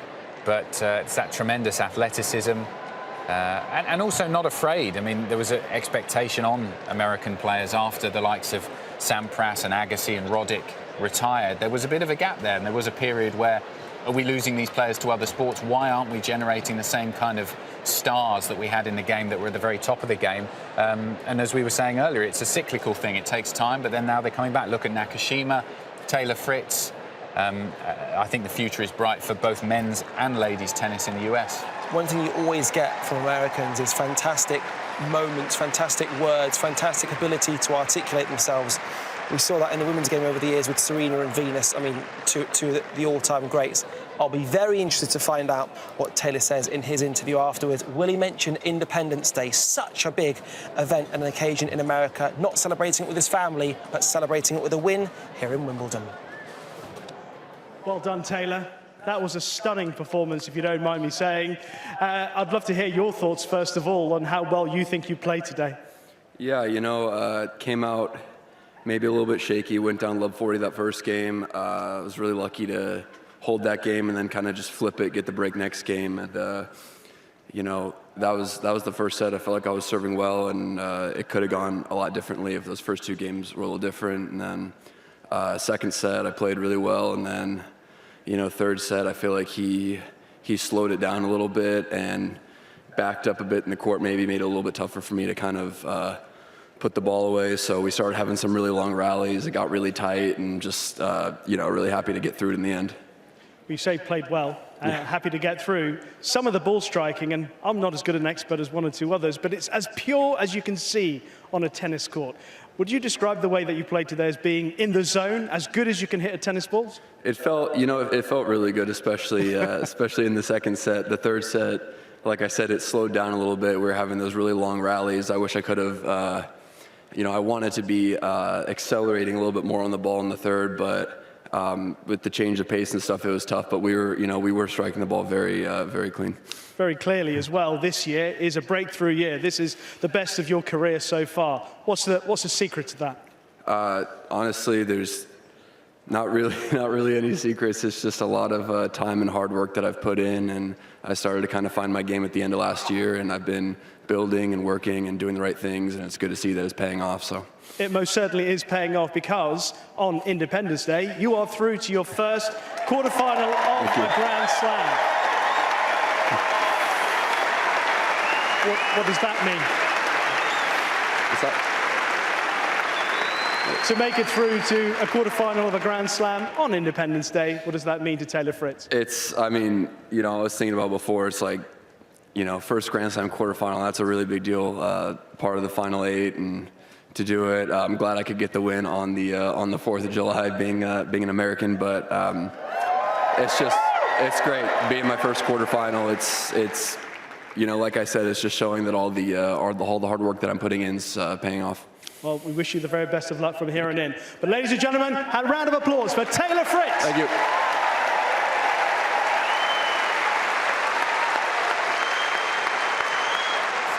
He's a player who's flown under many a radar over the last 8 days. I don't think he'll be doing that now. Successfully through it. And one thing you notice when you see him in that interview, you suddenly realise the size of him. He's got such big shoulders, such a strong man. Yes, and also he's done well, and his team, I think credit has to go to them, have done well, because he did struggle with a few injuries earlier on in his career when he was first coming out, had some knee problems. Don't know how much of that was, you know, down to growing pains and the issues that young tennis players can often have when they still haven't fully filled out inside their bodies. But he has been able to stay relatively fit throughout his career so far. And he is, as you said, a tremendous athlete, very strong. He's got that big serve. He moves well now on a grass court. And he's used to playing now on this surface. I think earlier on in his career he'd said, you know, he was quite open in interviews that, you know, I've just not played much on grass. We don't play on grass back home. He was more comfortable playing on slow, hard courts and clay. And it just takes that, even if you've got a big serve like him and you're 6 foot whatever, just because you have that doesn't necessarily mean you know how to construct a point on a grass court. And it took him a little while to figure it out, and it's paying dividends now. It must be lovely to have that sort of weaponry in your arsenal, to know that if you're not playing well, you can always fall back on that big serve. Something that, say, someone like Andy Roddick, a fellow American, used to do. And the upshot of that is we see an 85% first service points win in, actually, I have to say, surprisingly low second serve percentage. Is he somebody for you, Adam, who kind of buries both serves regardless and just trusts in that ability? Well, I think also if you're winning 85% of your first serve points, that's because you're getting a lot of first serves in, and you know, his second serve will arguably be as big as some players' first serve. So that is a tremendous weapon for him. Taylor Fritz, a winner on day 8. Shall we hear from another winner who's caught up with Nick McCarville? Elena Rybakina is into her second career Grand Slam quarterfinal, her first at Wimbledon, taking out Petra Martic today. First off, how are you feeling? Congratulations on being into the quarterfinals. Thank you so much. I'm really happy. I think it's a special tournament, and it's amazing to be in the quarterfinal. I mentioned you've been to the French Open quarterfinals before, but is this the one you've dreamed of, or which of the 4 majors were you really watching as a young kid? Of course, I was watching all the Grand Slams, but I think this one is really special with all the traditions. It's a grass court, and I think it's really nice place to be. Petra Martic is such a tough customer. You win that match in straight sets. You hit 6 aces today, also won 75% of your first serve points. We talked about your serve the other day, but what really worked well against a tricky customer like Martic? Yeah, I think for sure my serve helped me a lot, and also I was trying to play aggressive because I know that she has very good slices. She's trying to come at the net, and I was just trying to do everything possible to keep her on the baseline, to not get these tricky shots. So I think it worked well. Now that you're this deep at Wimbledon, what's different about week 2? What are you trying to take in away from the court, but while you're also still focusing on your tennis? Still focus, of course, on my matches. I have same routines, and honestly, just trying to enjoy my time here. It's really nice to be in London. It's very good weather, so I'm just enjoying my time. You haven't dropped a set yet this tournament. You've won all your matches in straight sets. You didn't have the best lead up to Wimbledon, so did you know or could you feel that your best tennis was waiting for you here at the championships?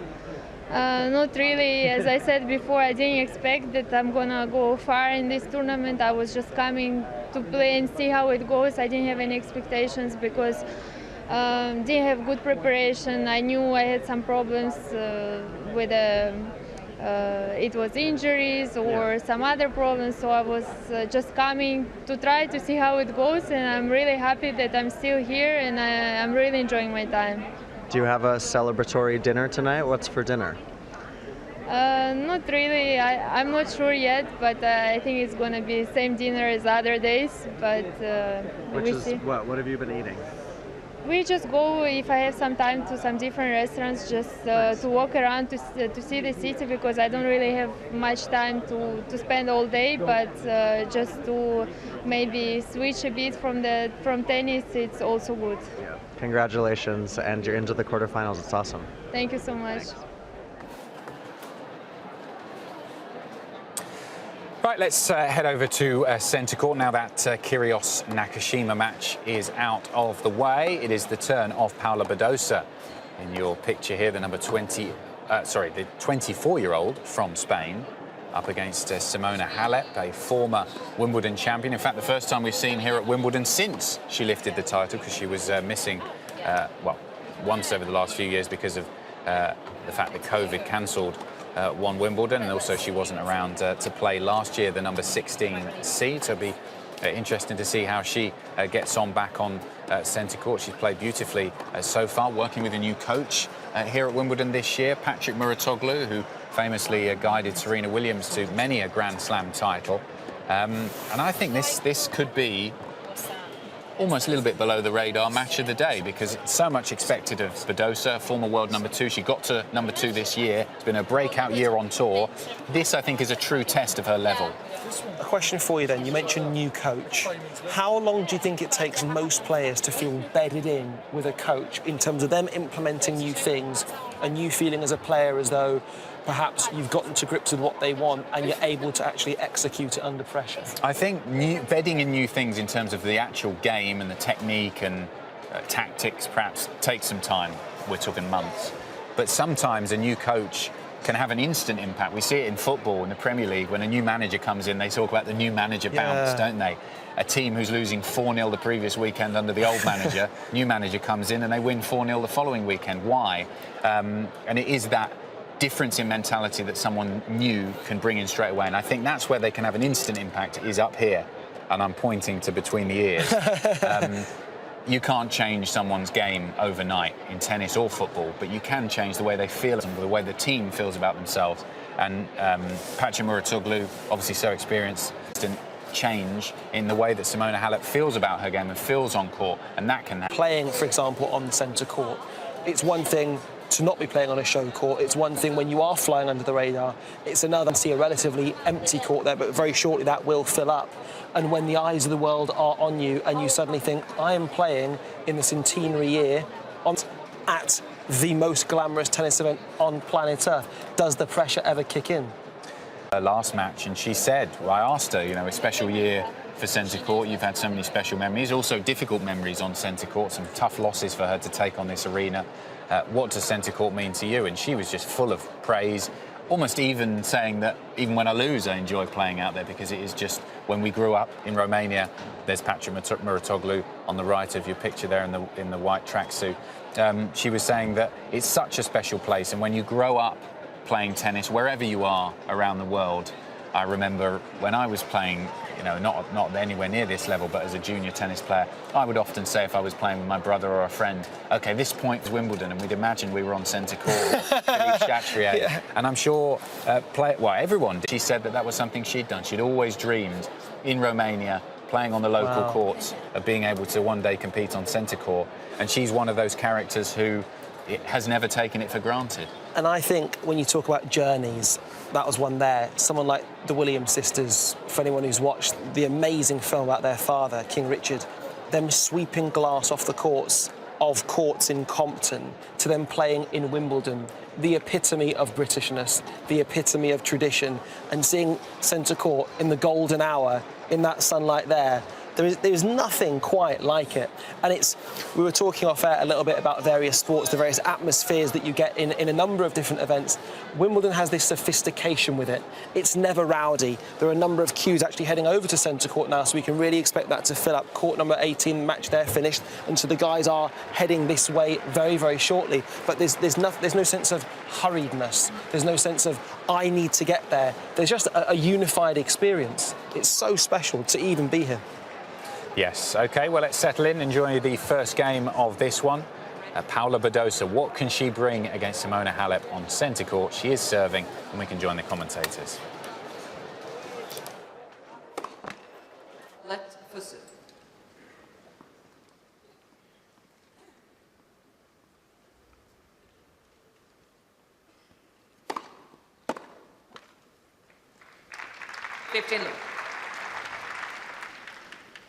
Born in New York was Paola. Trains in Barcelona, but spends a lot of the time in Dubai.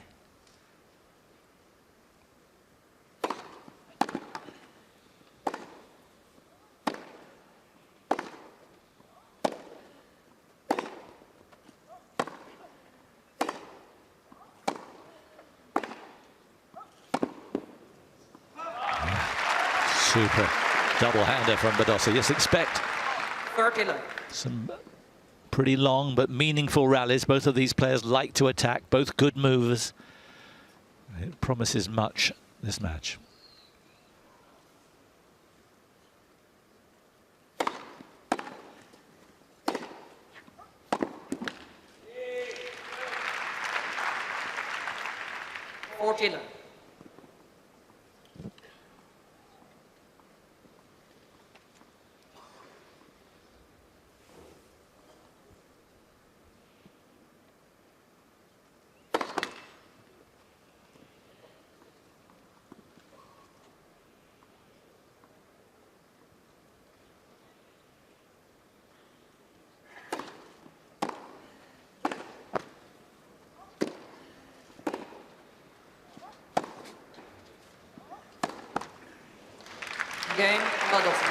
She started in very impressive fashion.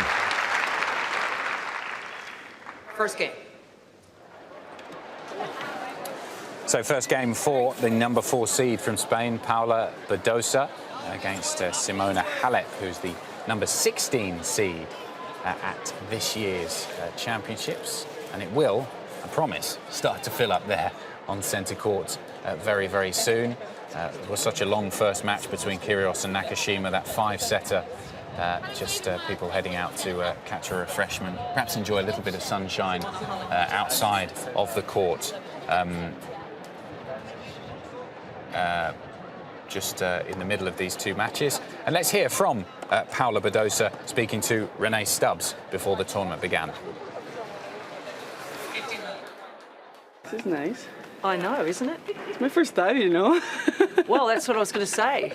How does it feel Sounds for funny. you to be back here at Wimbledon? And what are you looking forward to the most? Enjoy, maybe. Win a lot of matches if I can, but yeah, I don't know. Grass courts are always a little bit different. Every year you don't know what to expect. But I'm working hard on it, and I hope I can play a lot of matches here. It's been a number of years since Wimbledon has had full crowds, and we're going to have everybody in here this year. How does that make you feel coming into this particular year? I love it. I love to play with fans. I think it makes it even better for the players. We feel that atmosphere as well, and in my case, I get more pumped. So I'm really excited to play with the crowd. That means as well that we're getting back to normal slowly. So yeah, it's very nice, and I hope we have all this crowd full. And your form coming in here, what do you feel like you need to do to have the most success at this tournament? Well, I think playing how I play, fight, compete, finding that fighting spirit again. On grass is sometimes a little bit tricky, but I will try to serve well, return well, and try to move as well as much as I can, because I think it's important as well to move, because it's complicated sometimes. So yeah, try to find a little bit my game again. This is the 100th year of the centre court at Wimbledon. That's why we are here, sitting here. What's your earliest memory of centre court? Was it on television? Was it here live? What was it? Live, it's impossible because it's my first memory right now, to be honest. But yeah, I remember watching that final on TV, Rafa against Roger in 2008. It's impossible to forget. I think that was one of the best matches on tennis history. And as well, I remember one of the best matches here as well, the final, Djokovic-Federer in 2019. So yeah, I think we had amazing matches in this court, and it's a very special one. What is unique, in your opinion, about this particular court?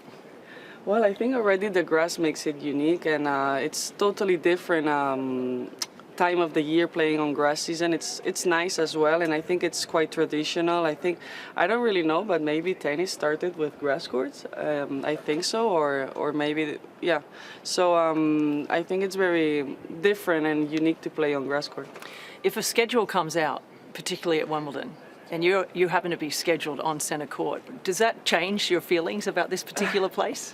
I really love to play on. I really like it, so that would be amazing to play here some days. Of course, I think it's a dream for any kid. If you had one place outside of a tennis stadium to play a tennis match, if you could pick one stadium in the whole world, where would it be for you? I was yesterday on Wembley, and it was quite amazing, and maybe there. It's an amazing stadium, so maybe there, yeah. If you had, through the last 100 years of playing tennis on this court, there's been amazing matches, and you've already mentioned some of them. But if you could sit in a chair here in a seat and watch one match, which one would that be for you over the last 100 years? Well, I'm a really fan of the big three, so any of them playing against each other, I think it's one of the best matches on tennis history. Speaking of inspirational moments, we've asked the local community what are some of their inspirational moments from, their childhood or watching their children. What's one inspiring moment in your life that you feel changed you? Well, I had very tough times in my career. Maybe it was 2-3 years ago. I wasn't even top 100, and I was struggling with anxiety and with depression, and getting through that, and then in 1 year becoming number 2 in the world. I think that was a very big change for me, and an inspirational moment for me, because I went through very tough moments thinking that I would never be a top 100 player, and then being one of the best players in the world. So I have to ask you, follow up to that, is it amazing to you to think that you have opportunities to play on courts like this one now, knowing where you were a few years ago? Yeah, of course. It makes me even emotional to think about it because it's been a long journey and it's been a tough one. And sometimes you think you're not going to make it. So being in this position right now, it's I'm very proud. And of course, for me, every time I step in a center court, it's a very special moment. Across the street, I don't know if you've seen what Wimbledon are doing across there, the old sort of indoor courts, etc. And now they're going to be playing qualifying at some point over there. What do you think that does for the young kids playing Wimbledon now at qualifying and even for yourself to walk over there now? What do you feel about that? I mean, I think it's better for them and to play like near where the real event is playing because I think they can see the players, the big champions, and they can learn from them. I think that's important. I remember playing qualies here, and it was being very far from seeing the best players in the world. And in that moment, that's what you want to see. See them in the gym. What are they doing? So I think that's important for them because they get inspiration from big players and from champions. I want to ask you one more question.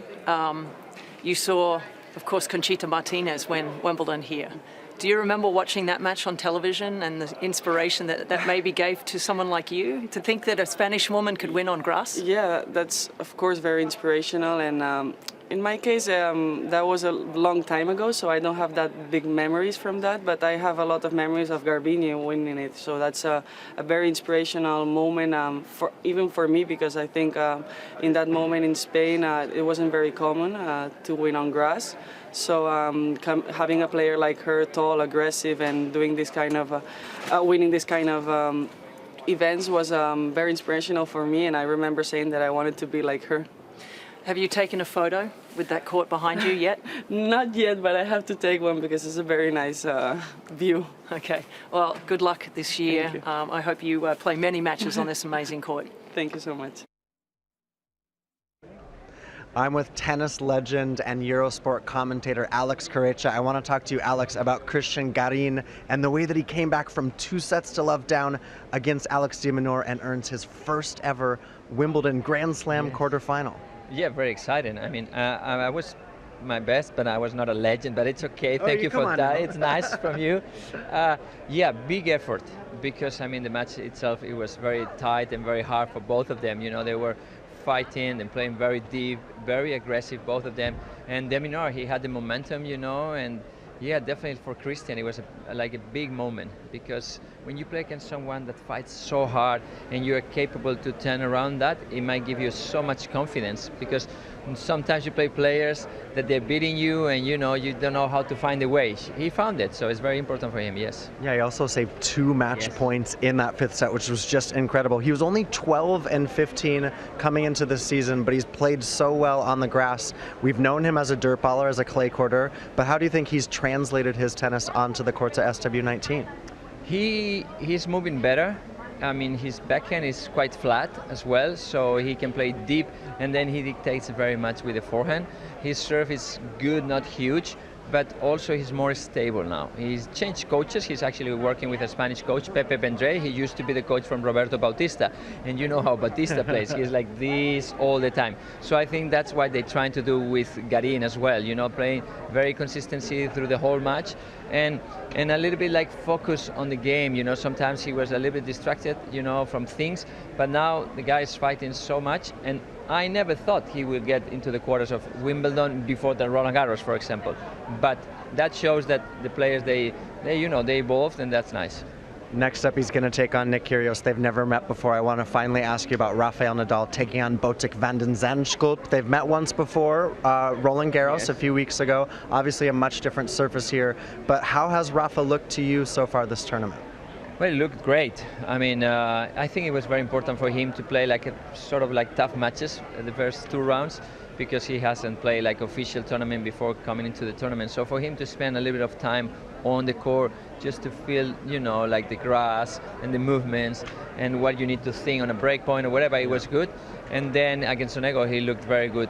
Today, Botic is such a difficult and dangerous player because it seems like he is effortless. He has great serve, nice forehand, big backhand. So yeah, he beat him at the French. It's a totally different story. So I'm expecting a very nice match, very tight match. But I believe like Rafa with these tall guys, usually he's a little bit faster and he always finds a way to take a little bit of time out of their shots. So I think that would be the case pretty much today. But I think he will have to suffer if he wants to win, yes. All right, tennis legend, Alex Corretja. Alex, thanks so much. Thank you, Nick. Thank you. Alex Corretja, one of the nice guys. As Nick described him as a legendary, he really is lovely. I think there's footage of him on social media taking on Federer, and he does the hit between the legs and passes him on the right-hand side. Roger's very gracious about the entire thing. That was Henman Hill, looking absolutely rammed, by the way. Everybody here enjoying a fantastic afternoon of tennis. OK, well, let's take you to court number 3, where there is a change of the lines judges. They're strolling out because 7 games have passed between Robert Farah and Jelena Ostapenko, the number 7 seeds in the mixed doubles, and they're playing against Nikola Kacic and Alexandra Krunic in the mixed doubles. Always enjoy watching, well, doubles in general, but mixed doubles particularly. It's such a tactical game, and to see how partnerships match up. And Ostapenko on the right there has found herself a good partner. Robert Farah, a former world #1 on the men's doubles, a really, really strong player. And we can settle in and enjoy this 8th game of the first set on court 3 with Krunic to serve. Give.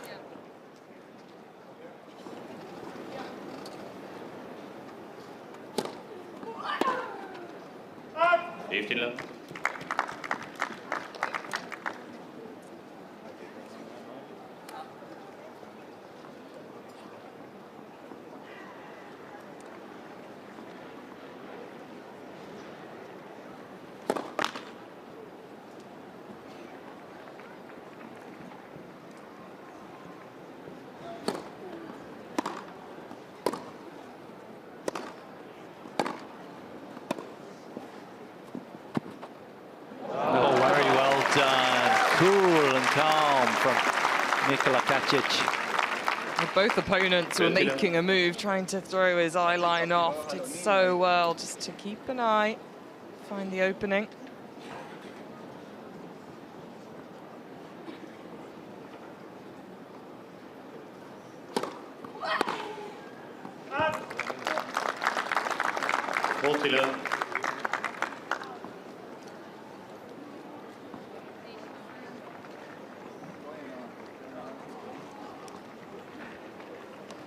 So everybody wants to get out of the blocks quickly. Look at his poise there. The knees are flexed with angle, and that gives him his best opportunity, he thinks, of moving as quickly as he can to intercept or climb back for a lob.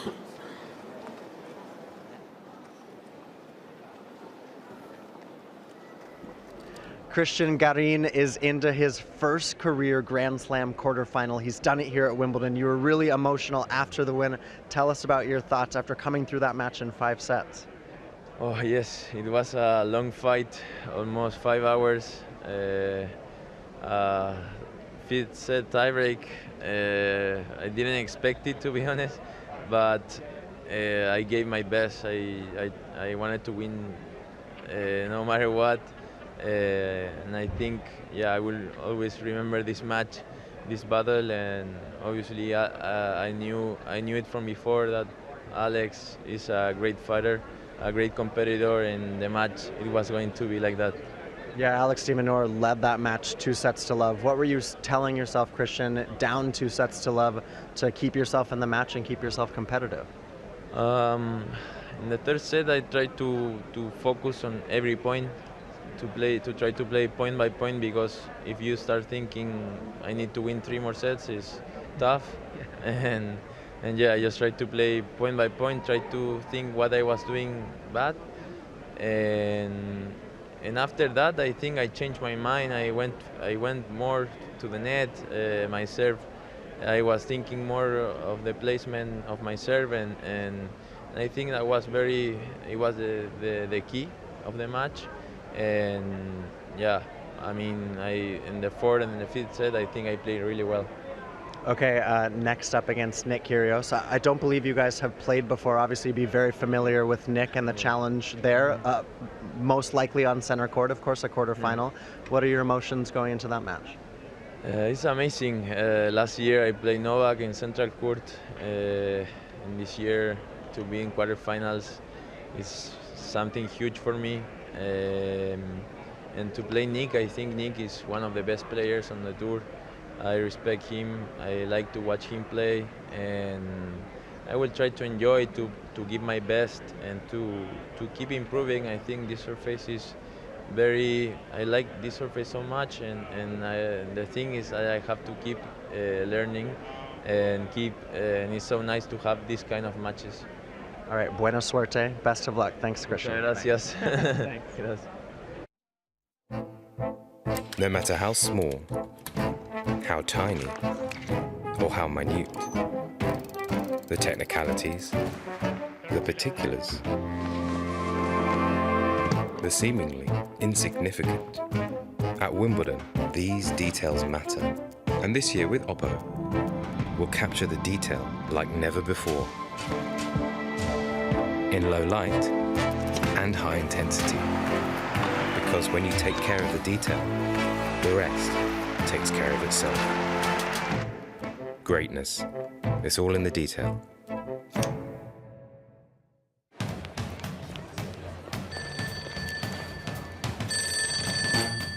Welcome to the Sipsmith Swansea service at Wimbledon.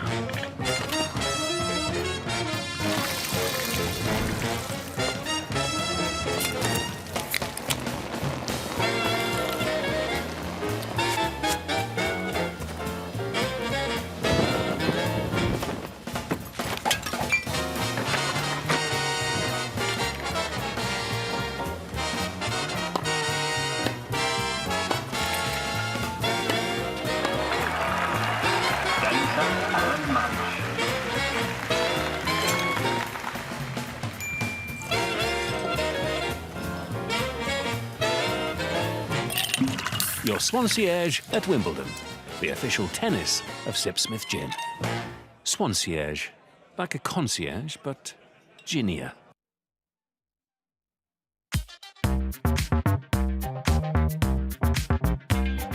Straight up. Yeah, bounce. Yeah, come on, bounce. Woo, woo. Go, go. Woo. Yeah, it's the kind of vibe I like. Make me want to ride with the window down all night.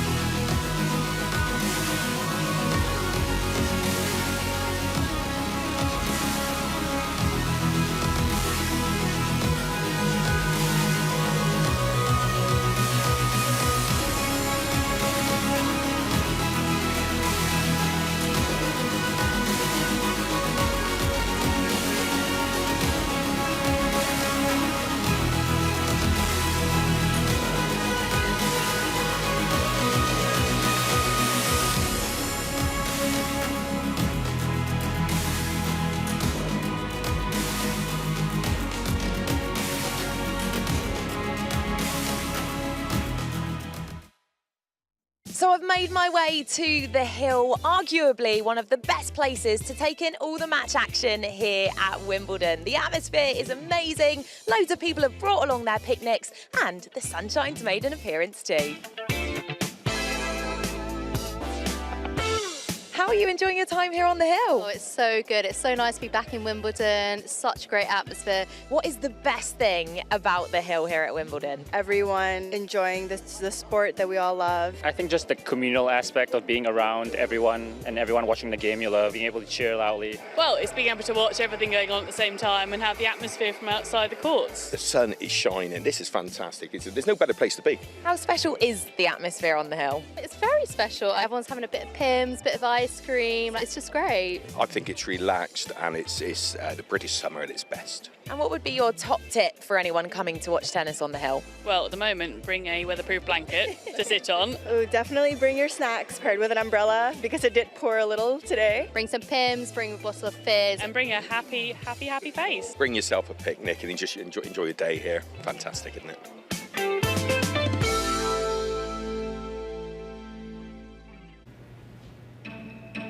greatness, it takes time to evolve and to grow, to strive for relevance in a world that changes fast, to learn how to adapt when the conditions work against us. It's an endeavor to be sharper and smarter, a labor of excellence as old as time itself. A century of relentlessly pushing the boundaries further and further. Again,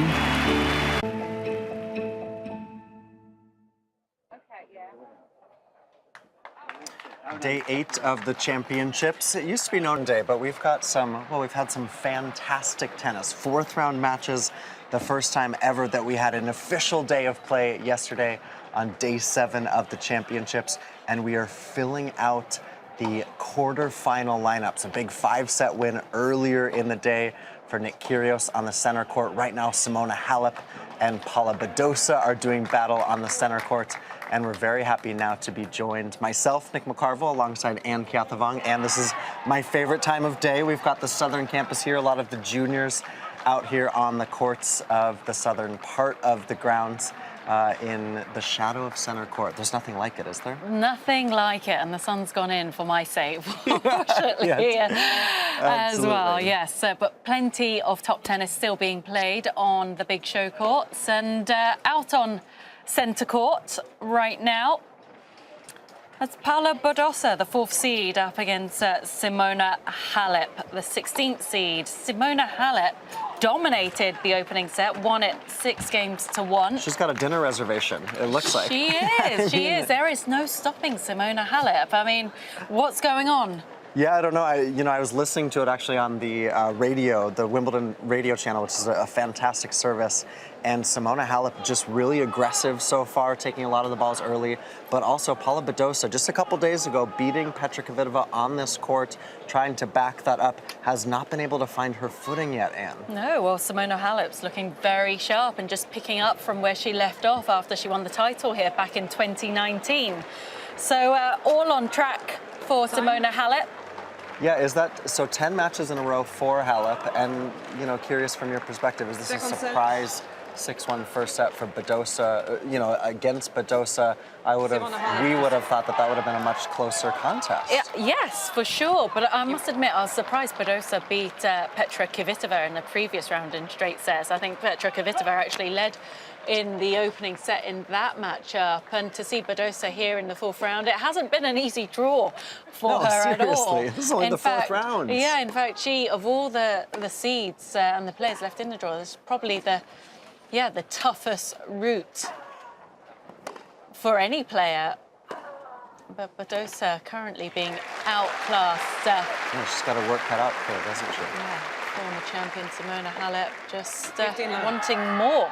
Yeah, Still indeed. plenty to prove. All right, so this is the first game of set 2. Simona Halep won the first 6-1. Let's go ahead and dip into the commentary on center court.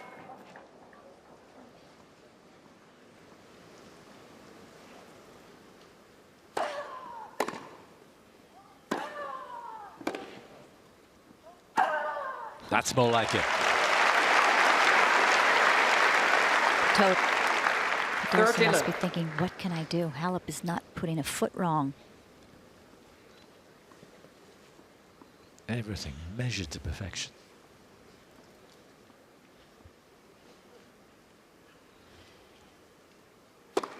Let Fritz.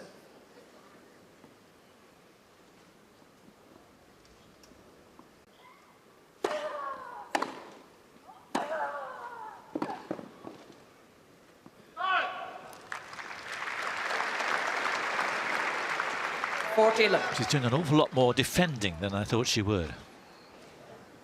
Because Badosa hits with so much power, I thought more of the points would be at least even. Yeah.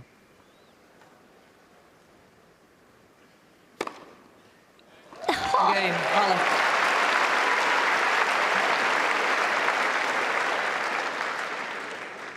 First game, second. So, Simona Halep keeping things on track. And if you want to continue watching this, you can do on all of Wimbledon's major broadcasters.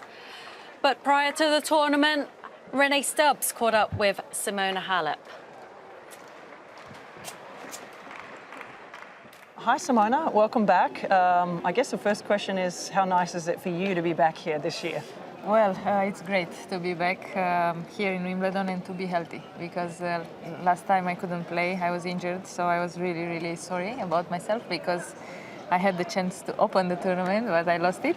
But I'm really happy to be back here and to be ready to play. Yeah, it's been a tough 3 years really for a lot of people with the pandemic, etc. And how nice will it be that you get to actually come back here and experience it with full crowd again? Yeah, it's amazing to have the crowd back. It was really tough, the pandemic period with the bubbles and nobody in the stands. So it was a challenge, big challenge for everybody. I felt it, but we went over it. So this is the most important thing. And now we have just to enjoy the crowd, to enjoy the energy and to give our best. How do you feel about coming into this year with your form and with your play? Well, I struggled this year, I must say, because it's the truth. But I found the pleasure to play tennis again. I am happy on court, of course. Probably I don't do what I wanted to do. I didn't do what I wanted to do during the year, but every day is a new challenge. So I'm going to fight, I'm going to stay there, and I'm going to give my best to touch the highest level that I can. So this year, it's the 100th anniversary of Centre Court. Can you remember your first memory of Centre Court, whether it be on television or in general? Well, yeah, on television I watched a lot, and I always dreamed to be able to play on this court. And honestly, I don't remember my first match on the Centre Court, but I remember my last match on the Centre Court 3 years ago, the final. So yeah, I have great memories. The court is super elegant, super... you see all the people super well dressed, and everyone is quiet. You feel the tension, you feel the pressure, but in the same time you feel the way that the tournament is the most prestigious. So you feel the people that they are really loving tennis.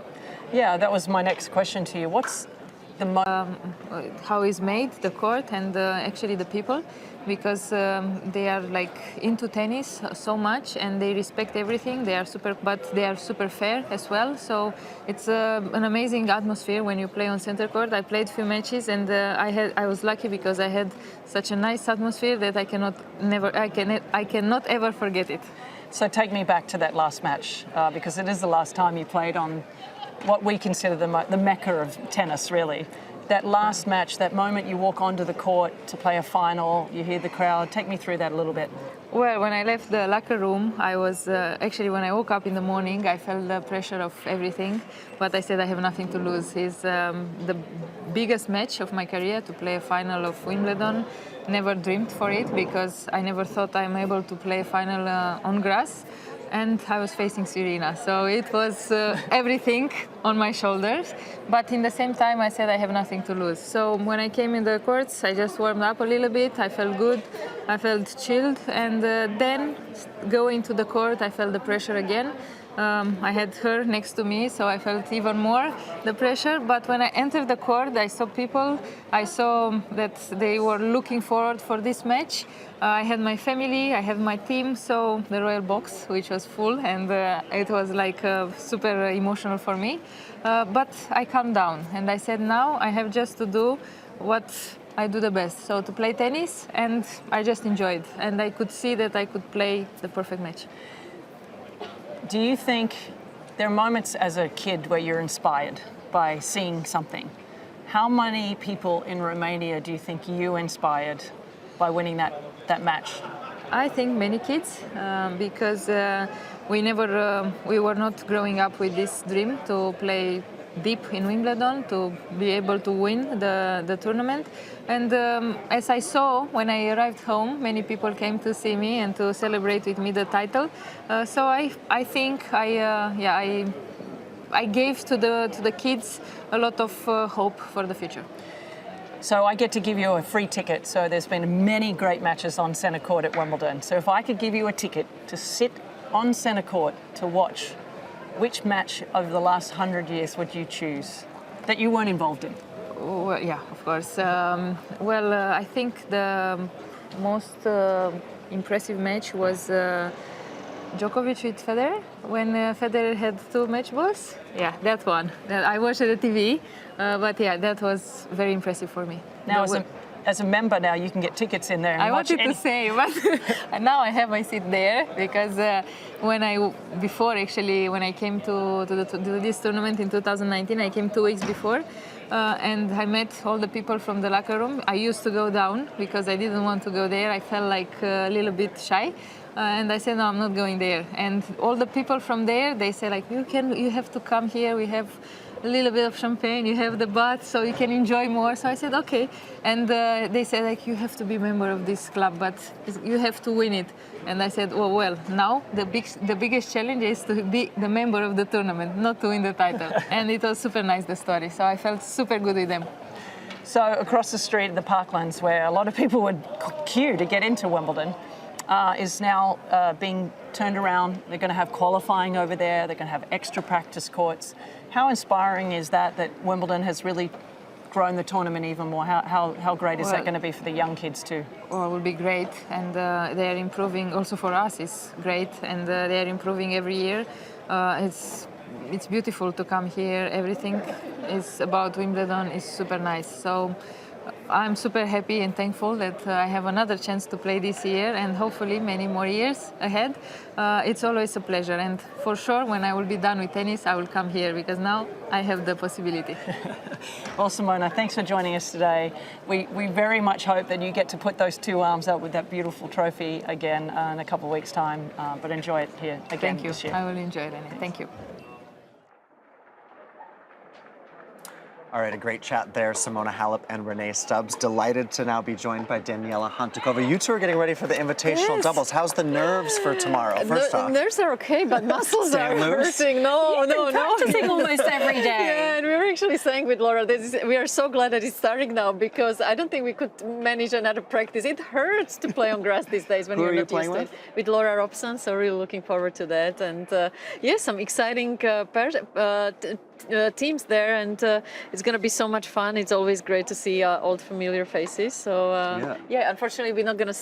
And tomorrow we take on Goran Ivanisevic and Mary Pierce, one wow, of my good luck. childhood heroes. And I had a practice session today with Natalie Deshi, but our practice session wasn't as intense as Laura and Daniela. So we spent more time talking than actually playing tennis. I heard from Laura it's pretty intense out there with you, Dani. Yeah, we'll go after it.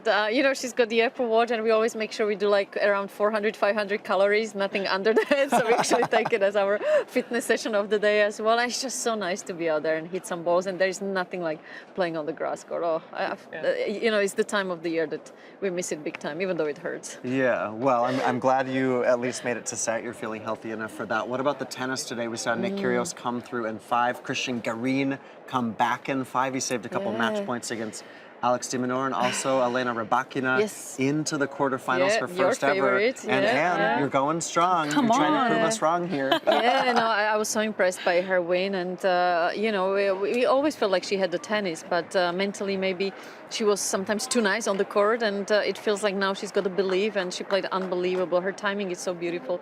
First time I saw her, I thought, okay, that technique, it's just, there is nothing to be kind of adjusted. She just has to really trust her shots, and finally she's putting it all together. And so these days anything is possible, and we wouldn't be surprised if she can go really deep in this tournament. Well, she awaits the winner of Elise Cornet and Ayla Tomljanovic, both unseeded in the draw. So another fantastic opportunity there. Elise Cornet actually won the first set, but they're in a bit of a tussle in the second set. Yeah, and Rybakina, I mean, you brought it up just a couple days ago. You feel like she is someone.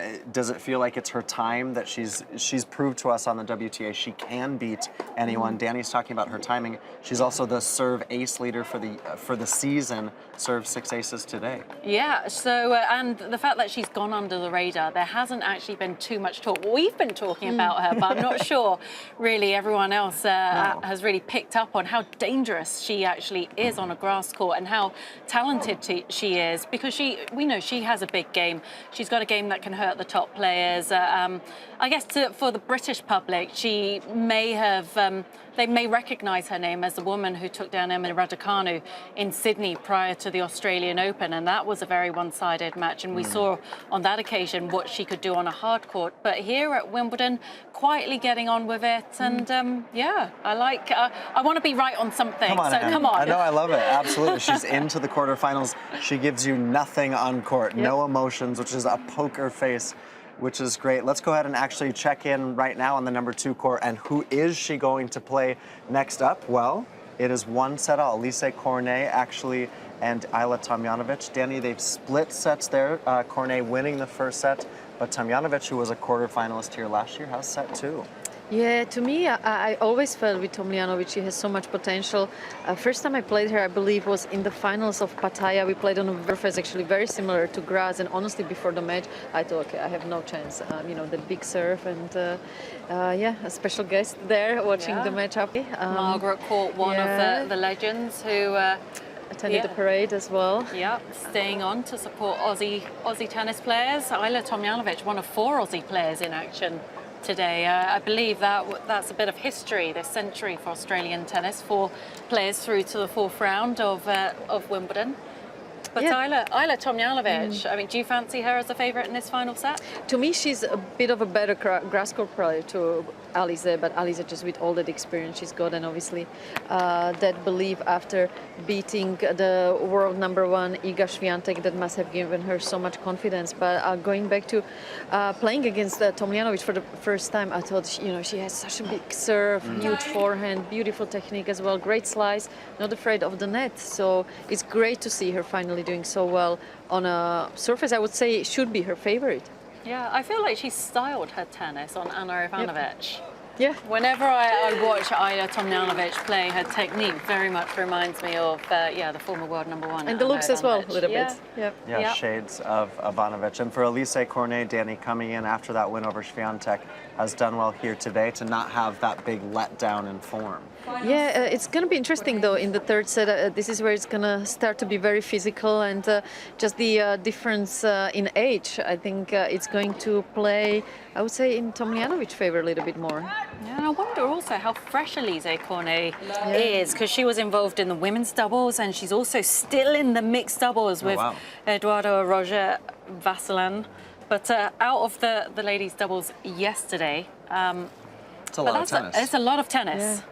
And is there 2 tapes on her legs as well? So both yeah, thighs. this is where sometimes, you know, towards the, I don't want to say later stages of your career, you have to be so careful where you pick to play the doubles and mixed doubles, because having played 2 matches yesterday, you know, it might be costly for a big match as it is today, because, you know, it takes so much mental and physical efforts to get to the quarterfinals.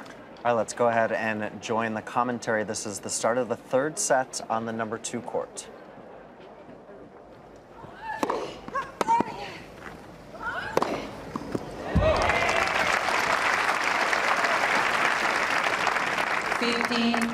Never though, right off Elise Cornet.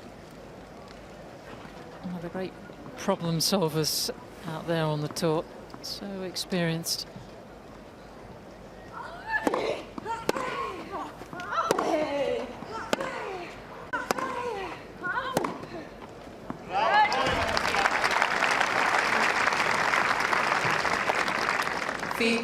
Chance to hit the front in this contest for the very first time in almost 2 hours that they have.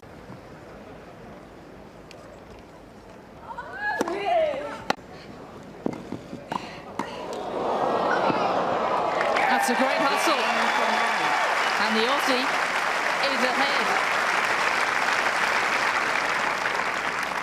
First game, final set. All right, so just the start there of that third set on the #2 court. Tomljanovic and Cornet for a spot in the quarterfinals against Rybakina. You're getting a live shot there of the hill. The hill has been absolutely packed today and earlier today. And I want to start with you, Nick Kyrgios. You know, that big win over Tsitsipas, there was a lot involved in that match. but he handled himself well today against Nakashima, coming through in 5 sets, because that was a dangerous one against an American who's just 20 years old and is a really tough customer. Yes, Nakashima put up a fantastic performance out there on centre court for the very first time, but Nakashima was something. But yeah, out on centre court, Nick Kyrgios shrugging it at times. Got some treatment.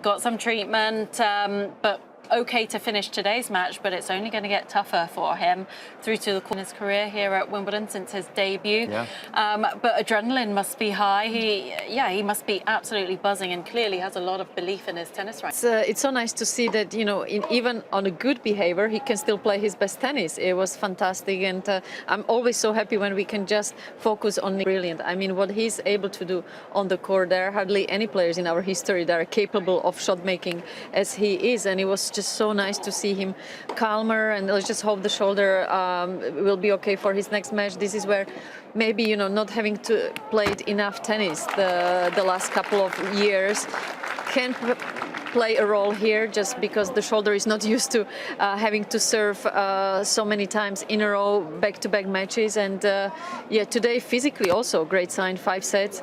Didn't really look that tired at the end, and honestly very impressed with his mentality as well.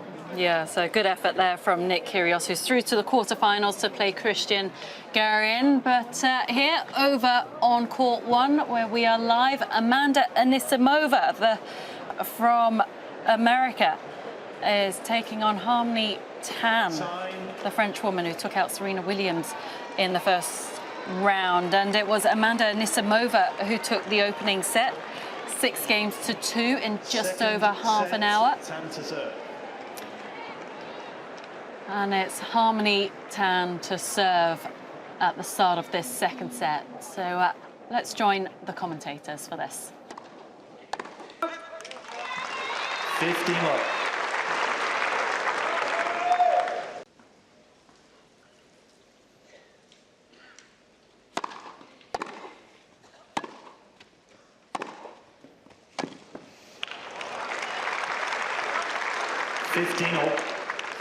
Yet again, another well-struck ball by Ana Samova.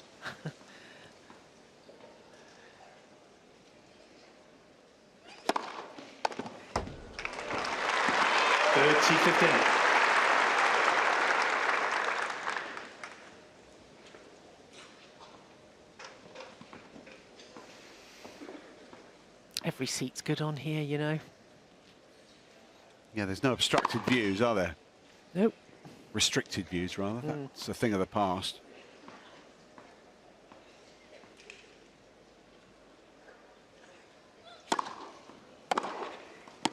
Ooh, that was hit like a rocket from Ana Samova. 30-all.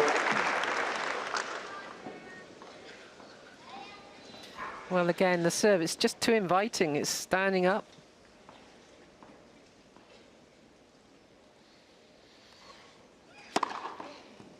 Ace from Tan. That's a second. 40-30. Not far shy of her fastest so far.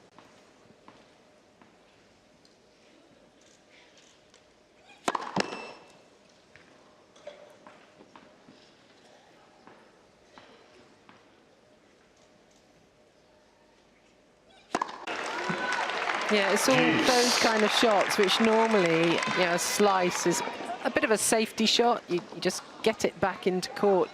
And she's missing those today. Yeah, a little sigh, look up to her coach.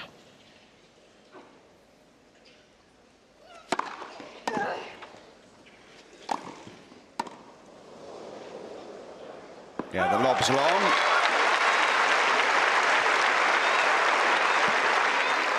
Natalie Tozier, who is coach of Tan.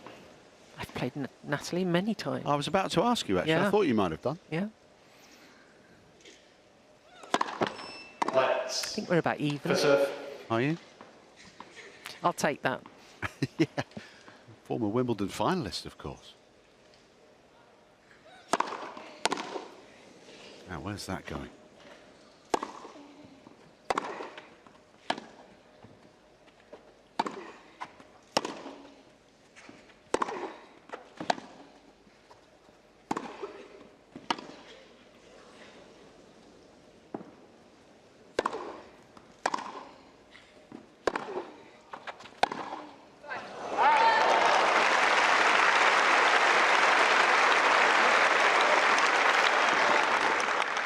Juice.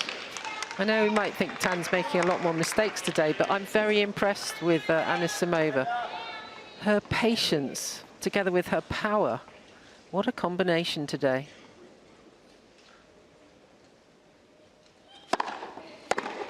Oh! Just wide. Advantage, Tan. Well, this would be a psychological boost for Harmony Tan to score the opening game of the second set.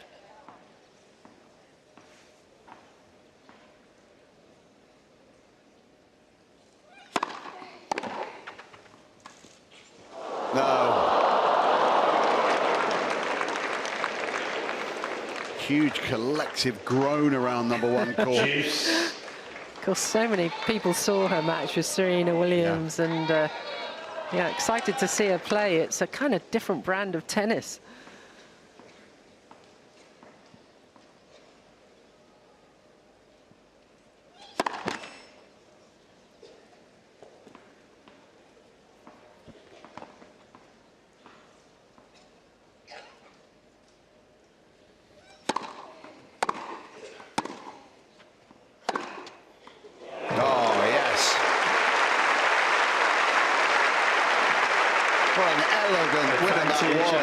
Over.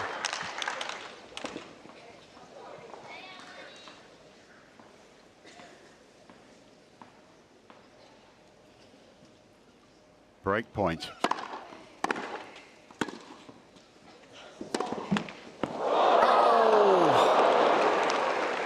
Now, will Ana Samova challenge this? She's wondering whether to or not. It just took a deflection as it clipped the net. Yeah, I think it was going out. The net nearly brought it back in.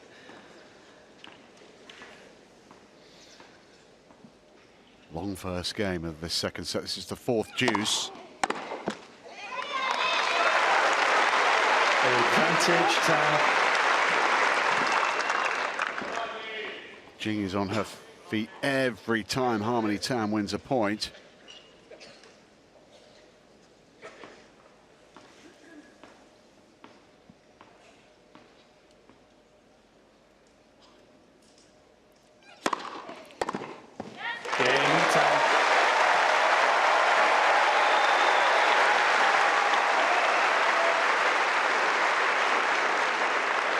First game, second set. So good hold there for France's Harmony Tan in the second set, but it was Nisimova who took the opening set 6-2. Winner of this match play the winner of the match going on centre court between Paola Badosa and Simona Halep.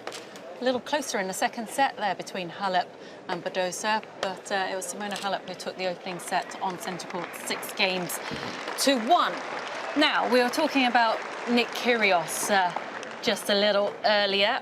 He had a fantastic 5-set win over Brandon Nakashima court earlier today, and he has been chatting to the media. Brandon today, honestly, I didn't watch too much of his matches before today. Obviously, I looked at the draw and one of the people he beat, Shapovalov, he won juniors here, so I knew that Nakashima was going to bring a pretty good level today, but I just felt so many areas of his game were impressive for me. Second serve, I thought was unbelievable. I wasn't able to attack it. His backhand was so good. Anytime he got on a return, I felt like he made it, pushed it back in play.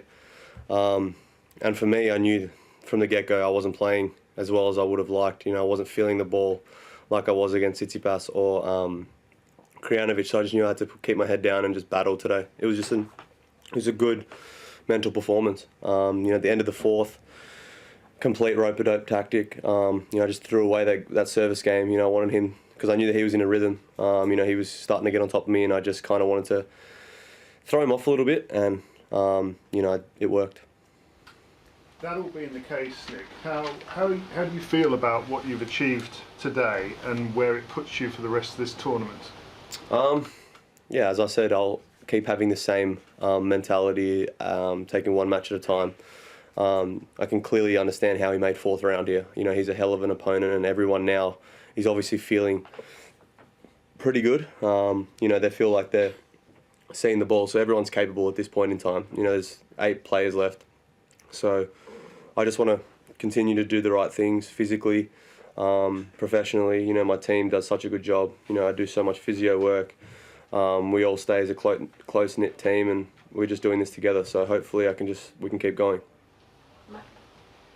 Hey Nick, Matt Futterman from the New York Times. Can you talk us through the shoulder? Just you seemed so uncomfortable in the first set, and by the end you were serving 137 miles per hour on the gun. What was going on? And what was... I woke up after Tsitsipas and had some shoulder pain, and you know I've played so much tennis in the last month and a half, so I almost knew that it was time for my body to start feeling some niggles. But I think that's normal at this time in the event. I don't think anyone is feeling 100%. You know, obviously Rafa, you know, you see him dealing with something niggling all the time. I just don't think there's anyone feeling 100%. So that's something I'll just manage, and mentally I feel like I just deal with these things a lot better now. You know, obviously early in my career, I don't think I would be able to kind of, you know, I knew today that I wasn't feeling 100%, but mentally I stayed quite calm, you know, with that, knowing that I wasn't able to serve full out for the whole 5 sets. You know, obviously I had to take painkillers, but I just, you know, as I said, I wasn't returning well for a period of time, and then I just stuck to my guns in the 5th set, and then started, you know, I felt like the level in the 5th set for me was raised, where his level kind of went away a little bit. Simon? Simon Briggs, Daily Telegraph. What would it mean to you to get to a semi at this level? That's not my goal. You know, I was telling people back home that I wanted to go for the title this year round. You know, I'm not thinking about lifting a trophy or making semi-finals or making the final. I'm just thinking about my habits every day, just trying to, you know, put in a good performance on the court, and then put in a good practice sessions, try and stay positive, try and really separate, you know, once I'm off the court, you know, enjoy time with my team, my girlfriend, and just really just enjoy that, and then get into the game mode. I'm not thinking about anything ahead or any goals like that. I'm just really trying to stay in the moment. Willie Weinbaum from ESPN. Nick, there have been times in your career where you've discussed not enjoying the sport, not having the foremost motivation. How would you describe what you're experiencing right now on the court in terms of enjoyment and motivation? Well, I just feel like I've been through so much, and I feel like I'm at myself on the far side, just knowing I was locked in an absolute battle, where the fact that I was like, you know, 2 sets to 1, obviously before I lost the 4, the competitiveness. That's probably the first time in my career where I wasn't playing well, regardless of, you know, playing centre court, Wimbledon crowd. You know, I was able to just say like, wow, like look how far I've come, to myself. I was bouncing the ball before I served, and I really just smiled to myself. I was like, we're here, we're competing at Wimbledon and putting in a good performance mentally. It was rewarding. I thought if I didn't play and stay calm, and it was a really good mental performance today, but I think I'm enjoying the battle a bit more. You know, I'm expecting everyone to play well against me now, because, you know, for him, I was that kid once who stepped on that court and being the underdog, where today it was me walking on centre court, being the favourite. It was completely different for me, different feeling, but I was able to navigate that. Hi Nick, many congratulations. We'll ride up Kent Live. You've spoken with incredible honesty about the dark times you've gone through and off the court, and how you've turned your life around over these last 2 years. Could you just reflect on that journey and how you're doing now, sitting there as a Wimbledon quarter-finalist? Well, look, there was a time where I was having to be forced out of a pub at 4 a.m. to play Nadal, second round. Like, my agent had to come get me out of a pub at 4 a.m. before I played my match on centre court, Wimbledon. So I've come a long way, that's for sure. But I think just daily habits and the people around me. I've got an incredible support crew. You know, my physio is one of my best friends. My best friend's my agent. I've got the best girlfriend in the world. I've just got so many people around me who they just support me, and I feel like I just can reflect on all those dark times when I pushed them all away, and now I'm caught to sit here, quarterfinals of Wimbledon, and feeling good, feeling composed, feeling mature, and having that around me. I'm extremely blessed, and I feel like I'm just comfortable in my own skin. Hi Nick, Tamani Guardian. You on the court you sounded like a bit of an old veteran when talking about, you know, Brandon Do you feel like it, playing against a 20-year-old on centre court? Yeah, well, people often forget this is almost my 10th year on tour. I kind of feel like I was the first guy who broke through young, like at 19 beating Rafa at Wimbledon. I feel like I was the first young guy to kind of show all the other guys like Zverev and Thiem and stuff that they were able to do it as well. I feel like I was kind of that first one to break the mold. And then obviously you look at guys like Alcaraz, Sinner, who are just absolutely fearless. I feel like, I don't know, I think a lot of players think like Federer, Djokovic, Nadal are almost gods and you can't like hurt them. But I feel like I showed that one of them was human that day. And I feel like, I definitely feel like I've been around for a long time. People don't really realise, like I'm 27 now. And I was playing here, I played juniors here as well, 16. So I've been here so much, so I feel comfortable here, but I definitely feel a bit like a bit of a veteran now. Scott Fitz from The Age. There were a lot of critics after the Tsitsipas match. Were you able to block that out and just ignore what was being said? Honestly, I don't care. Like, I just smile. Like, it's so funny. Like, I joke around with my team about it so much. Like, it's hilarious. I almost just wake up and read things and I just laugh. And I never forget things like the people say, whether it was 3-4 years ago, like things that just stick with me. I have a massive chip on my shoulder and I just love, like I sit here now in quarterfinals Wimbledon again and I just know there's so many people that are so upset. You do consume it all though? Like you I don't consume it all, I just like, it's a good feeling. Congrats. Let's go, Nicky! Let's go! Well, there were maybe some fans that were upset that Kyrgios is into the quarterfinals, but what about these fans who are overjoyed, Danny, that Nick Kyrgios is into his first Wimbledon quarterfinal in 8 years? Yeah, it's incredible. But did we just hear that he called himself officially veteran? A veteran. And then what are we? His word, a veteran. He's a veteran at the age of 27. There you go. Oh, okay, let's stop there. Let's not even go down that road. But plenty of fans willing him on and hoping that he goes further in this tournament, which, love him or loathe him, Nick Kyrgios gets people talking about tennis. Yeah, absolutely. And the way, again, I just want to go back to, there's a tweener mid-match today. I want to go back to the fact that there was so much involved in that Tsitsipas match. But I do have to, you got to give him credit today, Danny, the way that he handled this match. He was the favorite going out against Nakashima.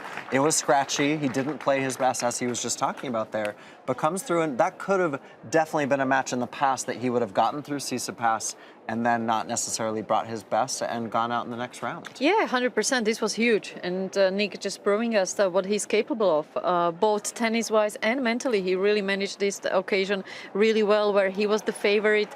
Sometimes we've seen his best tennis against players where he has nothing to lose. But today, all the pressure, all the attention, especially after the Tsitsipas match, was all on him. And he handled it incredibly well. And it's just nice to see how much that means to him, how much he's willing to really put everything into, hopefully going all the way for him. And it's nice to see that commitment, because we know what he's capable of on the court. He reminds me a little bit Carlos Alcaraz. Like every single rally, you just don't know what's coming, and that's what makes it, to me, that's where Nick is the most excited at, when he's just going out there, going for his shots, and just really letting his racket talk. And when he does that, he's one of the best, and that's why it's so good to have him still in the tournament.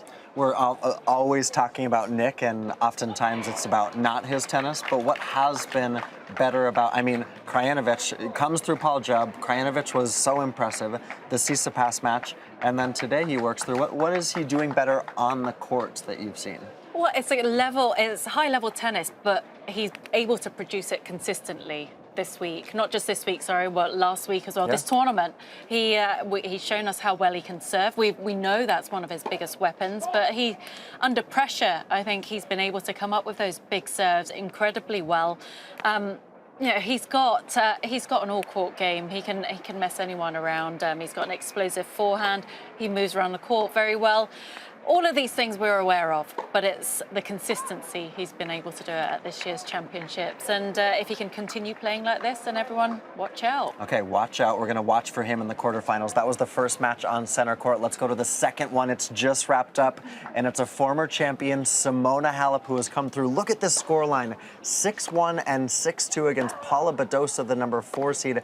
Halep in fiery form. She's now won 11 consecutive matches. That's going back to 2019 when she was the champion. She missed 2021. And Daniela, that is a big smile from the former champ who seems to be on a mission this year here at Wimbledon. That is a very happy Simona, and I just wonder how much of that parade yesterday, when she got the opportunity to be on the court with the other legends of our game, inspired her, because she's one of the very few on the women's side that she was able to stand there as a Wimbledon champion, be part of that incredibly emotional scene, and have the opportunity to come out on the court today and you know, try to go all the way, so that next time, you know, they can say a 2-time Wimbledon champion. And today she was just too good against Paola, and honestly I was surprised with that scoreline, because I thought it was going to be much closer, seeing Paola how well she played against Kvitova, and only 1 hour needed for Simona. She's showing us all the signs from the one that got the title here a couple of years ago. Yeah, just an hour on the clock there for Simona Halep. I think she'll be very pleased with that performance. And here she is, about to chat with Lee McKenzie.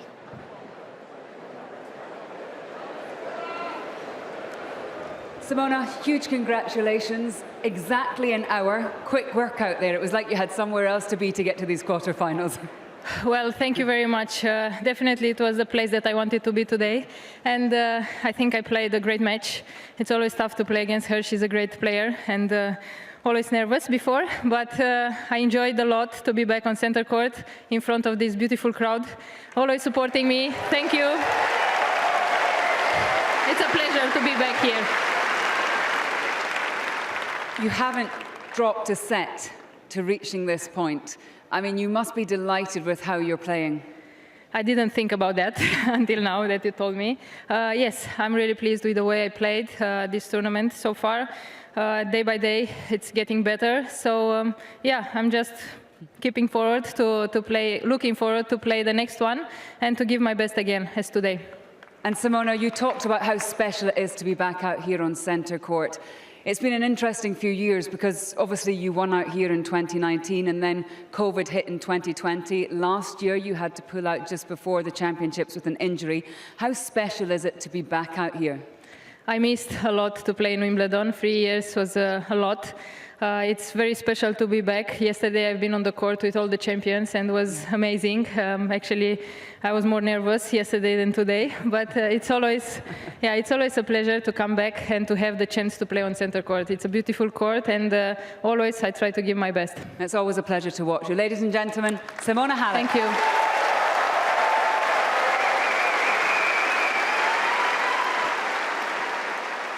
Well, Simona Halep, that shining smile I mentioned, 11 match wins in a row. She's going to go for number 12 against Ana Samova or 10 in the quarterfinals. Daniela, she's referencing there just what you were talking about. Yesterday was a big moment for her, walking out with the former champions, the legends of the game.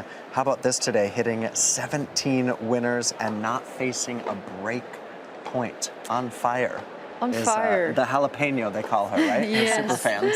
And, you know, if she was playing good until this point, I think that whole ceremony yesterday can only now bring the best tennis out of her. Because honestly, to be part of that parade for us was so emotional. So I can't even imagine for what it must have been for the legends, and to be able to use that energy and carry it on to your matches is basically one of those moments you're standing there and you're thinking, okay, no matter what happens for the rest of my career, I'm part of this moment that we will never forget. And I think that just gives them so much more freedom for the rest of the tournament. And we saw today Simona at her best, really.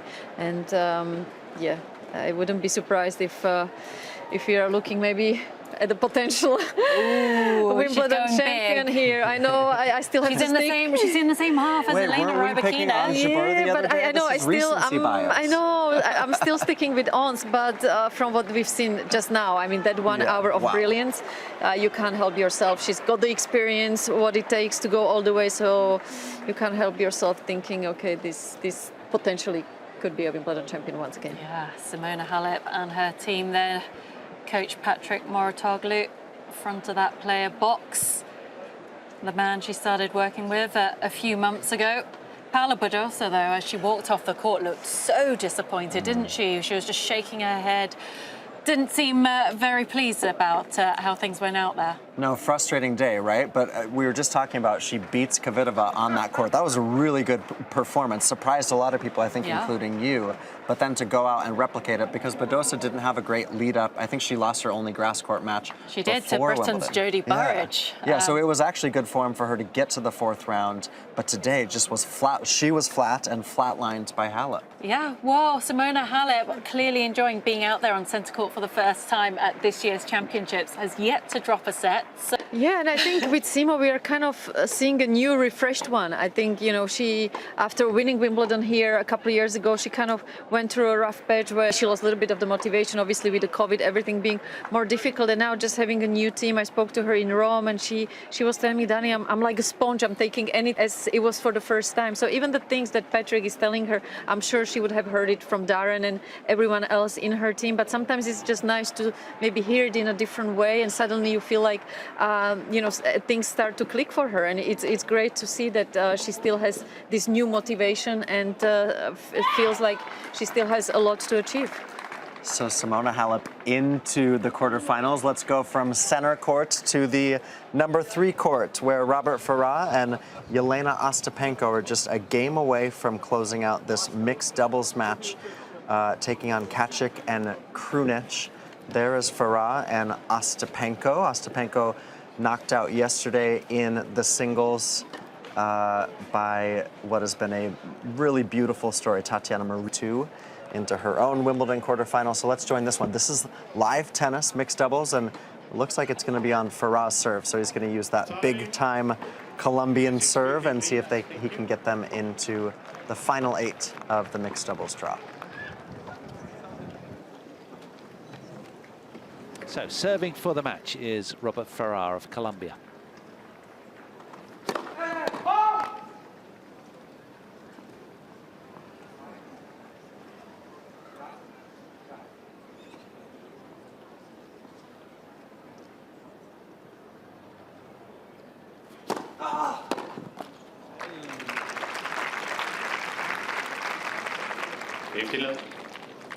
Just the way that Farah closes in, you have to expect that a few chances are going to be taken here from the returners to try and return at Ostapenko.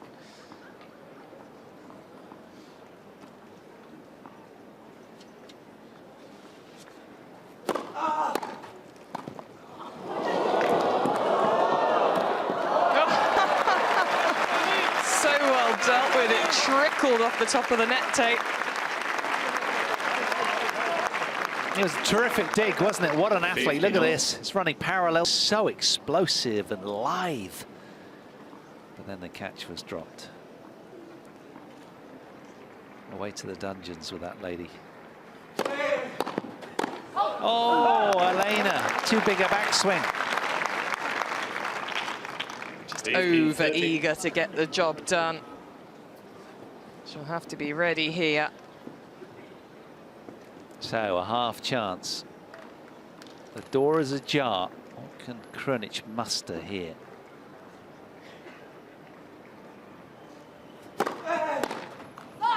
Heavy serve, hammered down from the Colombian. Now can he land something meaningful to Kacic? His fastest of the match has been 125.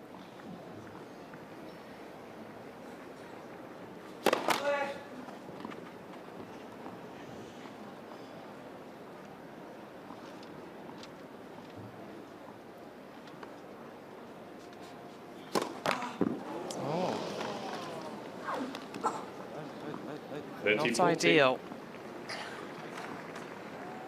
Gives up the breakpoint opportunity. Yep, the first of the match for the Serbians. Can they make something of it?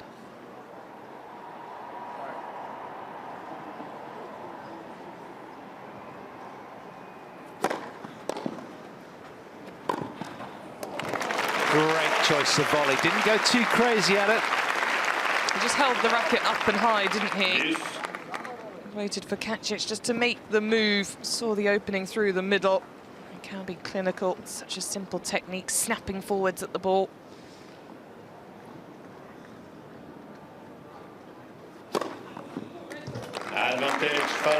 Well, he's been in this kind of situation so much over his decorated career. But it's kind of become sacrificing answers, pick locks.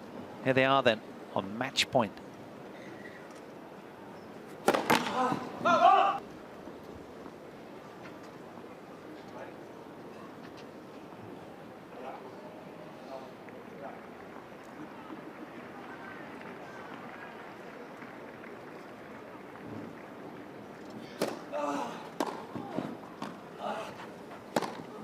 Oh, she's got it.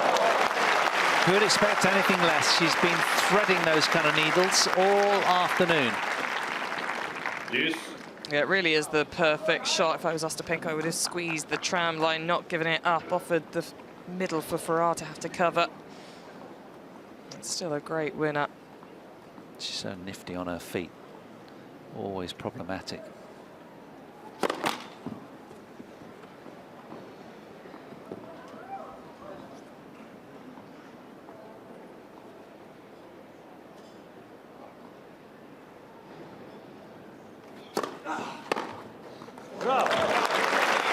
It's a monster return from Nikola Kacic, who does catch it just right.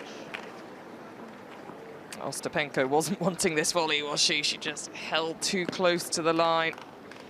Out of the reach of Ferrar, perfectly placed under the circumstances. Now will Krunic get the magic potion out again? She's got that sort of gunslinging kind of game style. Vicious racket head speed.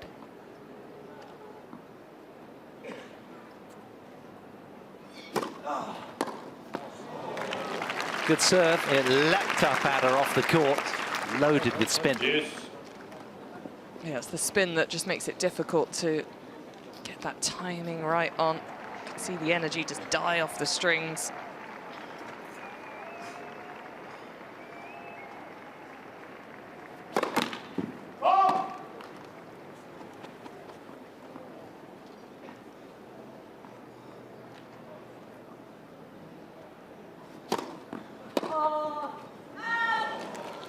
Quality second serve, 96 miles an hour. Advantage Farah. And weaving from right to left through the air. So as we approach an hour and a half then, it's a second match point opportunity for these two.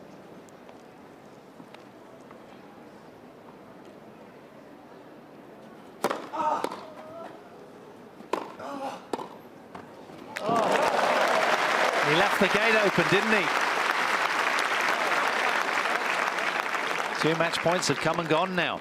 Well, the fact that Ostapenko didn't duck out of the way here, you knew that it was going to go either through the middle to his opponent.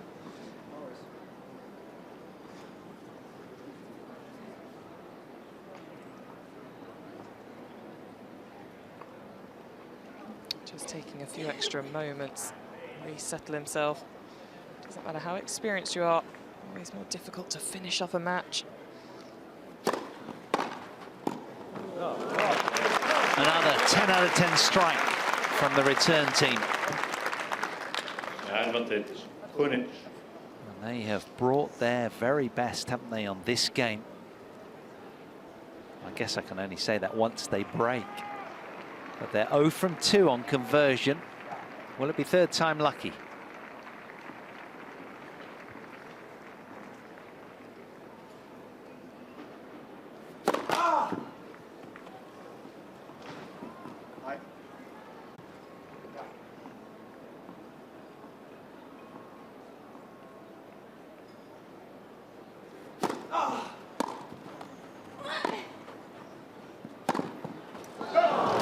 thought it was going to go down the line.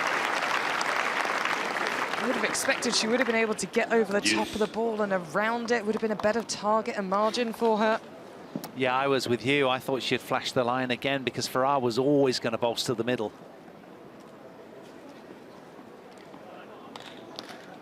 Stone face throughout.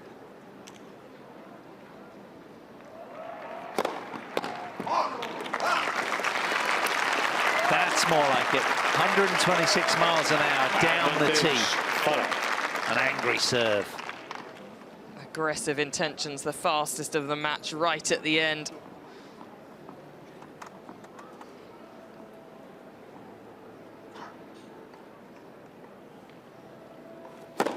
Let's have it.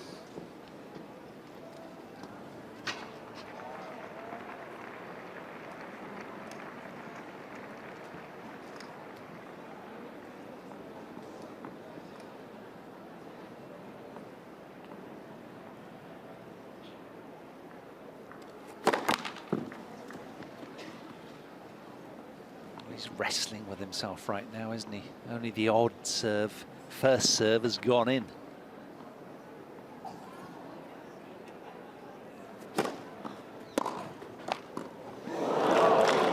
Oh, Yelena, move forwards to that one, don't let it drop. Well, the crowd are enjoying it, they get more tennis. Shaky ending moments. Farah wants to get the job done on serve.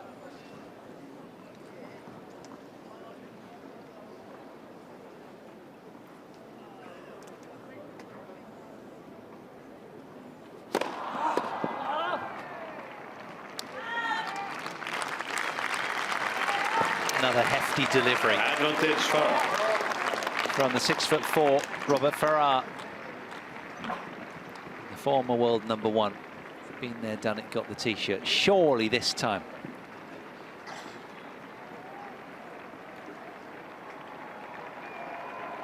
Games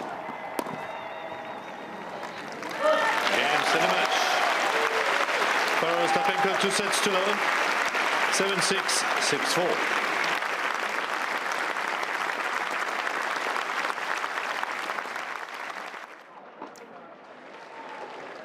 All right, so a good win there for Farah and Ostapenko in the mixed doubles. Now looking live inside center court. That's Rafael Nadal on the top of your screen and Botic van den Zandschulp. We're going to hand it to commentary in just a second, but Daniela, what have you made so far of Rafael Nadal's Wimbledon? There's been some bumps on the road. Yeah, they have been, especially at the beginning of the tournament, but now I feel like he's coming back to the form that we normally expect him to be at during the second week, which is a great sign because obviously there were so many question marks after Roland Garros, whether he was even going to be able to come over here. Now seeing him on center court second week, this is where he's going to pick up his form, I believe, even more so. And he's now 3 matches behind his belt, trusts his foot on the grass, and I wouldn't be surprised if today's going to be his best performance, although his opponent is having some incredible form as well. Yeah, Botic van den Zandschulp has actually spent 2 hours less on court during the first week than Rafael Nadal. So he's been much more efficient than his opponent in getting through his matches, but they did meet recently in the third round of the French Open, and on that occasion Nadal, let me guess, Nadal won pretty comfortably. Rafa in Paris, no. Straight set, 6-3, 6-2, 6-4. And ideally for Team Rafa, a similar kind of result would be preferable today. No bumps needed. But anyway, you can continue watching this match in the company of the commentators.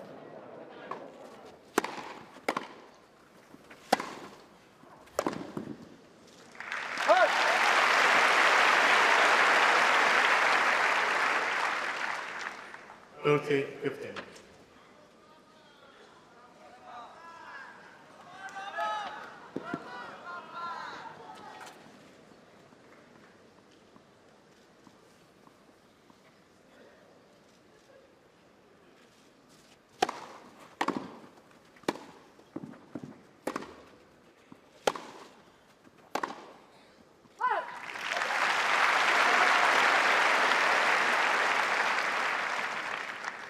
40-15. It's the 21st seed, the Dutch number 1, Botik van der Schonskalp.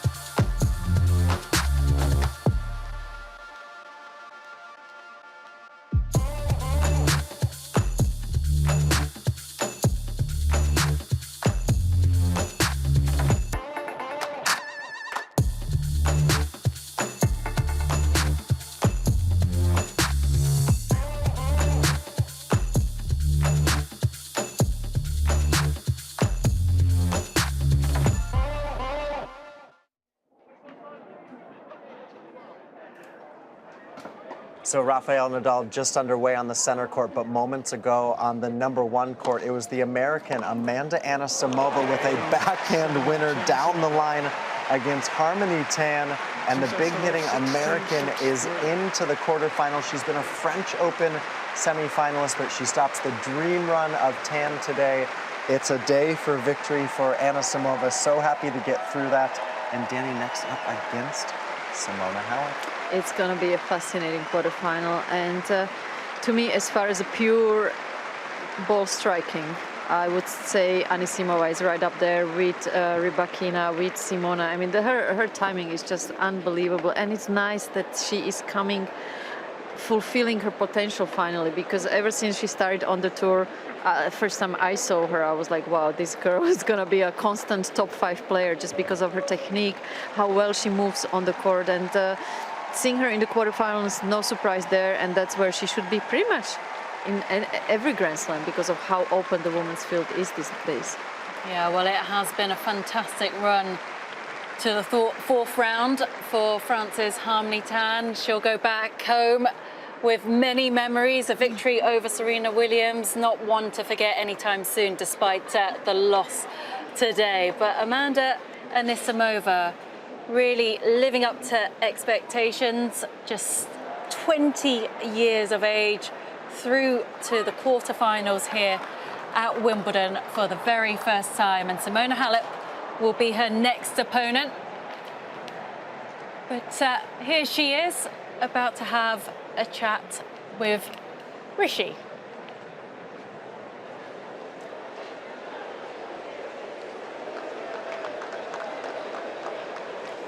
Amanda, congratulations. A magnificent performance. You've walked here looking lovely, relaxed and calm. Could you just describe what you're feeling, though? Yeah, it's amazing to be in the quarterfinal here. Going into this, I didn't think that this was possible. I mean, it's a dream come true right now. It's my first quarterfinal at Wimbledon, so I'm just so happy.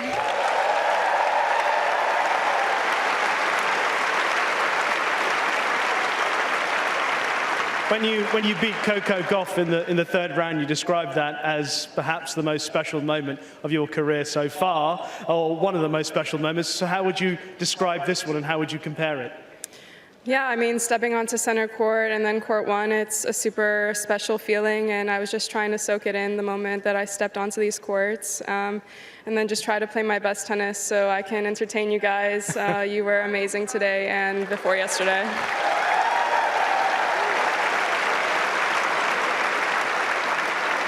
We know that you've been to a semi-final of a Grand Slam before at Roland Garros back in 2019. But the progress that you've made once again to get back to the top of the game over the last couple of years has been incredible. How proud are you of the work that you've done to be back at this sort of position?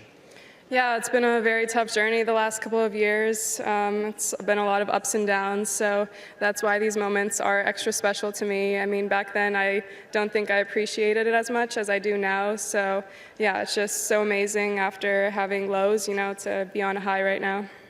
And can I just ask you briefly, I know it's early days, but there's Simona Halep in the next round of the quarterfinal. And of course, you've made it through to the quarterfinal. We've said it earlier today when Taylor Fritz got through. It is Independence Day, a pretty special moment. Yeah, I'm super happy that there are still some Americans standing, especially for 4th of July. And I did hear some of them in the crowd today, so thank you. We wish you the best of luck for the rest of the tournament, but congratulations to Ana Samova. Thank you.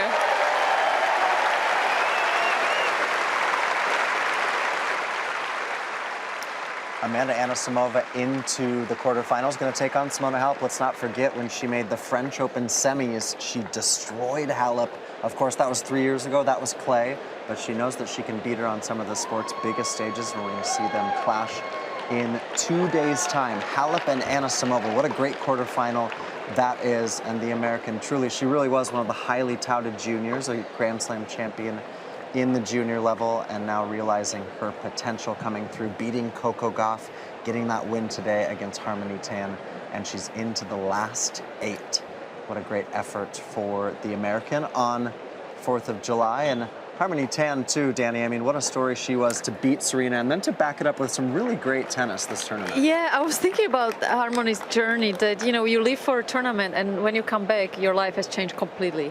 And that's such a wonderful thing that happened for Harmony. But now, from wherever she goes, obviously there's going to be so much more expectation from her, but also kind of a relief that she made a big statement for herself, and she can really enjoy her tennis. She's got the belief, because there is nothing like performing well in a Grand Slam than for the rest of any other tournaments you go to. You feel just so much more confident because you know you performed your best at the biggest stage in tennis, and you feel for a second.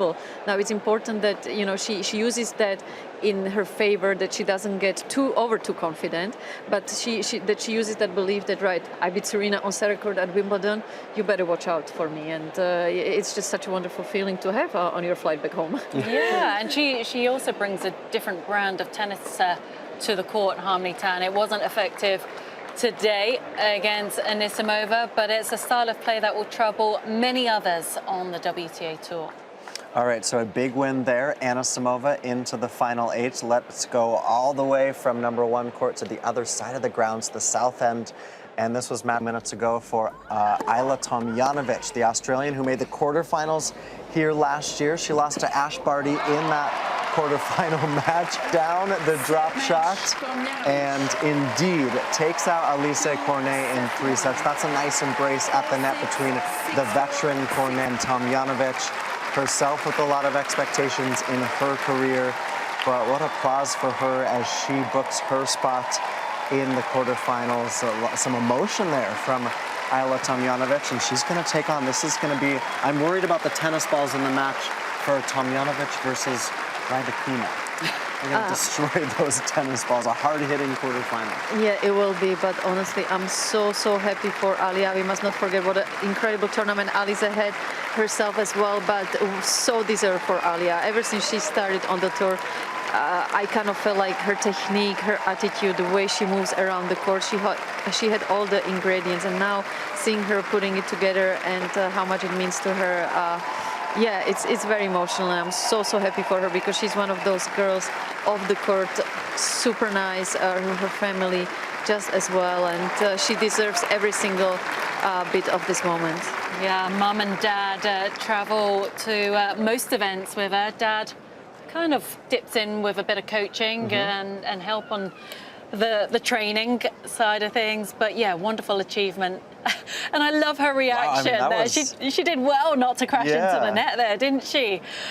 Look at the umpire. Did I touch the net? Did I not? Have I won? Yes, I did. And once again, through to the quarterfinals here at Wimbledon. A special moment for the Australian #1. So 4-6, 6-4, 6-3 winner. And here she is chatting to Jenny Drummond. Ayla, firstly and most importantly, I can see how emotional you are. Are you all right?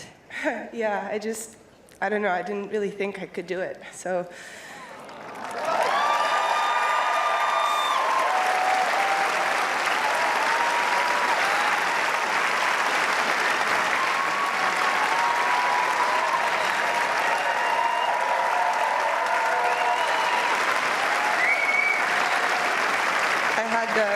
Such great memories from last year, and in a way, you know, I look back at that week a year ago and I think I didn't enjoy it as much as I should have, and after some tough moments this year I thought, you know, am I ever going to get a chance again?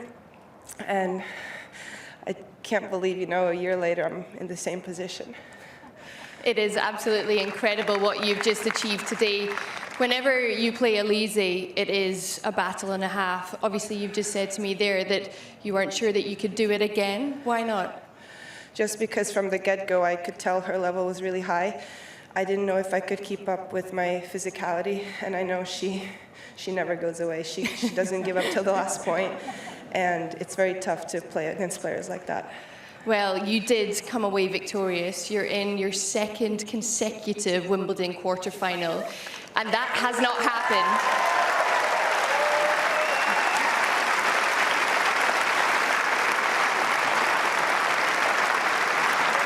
Back-to-back quarterfinals at Wimbledon has not happened for an Australian woman since Jelena Djokovic in 1999-2000.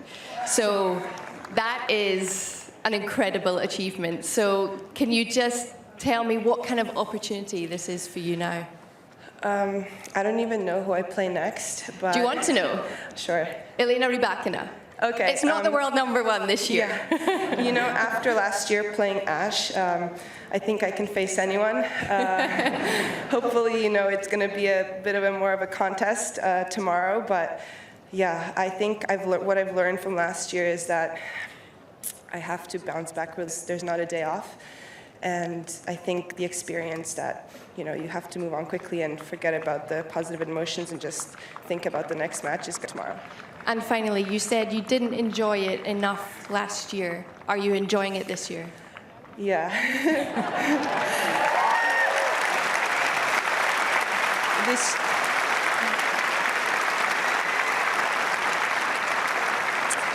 The biggest thing that's different this year is that my mom's here, and she didn't watch any of my matches last year. Even on TV, she would walk the dog for hours and then just check the score. And I was so mad at her because I was like, what if I'm never going to do this again? You know, you missed it. And, well, here you go, Mom. You're welcome. She hates me now. No, Ayla, she absolutely loves you, as do everyone here. Very well done. Ladies and gentlemen, Ayla Tomljanovic. Thank you.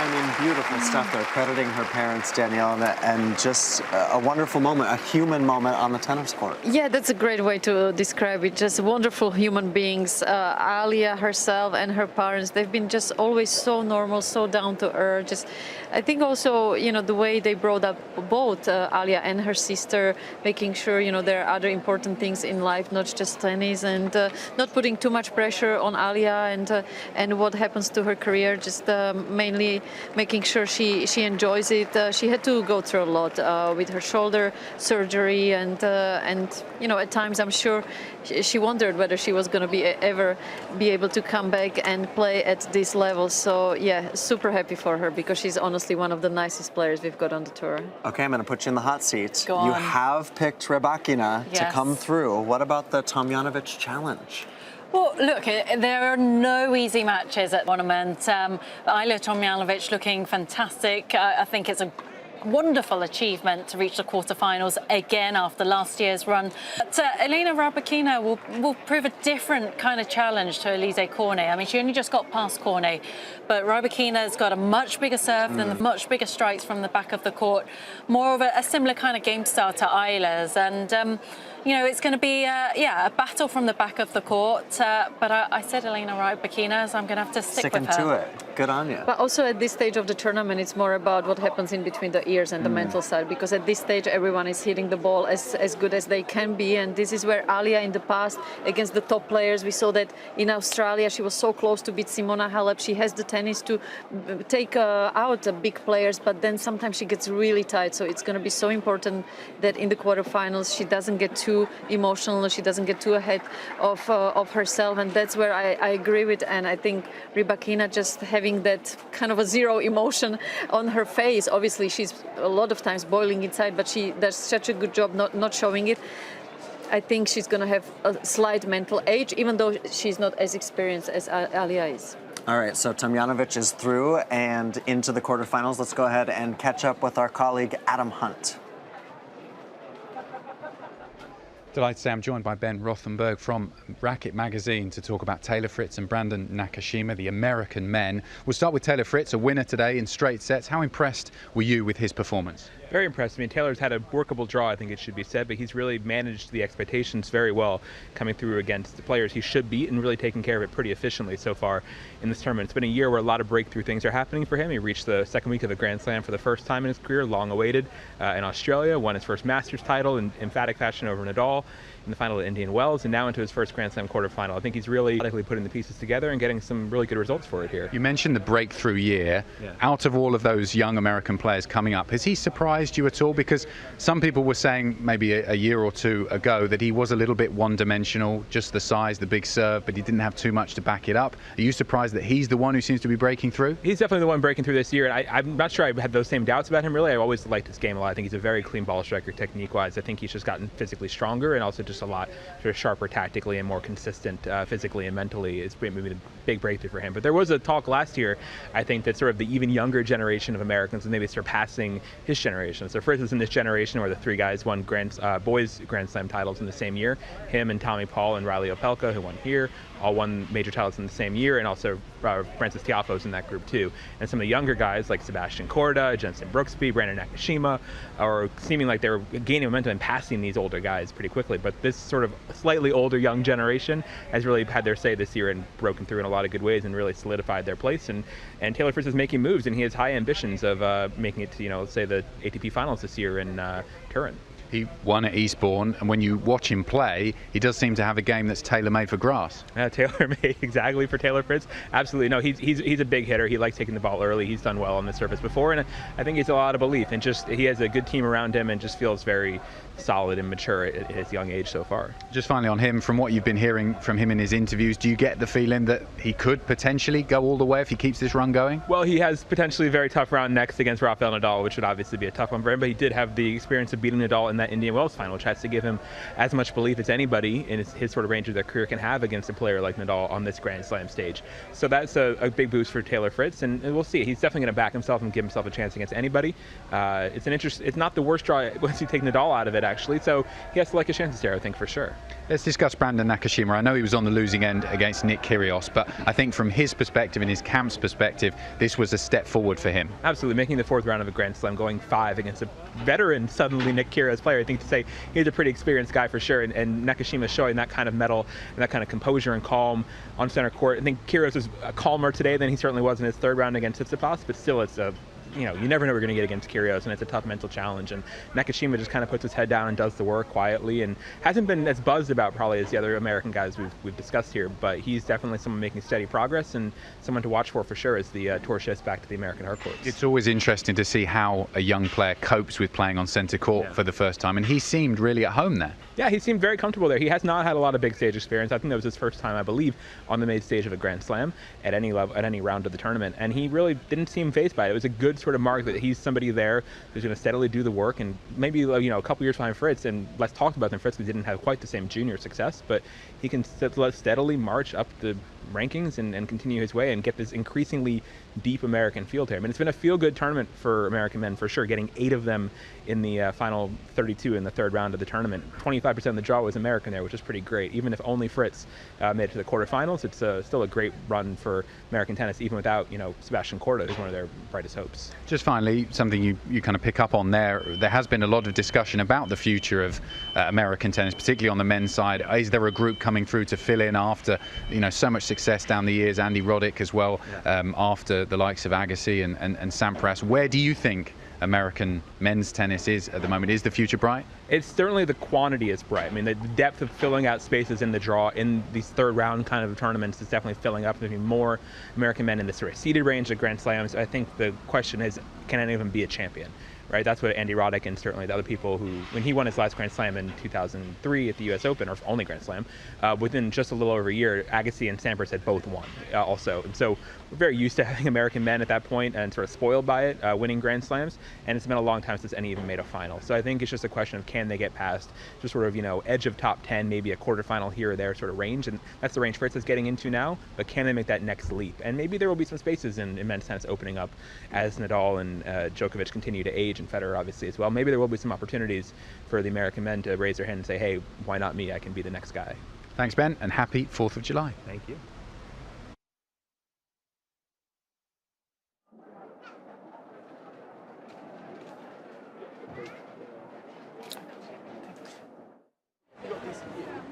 All right, so you're looking at live pictures here. Thanks for that catch up there, Adam and Ben Rothenberg. This is the resale queue. What do you guys think? Are these folks going to get tickets, get onto center court for Rafael Nadal? They could quite possibly, but I mean, I must say I'm full of admiration for all those people who have queued to get into Wimbledon, only to find themselves in another queue. And it's amazing how many people come to this event, and the first thing they do when they arrive at Wimbledon is get into the ticket resale queue, because they just want to have their opportunity out there on centre court. It is a magical place. Yeah, it certainly is, and it's been, we're celebrating 100 years of centre court. We saw the ceremony yesterday, but Daniela, wrapping up today, obviously Rafa's still out there on court. We just saw some emotion from Tomljanovic and some great opportunities for players to earn their way into the final. You're part of the Elite 8 club, getting into a Grand Slam quarterfinal. It's just, no matter where you are in your career, it's such a huge achievement. It is, and it's a day when you make it for the first time that you'll never forget. And like I said yesterday with the parade, when you are part of the champions team, you know that no matter what happens, you've got that. And the same in a smaller way, obviously. It's like, okay, you made it to the quarterfinals of a slam. That's huge, and that's something that no one will ever take away from you. So yeah, obviously a very, very special day for all the players that managed to get through today. Yeah, awesome. Well, thank you, Danny. Anne, thank you so much. Thank you. It's been an absolute joy. And well, there's just a few folks. We need to get ourselves there. Yeah, let's head over there. Right next to the sign. Pim's on you. Pim's on me, absolutely. This is a packed crowd on the hill to watch Rafael Nadal. We appreciate all of you tuning in for another beautiful day here on Wimbledon Uncovered, day 8 of the championships. We roll on in week 2, and for now, it's good night.